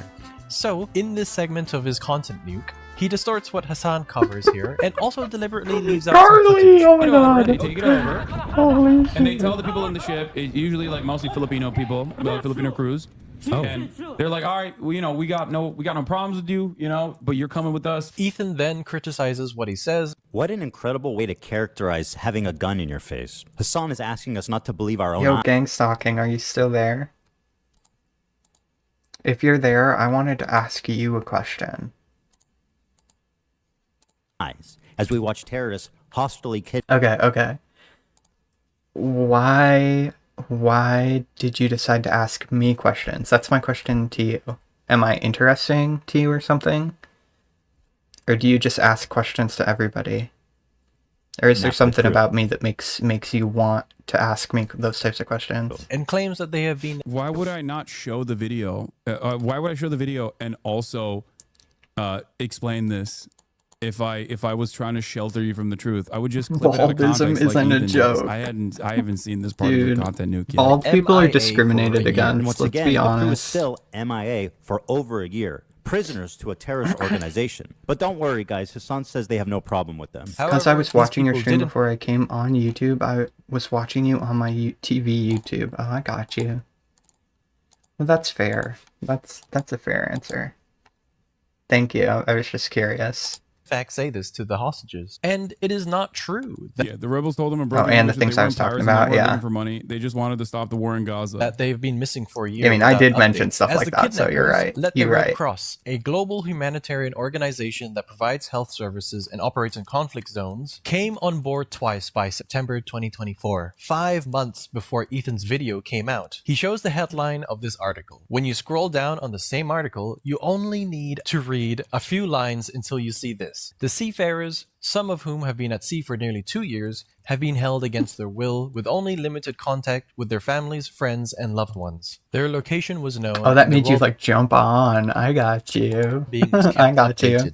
This information isn't hard to obtain. All hostages were released alive 1 week and 2 days before Ethan published his content nuke, which is plenty of time to fact check your hardly worked on information bomb. Why didn't he know or correct it? It kind of Perhaps because he was omitting key details. Was it because he didn't know and he just didn't do his due diligence? Awesome video, Scarlet. Wait, is Scarlet here? Incredible video, filled to the brim with fucking erroneous claims, misinformation, out of context clips. Garlic that isn't he didn't even even here. gather himself. Even on accident, if he had gathered the out of context clips himself, he would have recognized that he would have taken some of those stupid ones out. Spent months on the You watch shit, my streams and others? made Oh, that's the cool. biggest, I mean, this is made my the only. dumbest This is only possible- my second stream ever, so she's being humble.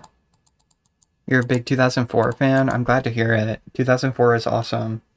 It looks like he doesn't actually give a shit about the movement itself. Fucking love and is this just game, interested in holy. making Hassan look bad. Next claim is that it's owned by an Israeli company.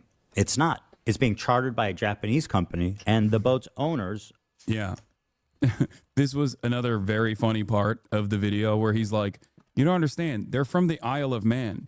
These are Isle of Manders. These are just a lot of, it's a seafaring nation, okay? Are registered in the Isle of Man. Not true. It's owned by Israeli tycoon Abraham Ungar. Takes 2 seconds to find that out. Or you can finish reading the screenshot Ethan showed. Ethan is right that the ship is registered in the Isle of Man, but the screenshot he shares states that it's owned by the Israeli tycoon. So, with a few clicks and clacks with a keyboard connected to a computer, a below average internet connection, we've just learned all this. Why misrepresent this? And now that it is declared that Hassan was right after all, what does that mean for Ethan's case? You want to fucking bring a ship through here? We're going to take it. So that's exactly what the Houthis start doing. And they're like, guess what, dog? No more trade to Israel.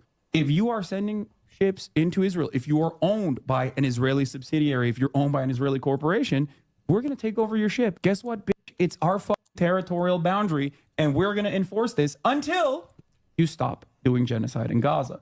So let's review his claims. His first claim is that the boat is headed for Israel. It's not. It's going from Turkey to India. Now that we've caught Ethan misrepresenting facts again, and the ship was indeed owned by 2 Israeli, is it possible that this could have led to speculation Don't about its actual associate with destination, British people. Israel instead That's of India? harsh. And given that That's tensions in harsh, the Red Sea Sansai. region are high, could it be that some ships with Israeli ties might avoid publicly revealing that they are heading to Israel to reduce security risks? It's certainly a possibility. But is this what Hassan claimed what is happening here? Let's see what Hassan said again. No more trade to Israel. If you are sending ships into Israel, if you are owned by an Israeli subsidiary, if you're owned by an Israeli corporation, we're going to take over your ship. You cannot fucking use this trade route anymore. guess what? It's our fucking territorial boundary, and we're going to enforce this until you stop doing genocide in Gaza. It is funny.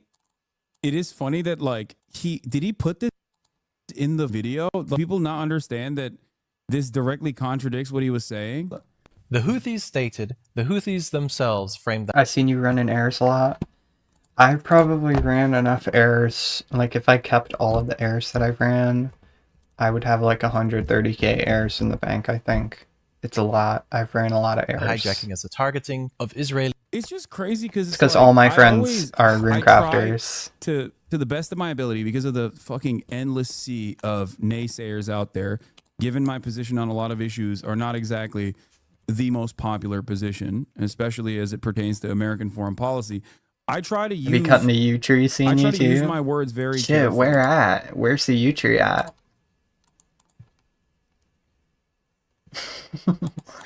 Duh, Carly. Ooh, Carly. Oh my god. You just passed it? Oh, the South Folly U tree, I got you. No, it's mislabeled. That part wasn't in. Oh, okay. He didn't actually put it in the fucking...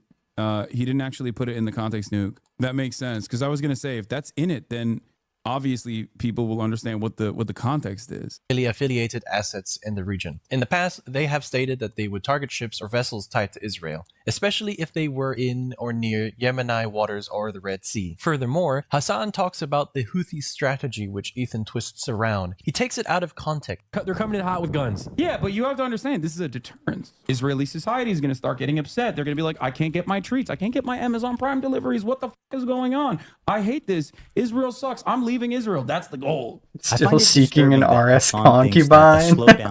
Me too, shit. I'm looking for a concubine. 80% of Israelis were born there anywhere else.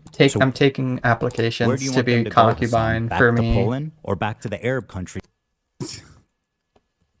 You have a wife? Yeah, well, I could have a second concubine.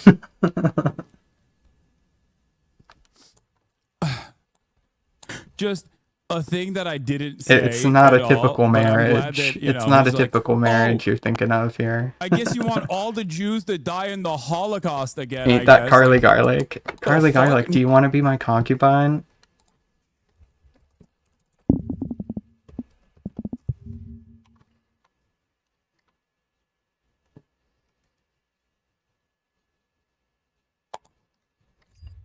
Yeah, I mean, I say my wife, but we're not actually married yet.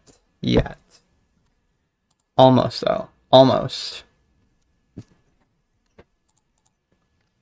No, Israel sucks. I'm leaving Israel. That's the goal. By telling the Jews of Israel to go back where they came from, Hassan attempts to deny Jewish heritage in the Middle East. It characterizes them not as... No, my wife doesn't play 04. She doesn't play RuneScape. Jewish heritage of the Middle East, genocidal apartheid state. That is I wish she did though. Single-handedly That would be super a fun. more anti-Semitic statement than anything that I could have ever said. Okay? Yeah, the Jewish heritage in the Middle East is just She's like not much of a gamer. doing fucking genocide. She does of play Palestinians. games, Like, what but an just not insane thing. computer Yeah, games. I think he got you good, bro. You didn't even say or hint towards the word Jew, but he still picked out you saying Jew. He's just that good. He's just imagining me doing that. And it's funny because, like, if only Ethan knew what my perspective was on the matter. Let's think. Oh, that's right. He knows I'm a one-stater. He knows that I want a secular state there. He knows that I want to afford all rights to the Palestinians that live there and also a right to return to the Palestinians. These are all perfectly moral, perfectly justifiable positions. Except the problem is, if he were to reveal that that is my position, he would have to also reveal to his audience that he has said that that would mean genociding all Jews in his mind. He thinks that giving Palestinians rights is the equivalent of genociding all Jews in Israel. That's what he thinks. He has literally said it. It's not like Mr. I'm pro-Palestine hasn't said these things. He has openly said these things. Mr. I'm but as white pro-Palestine. colonizers. This is Great despite the descriptor. fact that 60% of Jews in Israel are actually native to the Middle East. The part where Hassan talks... Yeah, native to the Middle East. Not even native to the Middle East, okay? The MENA region. All the way, that spans all the way to fucking the Levant. Now, historically speaking, how did Jewish people get there? That's a great question. You know, obviously, it's because under the Ottoman Empire... You smoke buds? Who are you talking about? Me and who?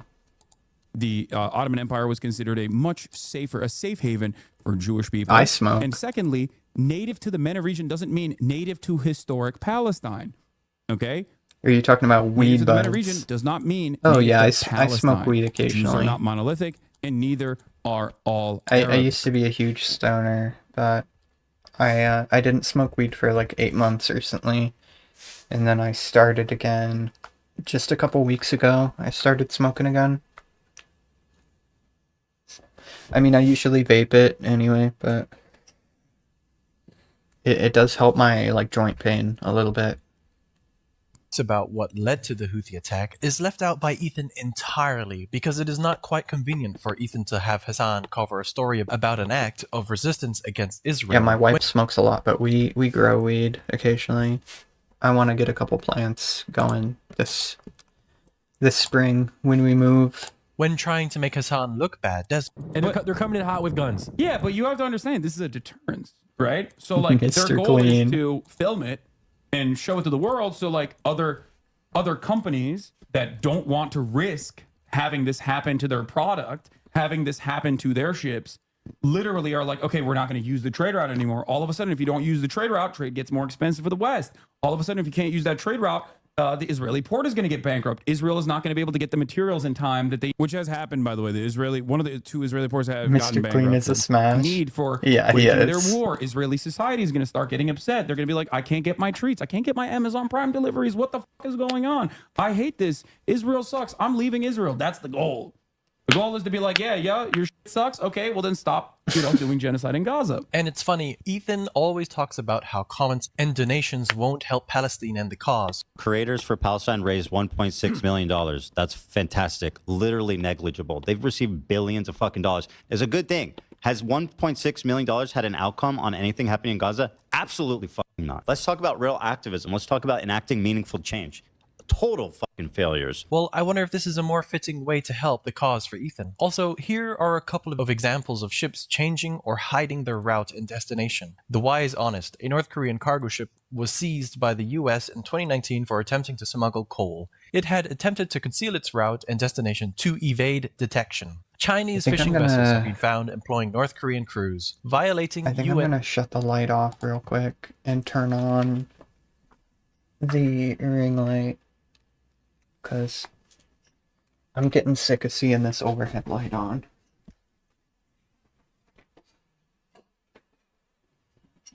It's a bit much. 1 in the morning, dark gremlin hours. Shit, I can make the ring light even darker too. Hold on. I mean, the TV is like bright as fuck, so. Pink, purple.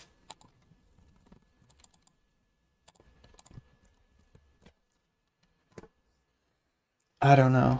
I might just keep it like, yeah, like a yellowy color. Just dim it. Okay.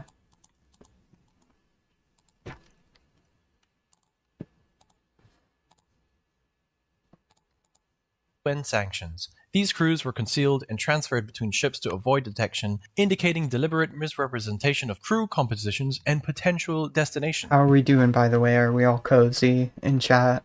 How are you doing, Henry? Ethan wraps up this section by trying to take away the legitimacy of Hassan's words. And they tell the people in the ship, usually like mostly Filipino people, Filipino crews, and they're like, we got no problems with you, but you're coming with us. We're taking over the ship. What an incredible way to characterize having a gun in your face. Hassan is asking us not to believe our own eyes as we watch terrorists hostilely kidnap the crew. Is Hassan asking you not to believe your own eyes? Was it not enough to stay true to the facts, that they indeed most likely captured the ship in international waters, but near their controlled territory? A year-long hostage situation for a seafarer is hard enough as it is. Did Ethan have to make sure to misrepresent facts in order to manipulate perceptions and strengthen his own argument? It would certainly help in appearing on the My bare legs have been stuck to my chair for the past 30 minutes, and at this point it's gonna hurt to move. Oh god, do you have a leather chair?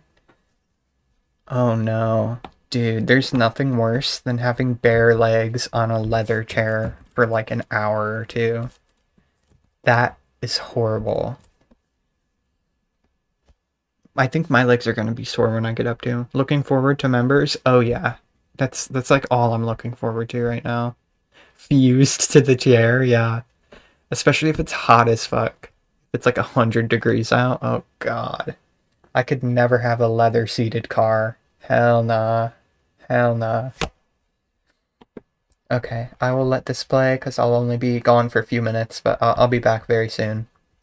High ground and convincing others more easily, wouldn't it? This entirely unneeded situation was made more dramatic so people will finally side with him against his personal warfare against his nemesis, Hassan. And taking it upon himself to push an unchecked claim as fact is one where he alleges that a rescued Israeli hostage was continually during her captivity under Hamas. He uses this story in his Hassan Piker content nuke as a narrative. But there's just one problem. Nowhere in her interview does she say this. The girl never once stated she was sexually assaulted. Yet Ethan presents this as undeniable truth. Denims, a Twitch streamer that watched this segment of Ethan's content nuke live on Twitch, she questions the claim. Wait, wasn't this disproven? Was this clip from her disproven? Is he gonna play the clip of her? There's clip of her. But Ethan, instead of reassessing facts and claims, he reacts. How do you disprove firsthand testimony? First of all, she's a fucking bitch. Shame on you. Fuck you. How dare you? You say you fucking... No, he's wokely calling Denims a bitch. You don't understand. He's wokely calling her a bitch. Support women, and you sit here and you fucking giggle and laugh at this girl who was raped. And then immediately you say, I believe all women. And they say, oh, wasn't she lying? This whole fucking thing is so hard for Israelis to process it. You're not going to fucking acknowledge what just happened? She will, to say that she's lying. This is a disgusting human being. She's a vile fucking piece of shit. This entire movement is rotten to the core. It is a joke. And yes, she is a fucking bitch. Somebody that laughs in the face of other fucking rape victims and immediately calls them liars, that's a fucking bitch of a person. Okay, before I continue, since this is such a sensitive topic, I try not to put too much of my own words and just stay true to known facts and information that exist. The girl in the interview, which was part of a documentary about women who talk about their experiences as hostages, some of them talk about sexual assault, but this woman in particular did not, nor has she ever stated in any interview that she experienced. So Denims is not incorrect here. Ethan saying she was a victim of being continually is just wrong. Ethan does not and cannot have any proof for those statements because there is no proof. And by the way, this woman experienced harassment after her release as a hostage. Some Israelis seem to have found her to talk too kindly about her experience as a hostage and became a target on her own social media platforms. Yeah, that's the other side of the story, is that Israeli society is particularly vicious to even Israeli hostages that then will turn around and say like, yeah, I mean, I was more so victimized by the Israeli government when they were blowing up the house that I was in. Like, this has been a consistent testimony from a lot of the hostages, is that because this was, the leverage point that the Palestinian resistance groups had, that they would try to do everything in their fucking power to basically defend the hostages, not because they like love Israelis or anything, just because like this is a bargaining chip for them. Ethan is not only re-traumatizing a former hostage by falsely claiming she was a victim of sexual assault, but he's also using a hostile rhetoric to silence anyone who challenges him. He paints Denims as a villain. First of all, she's a fucking bitch. Shame on you. Fuck you. Misrepresents her reaction at this moment and smears her image. Somebody that laughs in the face of other fucking victims and immediately calls them liars, that's a fucking bitch of a person. All because she didn't agree with his claim. He also completely distorts her words. He now claims that Denims called this woman a liar, which she did not. Wait, wasn't this disproven? In reality, the only person spreading lies in this situation is Ethan. His refusal to engage in constructive dialogue or acknowledge the truth fosters an environment where misinformation thrives. His unverified and false claims not only damage his credibility, but also encourage a toxic culture in his community, where anyone who disagrees with him is targeted. Another case of Ethan and Hila twisting the narrative to how they see fit is one where Hila's potential collaboration with an artist was rejected for reasons unspecified. The artist I wanted to collaborate with decided, I don't want to be associated because I'm Israeli. Here's a quote. Sorry, I can't be associated with this company. Thanks for considering. I followed them for years. Always. Like that. I heard that he was blaming me for this too. Like, I never made a statement on any of this shit.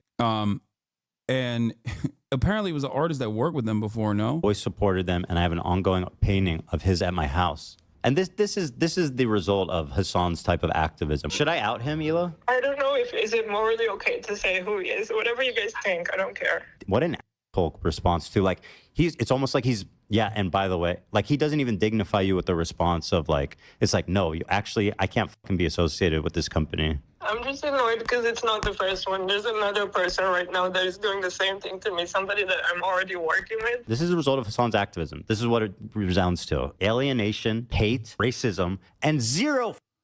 Oh my God, bro. Oh, bro.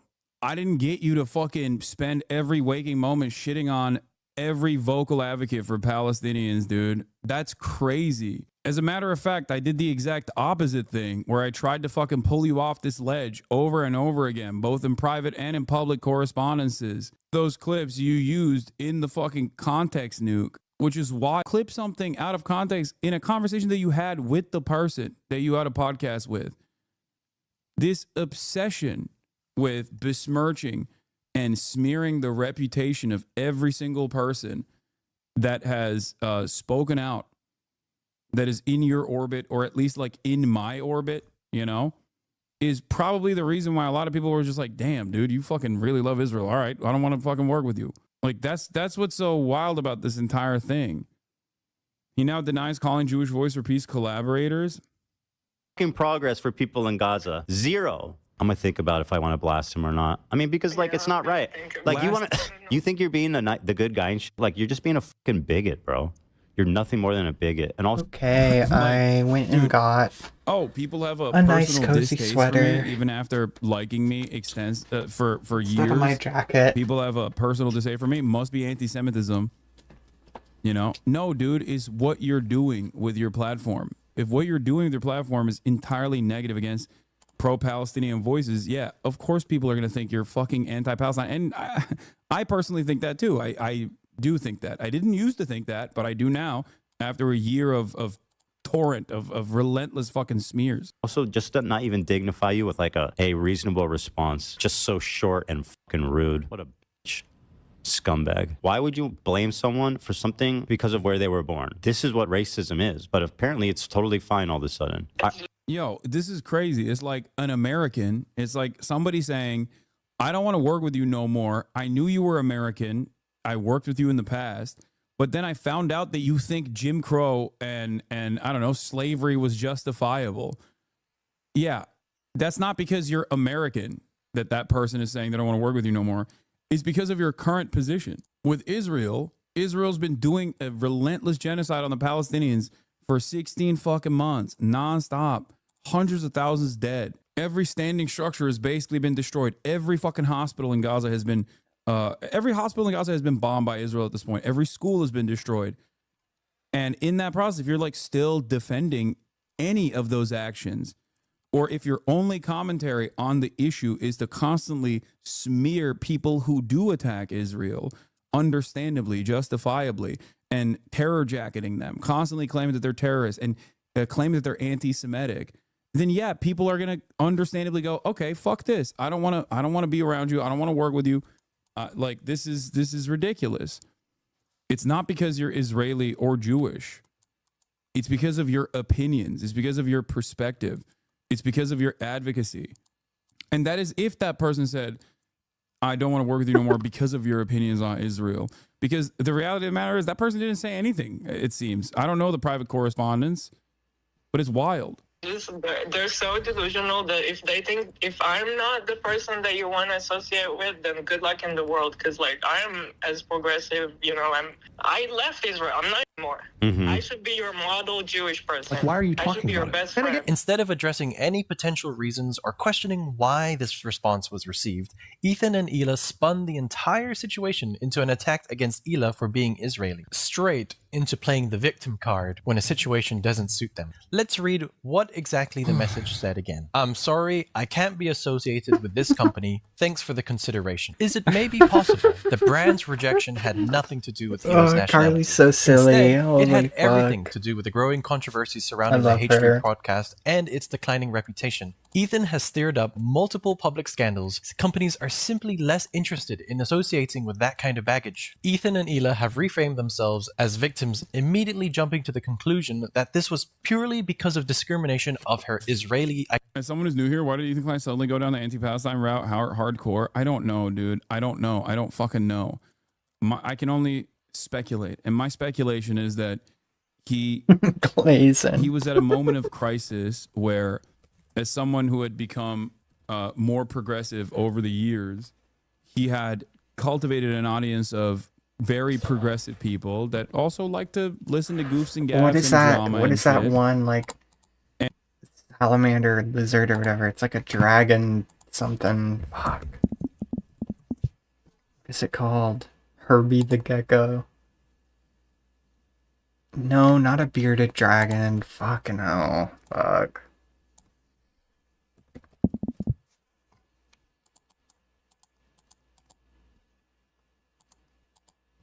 I think it has tiger in the name. Tiger.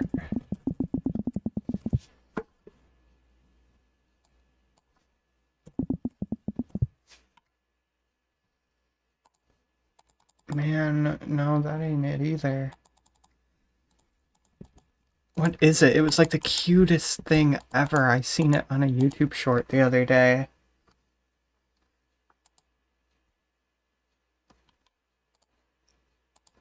And they did not like what he was saying. They did not like what he was saying about Israel and his own personal fans. Like people like Morgan, right? Like Frogan is a massive, used to be a fucking massive H3 stan. You understand?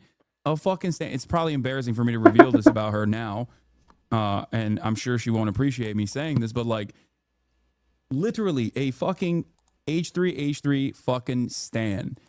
And when you're an H3 stan and the person that you actually enjoy the content of is just like putting the crosshairs on you and fucking beaming you into oblivion over and over again, and just like and calling you a fucking terrorist and you're seeing a torrent of Islamophobic nonsense in your replies over and over again in that process, like, yeah, other people are going to see that and be like, what the fuck are you doing? What the fuck are you doing? Like, why are you doing this? So many of these people that are constantly attacking Ethan are people that were in his fan base. Damn near the entirety. He is one of the OGs. He is one of the OGs of YouTube. And I think when all these people basically turned around and were like, yo, I don't fuck with this anymore. I think you're like super pro-Israel. This is you're being like weirdly defensive over Israel, and you're constantly shitting on people who are pro-Palestine while simultaneously saying you're pro-Palestine. That just like caused him to lose his mind a little bit, and he was looking for a reason. How good is Firestrike against Lesser Demons? Firestrike against Lesser Demons it's okay. It's just as good as it is against anything else, honestly. But for Lesser Demons, it could take a while to kill them with Firestrike. Firestrike on Lessers is good magic XP. That's the main reason I use Firestrike at Lessers. If you're trying to kill as many as possible without any care about the cost, Water Blast or Fire Blast would be the best. But in my opinion, Firestrike is better than Bolt spells at Lessers. And you get some pretty good kills per hour, and you get great mage XP per hour. But other than that, you can train pretty much anywhere with Firestrike, and you'll get almost the same effect. It's somewhat AFK though at Lessers, which is why I like it so much, because I don't really have to pay attention. Like it can't, and it's be relatively cheap. That people came to this conclusion on their own, responding to what his output was on this issue. It must have been someone else that was moving the scales, tilting the scales against him. That's why he kept saying like, oh, dude, why don't you control your chat? Why don't you control your chat? Your chat is like coming after me. Your chat is coming after me. Your chat is coming after me. And I told him personally You're a clown, and Asmon owns you. Say goodbye to your Houthi friends. Thanks, chatter. Clockwork, baby. Not bots. These guys are not NPCs, okay? Anyway, the point I was making is that I told this to him straight up. I told this to him in private. I told this to him in public. I was like, if you keep saying stuff like this, that, you know, Michael fucking Rappaport and many other like ultra Zionists at the time were saying, then of course people are going to think that you're pro-Israel. And that's what happened. But instead of taking ownership over what he was saying, maybe going back and like reconsidering the way that he was reconsider Asmongold is a pedophile. He should be in jail. What the fuck? First of all, don't fucking say that. I never said that. You're baiting in here so you can get me to fucking say, yeah, that's true. So you can clip it, post it on Asmongold subreddit, and continue the fucking drama. Get the fuck out of here. Okay? I never said that, bitch. So smart, this guy. Ooh, he got me. Okay? Yeah. God forbid I post a meme after Asmongold fucking calls me a terrorist 1,000,000 times over who deserves to be deplatformed. And then the one joke that I make because he watches that fucking lolly YouTuber from the state of Texas where lolly might be illegal soon, you know? Anyway, God forbid I make a joke about that and all hell breaks loose. Comedy I thought was legal. What happened? Hold up. I thought comedy's legal now? No, it's not. It's illegal. Yeah. Every time you respond with 1% of the energy, they get so mad, be it Ethan or Asmon. Yeah. Oh, he apparently got really mad. Fuck. Anyway, going back to what I was saying,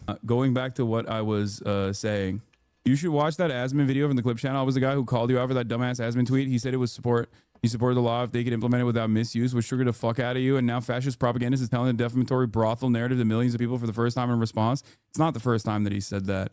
And also, who gives a shit? It's fucking bullshit. I don't care. You are your own worst enemy. I like that you're in here again, coming in here to be like, dude, I was trying to protect you. Okay? Like, I post a fucking meme because Asmongold is not personally a lolly enjoyer, but he does watch a lolly fucking Gamergate YouTuber all the time. Something I've literally called him out for, by the way, in the past. And you turn around and he goes, lolly Gamergate YouTuber saying that you went to a brothel. That's next it's level. your fault. Holy shit. You're your own worst enemy. How about at a certain point you give ownership to Asmongold over what he's saying? Is he not a fucking adult? The fuck?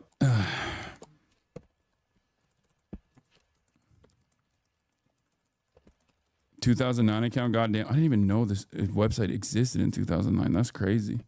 Apparently the only reason Ethan talks about you is because you do this and speak about him in any way. Yeah, totally. That's why I didn't ever talk about him for fucking months on end until he actively tried to get me and everyone else that was pro-Palestinian deplatformed. Identity, redirecting the audience's outrage into the abyss, towards the unknown. To Ethan and Ela, anyone who disagrees with Israel's actions is automatically an anti-Semite, ignoring the fact that political criticism and discrimination are not the same thing. This rhetoric is dangerous because down all discussion and labels legitimate concerns as bigotry. Ethan and Ela are creating a culture where no one can question him without facing extreme backlash. They twisted the company's entire short message to the narrative that they are victims and Israeli, despite the reality. There is also a pattern that keeps repeating. Ethan keeps getting facts wrong. Ethan confidently presents something as fact only for it to be corrected, and instead of taking a moment to verify, his first instinct is to go on the attack. Rather than taking a correction with humility, Ethan's response is often aggressive. He insults the person. I have decreed, let it be known, that Denims is a dumb fucking bitch. Calls him names. What a fucking lapdog you are. How pathetic can you be to fucking curl up on Hassan's lap like a good pussycat? Prefer him, bitch. Then, after the barrage of insults, sometimes, not always, Ethan realizes he was actually wrong. She is an ex-Destiny orbiter. In fact, it's rumored, I'm pretty sure that they had a sexual relationship. I don't know why I thought that.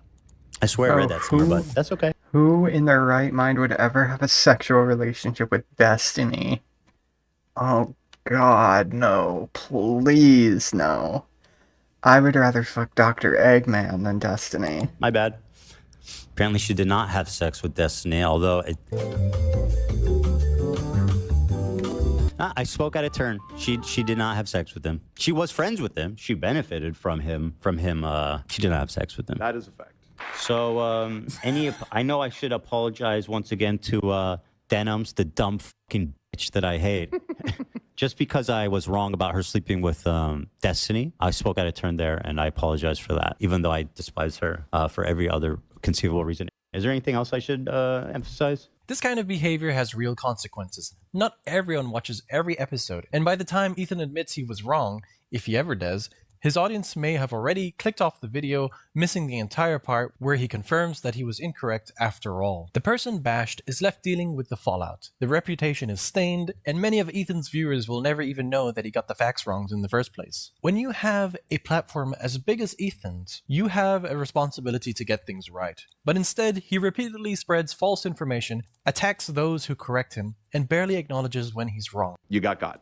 You got there. But I mean, like, ultimately, I still feel like it's not No, that material, considering, fucking again, that no. she was nominated once and won. Yeah, you used the wrong. Oh, Carly's giving me and a you reverse the years, which again, I do Oh my agree, god. slightly makes it worse the way that you presented it versus reality. I disagree.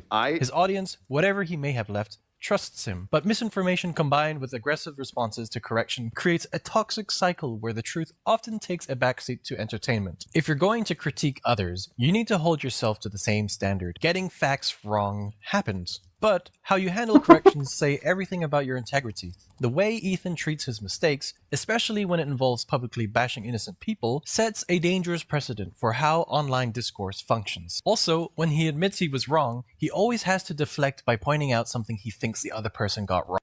She was the victim of the crime of Atriarch and the recipient of my inappropriate joke, okay? My problem is with Ludwig being a spineless coward of a human being. He can't just take accountability and leave it at that. And on top of that, he usually downplays the significance of his mistakes. Do you think that's a meaningful distinction? And what happens when someone responds to his Instagram stories and livestream content? He downplays what the person on the other end receives. The timeline of events literally shows that you were unaware of the petty attacks. Me being a casual H3 watcher at the time, I didn't even know that there was beef since leftovers merely disagreement. It wasn't until so much later that he started posting to Instagram that I realized what the fuck happened. His fans turned on him and he was apparently blaming you all while the election was going on. Yeah. The point is, everyone else is at fault. It's ironic because it reminds me of that Tim Pool clip. This one, hold on, let me see if I can find it real quick. Yeah, here, this. Then I'm about to be 34 and I have no family. Because my dad I'm about had to be 2 kids 34 and I by have no 27. family. Yep. And I'm like, Good. you know what the problem Dimpool. is, though? Holy shit. It's definitely not me. Dimpool. I think it's everybody else. Yeah. This part. It's definitely not me. Everybody else is the problem. Everybody else.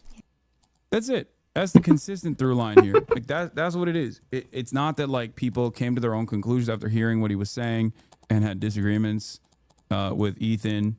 It's actually, it must be Frogan. It must be the creators that worked on Creators for Palestine. It must be Hassan. It must be every single other person. And it's ironic because then they fucking turn around and say like, oh, Hassan, you're obsessed with sexpestiny. You claim it's sexpestiny. When in fact, none of these other fucking people, especially someone like myself, rarely ever talked about Ethan at all. I spent an entire fucking year being like, I don't give a fuck about what Ethan is saying. He's not your enemy. Defending him over and over again. Okay? Defending him over and over again.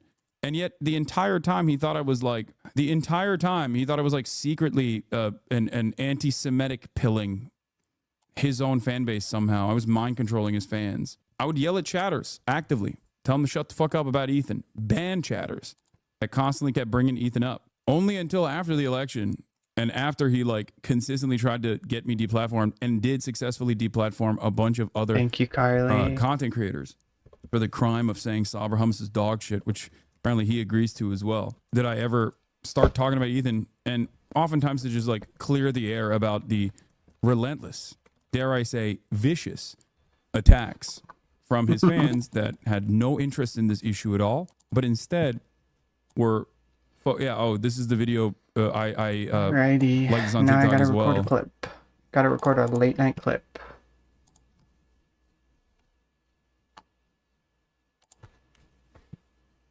Okay, so I just ran a bunch of S for errors. I bought 1K S or 1.5K S, and I have like 19k heirs.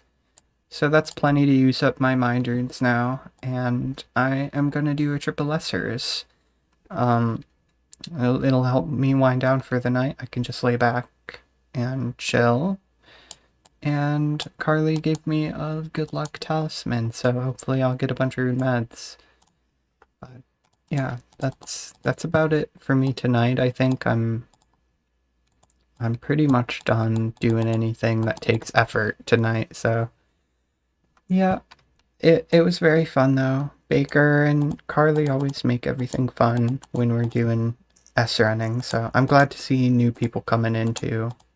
I've seen a lot of new people come run S recently, which is awesome, so keep doing that. And let Carly get her rune crafting up. Come run S for Carly, because she needs a higher Riz level. She needs really high Riz crafting.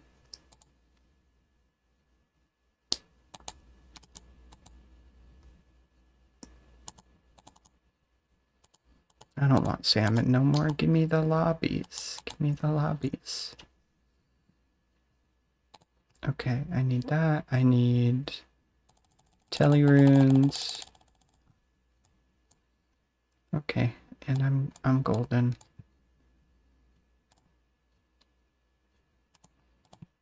I need some money to go to Kromja too. Okay. Where's the Minders crafting? Oh man. I haven't been to mines in a while. Nya hasn't been online in a long time either, so I don't really know where everybody that crafts mines has been lately. I have seen Cody Cigar mining a lot of S in recent days. And the only other person that I know that does mines besides Carly is this guy called Ambient, and every time I try to PM him, he doesn't respond, so I try to get into contact with people to run mines, but lately I've just been buying them too, so, or crafting them myself, because I gotta get my rune crafting up anywho's, but yeah, it is time for lessers. I actually think I prefer running for mines than for heirs.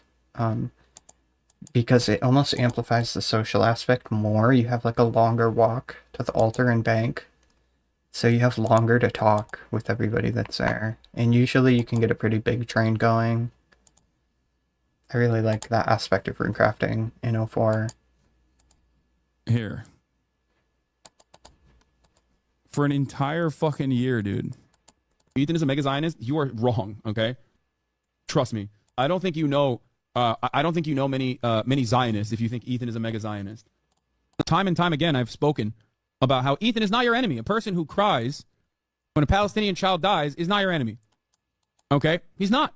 I've said these exact words over and over again. I told people in this community and people everywhere that will listen to what I have to say that you have to choose who you are actually angry at. There are people who are so loud and so proud about the ethnic cleansing campaign that Palestinians are experiencing currently. Go yell at them. He's been shitting on you on his members-only streams. I don't care. I don't care. Henry, are you at Lessers right now? What are you up to in-game? Are you playing right now?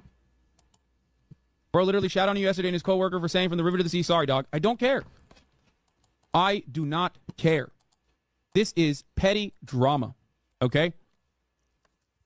I don't care. And neither should you. Okay? Oh, you're at Lessers? I will Can always I come crash you a little stand bit? by Yo, it's Baker. Ethan's ability to empathize look who and it want to learn is. and want to change his perspective. The man, okay? That's of it. Baker, the Ultimately, legend.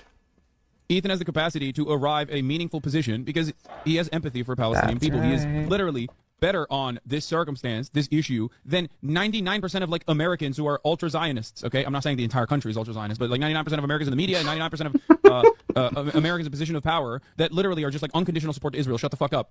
I've always demonstrated that until it reaches a boiling point, that I will always be kind to those around me that I believe I can communicate with, that I can lead by empathy. Sorry to say, but this tastes like milk. Yeah, big dog. Notice what I'm saying here? I will always show charitability to those who demonstrate empathy, I think the boiling point happened.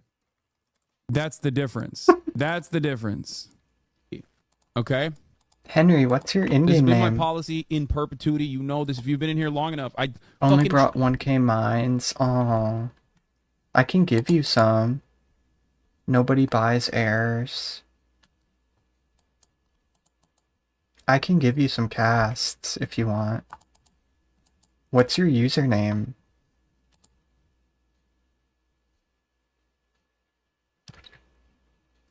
Oh, you're Sansai. That's right. That's right. Sorry, I'm really bad with names. I might have to ask you a few times. World 2. Okay, I got you. I'll hop in a second. I can give you like 700 casts or something. I can't go through 3K in a trip anyway. Yo, it's Kids Range. Yo.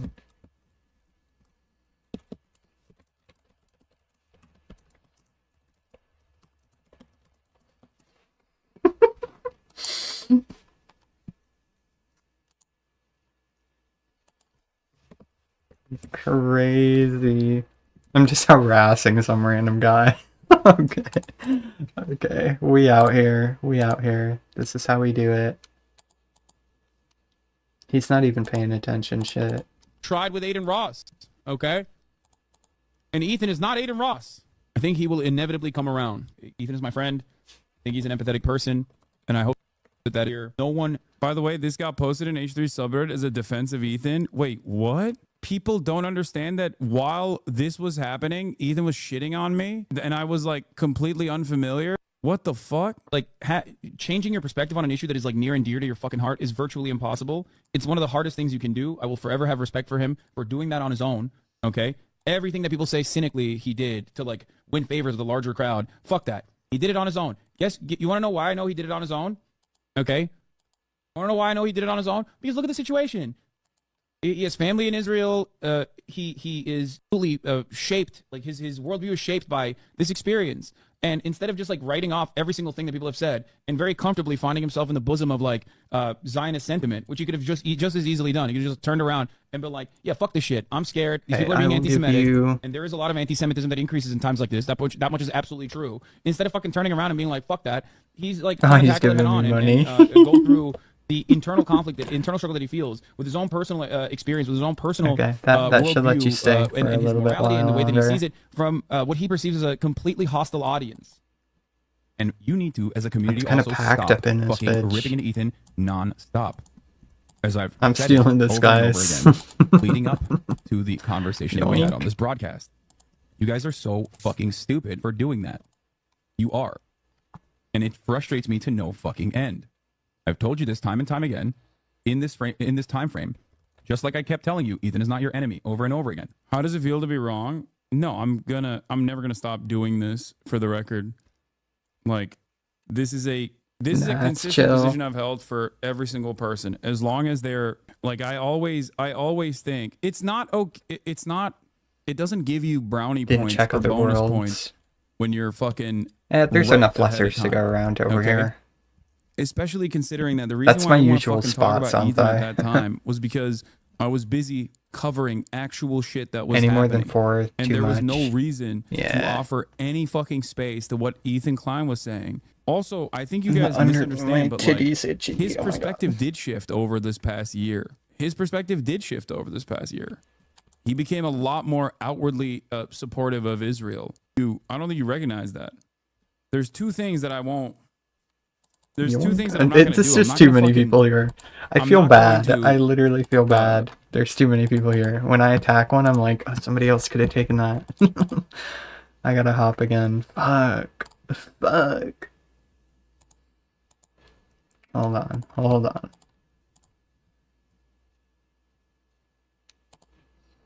Helicopter. There better not be nobody here in this world. It's fucking almost 2 in the morning. Stop being charitable to people until they've shown me that they just don't care and that they're disingenuously doing everything in their power to come after me, my friends, people I care about, or issues that I care about from the opposite perspective. Okay, I'm kind of bored of the H3 shit. He's just weird. He's a weirdo. I'm watching Ewu. And this guy I'm chilling watching get his Ewu. reward money. He killed my cat. Okay. You can't kill someone else's animal. He's got other cats that are hanging out on his property. I'm afraid he's gonna kill him. Why did you pick that particular? Such a such a dumb login cover, yeah. I tried to make it as dumb as I possibly could, not gonna lie. Oh shit. I'll just keep it on the screen, fuck it. I don't fucking care.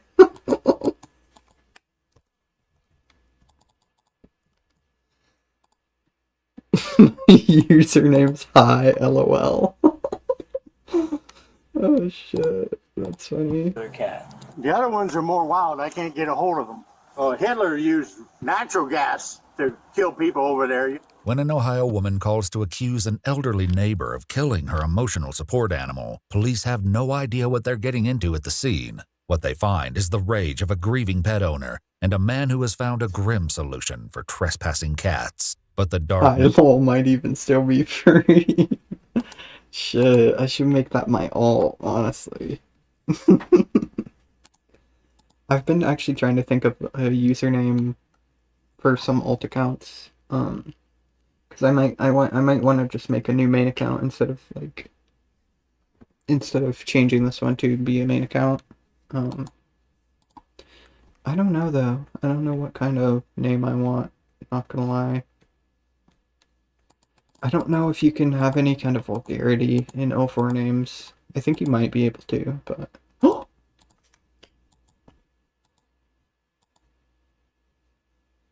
Guys! No fucking way. Are you kidding me?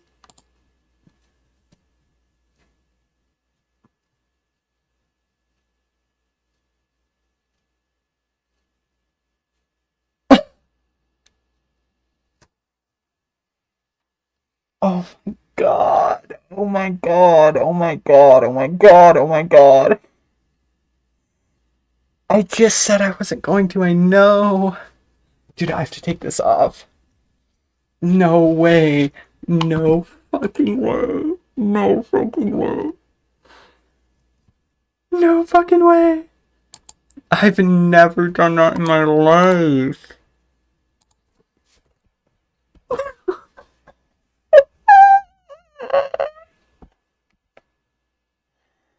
It's over. It's fucking over.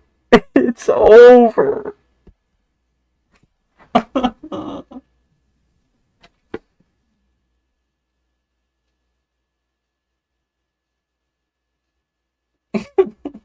God.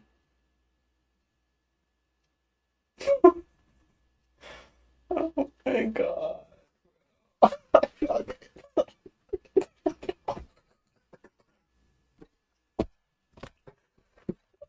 Oh. Oh. Oh my god. It's so over. It's so over. How was I on defense? How was I on defense? Oh my god. Oh my god. Should I just be a failed to defense pure?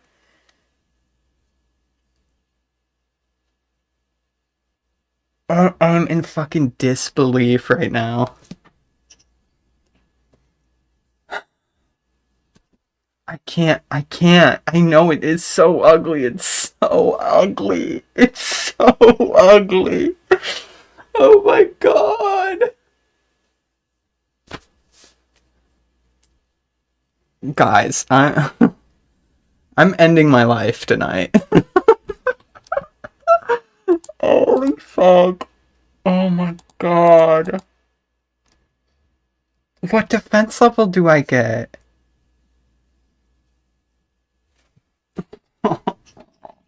Do I get 10? No, I can't. I can't. I can't.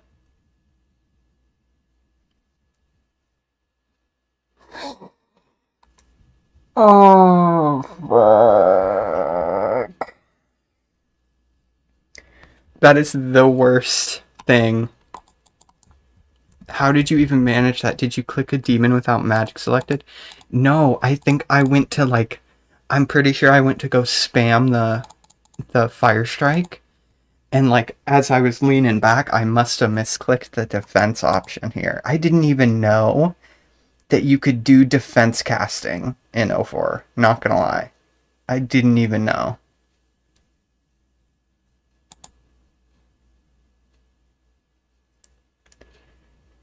But I have to keep it low. I have to... It was defense casting, yeah. When I looked, it was like this. It looked like this. Dude, I have to keep it low. Because otherwise the whole point of me making this account is fucking done. It's done. Gotta get that black gold trimmed armor. No. No. Oh, God. Oh, I'm gonna end it. I'm gonna fucking end it, bro. I'm gonna end it. I'm gonna end it. Nature speech. Oh my God. Oh my God. I'm fucking sweating. Holy shit. Oh, fuck. This isn't real life. There's no fucking way. There's no fucking way, dude. I gotta play it back. I'm definitely gonna play it back and see what happened. Dude, it's the Indian worlds. I got karma for saying the helicopter joke. No. No. Fuck.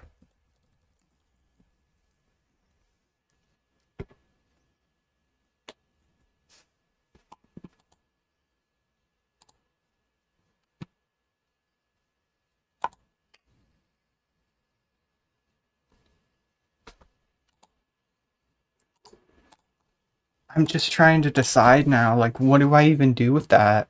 What do I do? Do I just keep it too and just accept its fucking vile, failed account? Dude, it's in true 2004 fashion to have a failed pure.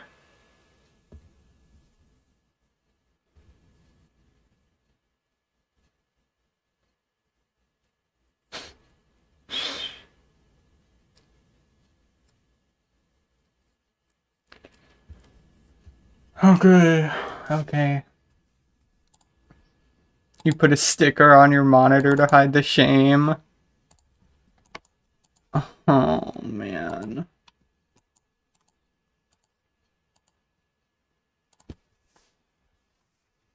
213 or 99. Oh, God.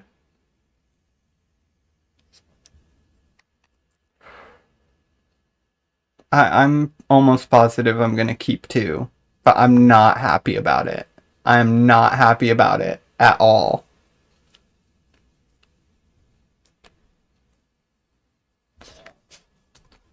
Get 3 for the memes. Oh, fuck. Should I? Should I? I might as fucking well. I might as fuck it. I'll get 4. Fuck it. 4. Fuck it. I'll just get 8. 8 defense. Why not? 8. I'm an 8 defense here.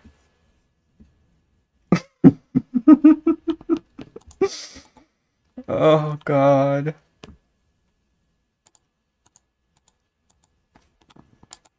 Okay, I mean, I have to record a clip now. I have to record a clip. Wait, I got it 6. Yeah. Yeah. I don't know. I'll pitch it to the viewers and see what they think I should do. Hey, at least I got a myth square shield. I'll be able to wear that soon. Fuck.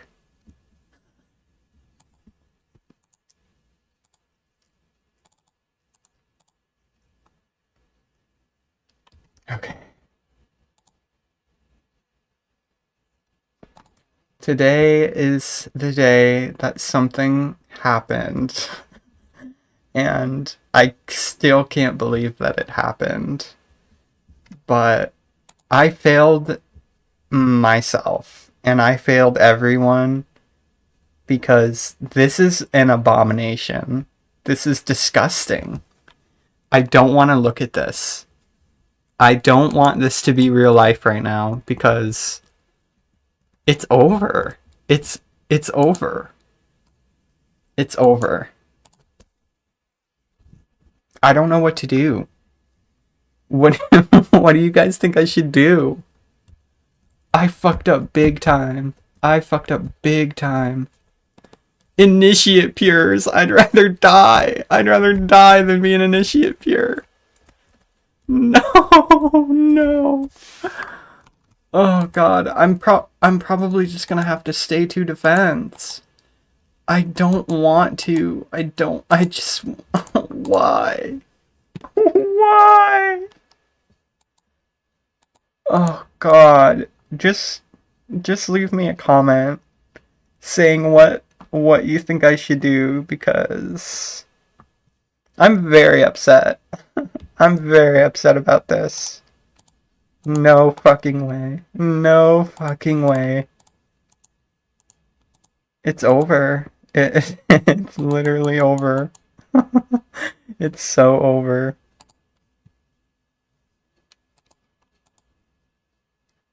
Weird things. I don't want to be a weird thing. Oh god.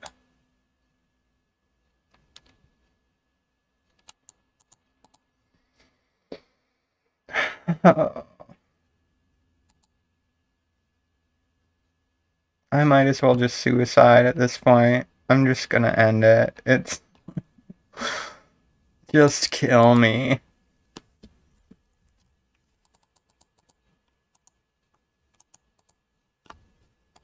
Method he uses to carry out these So executions. is this going in the next vid? It'll go in the next vid. All the clips that I have from the last video that I posted will be the next vid. So this will be at the end of the next video I post. The one coming right up. At least you can claim you're the first ruined pure in 04. That does not make me feel better, bro. It does not make me feel better. Oh god. I probably am. I probably am the worst. I mean the first. I probably am the worst first ruined pure. Oh no. I know, Trank. You're helping. It's okay. Oh my god. Dude, and I don't have no Baker's online, but I'm too embarrassed to even message him.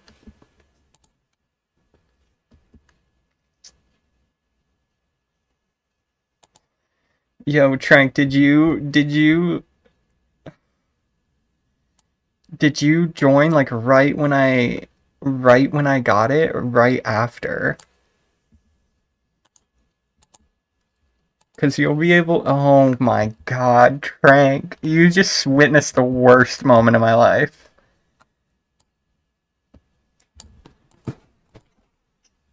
Oh, fuck.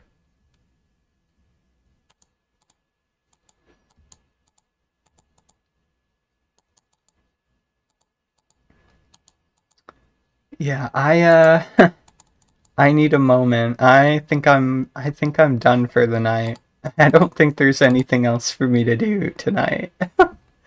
So, thank you guys for watching. Fuck. Bye.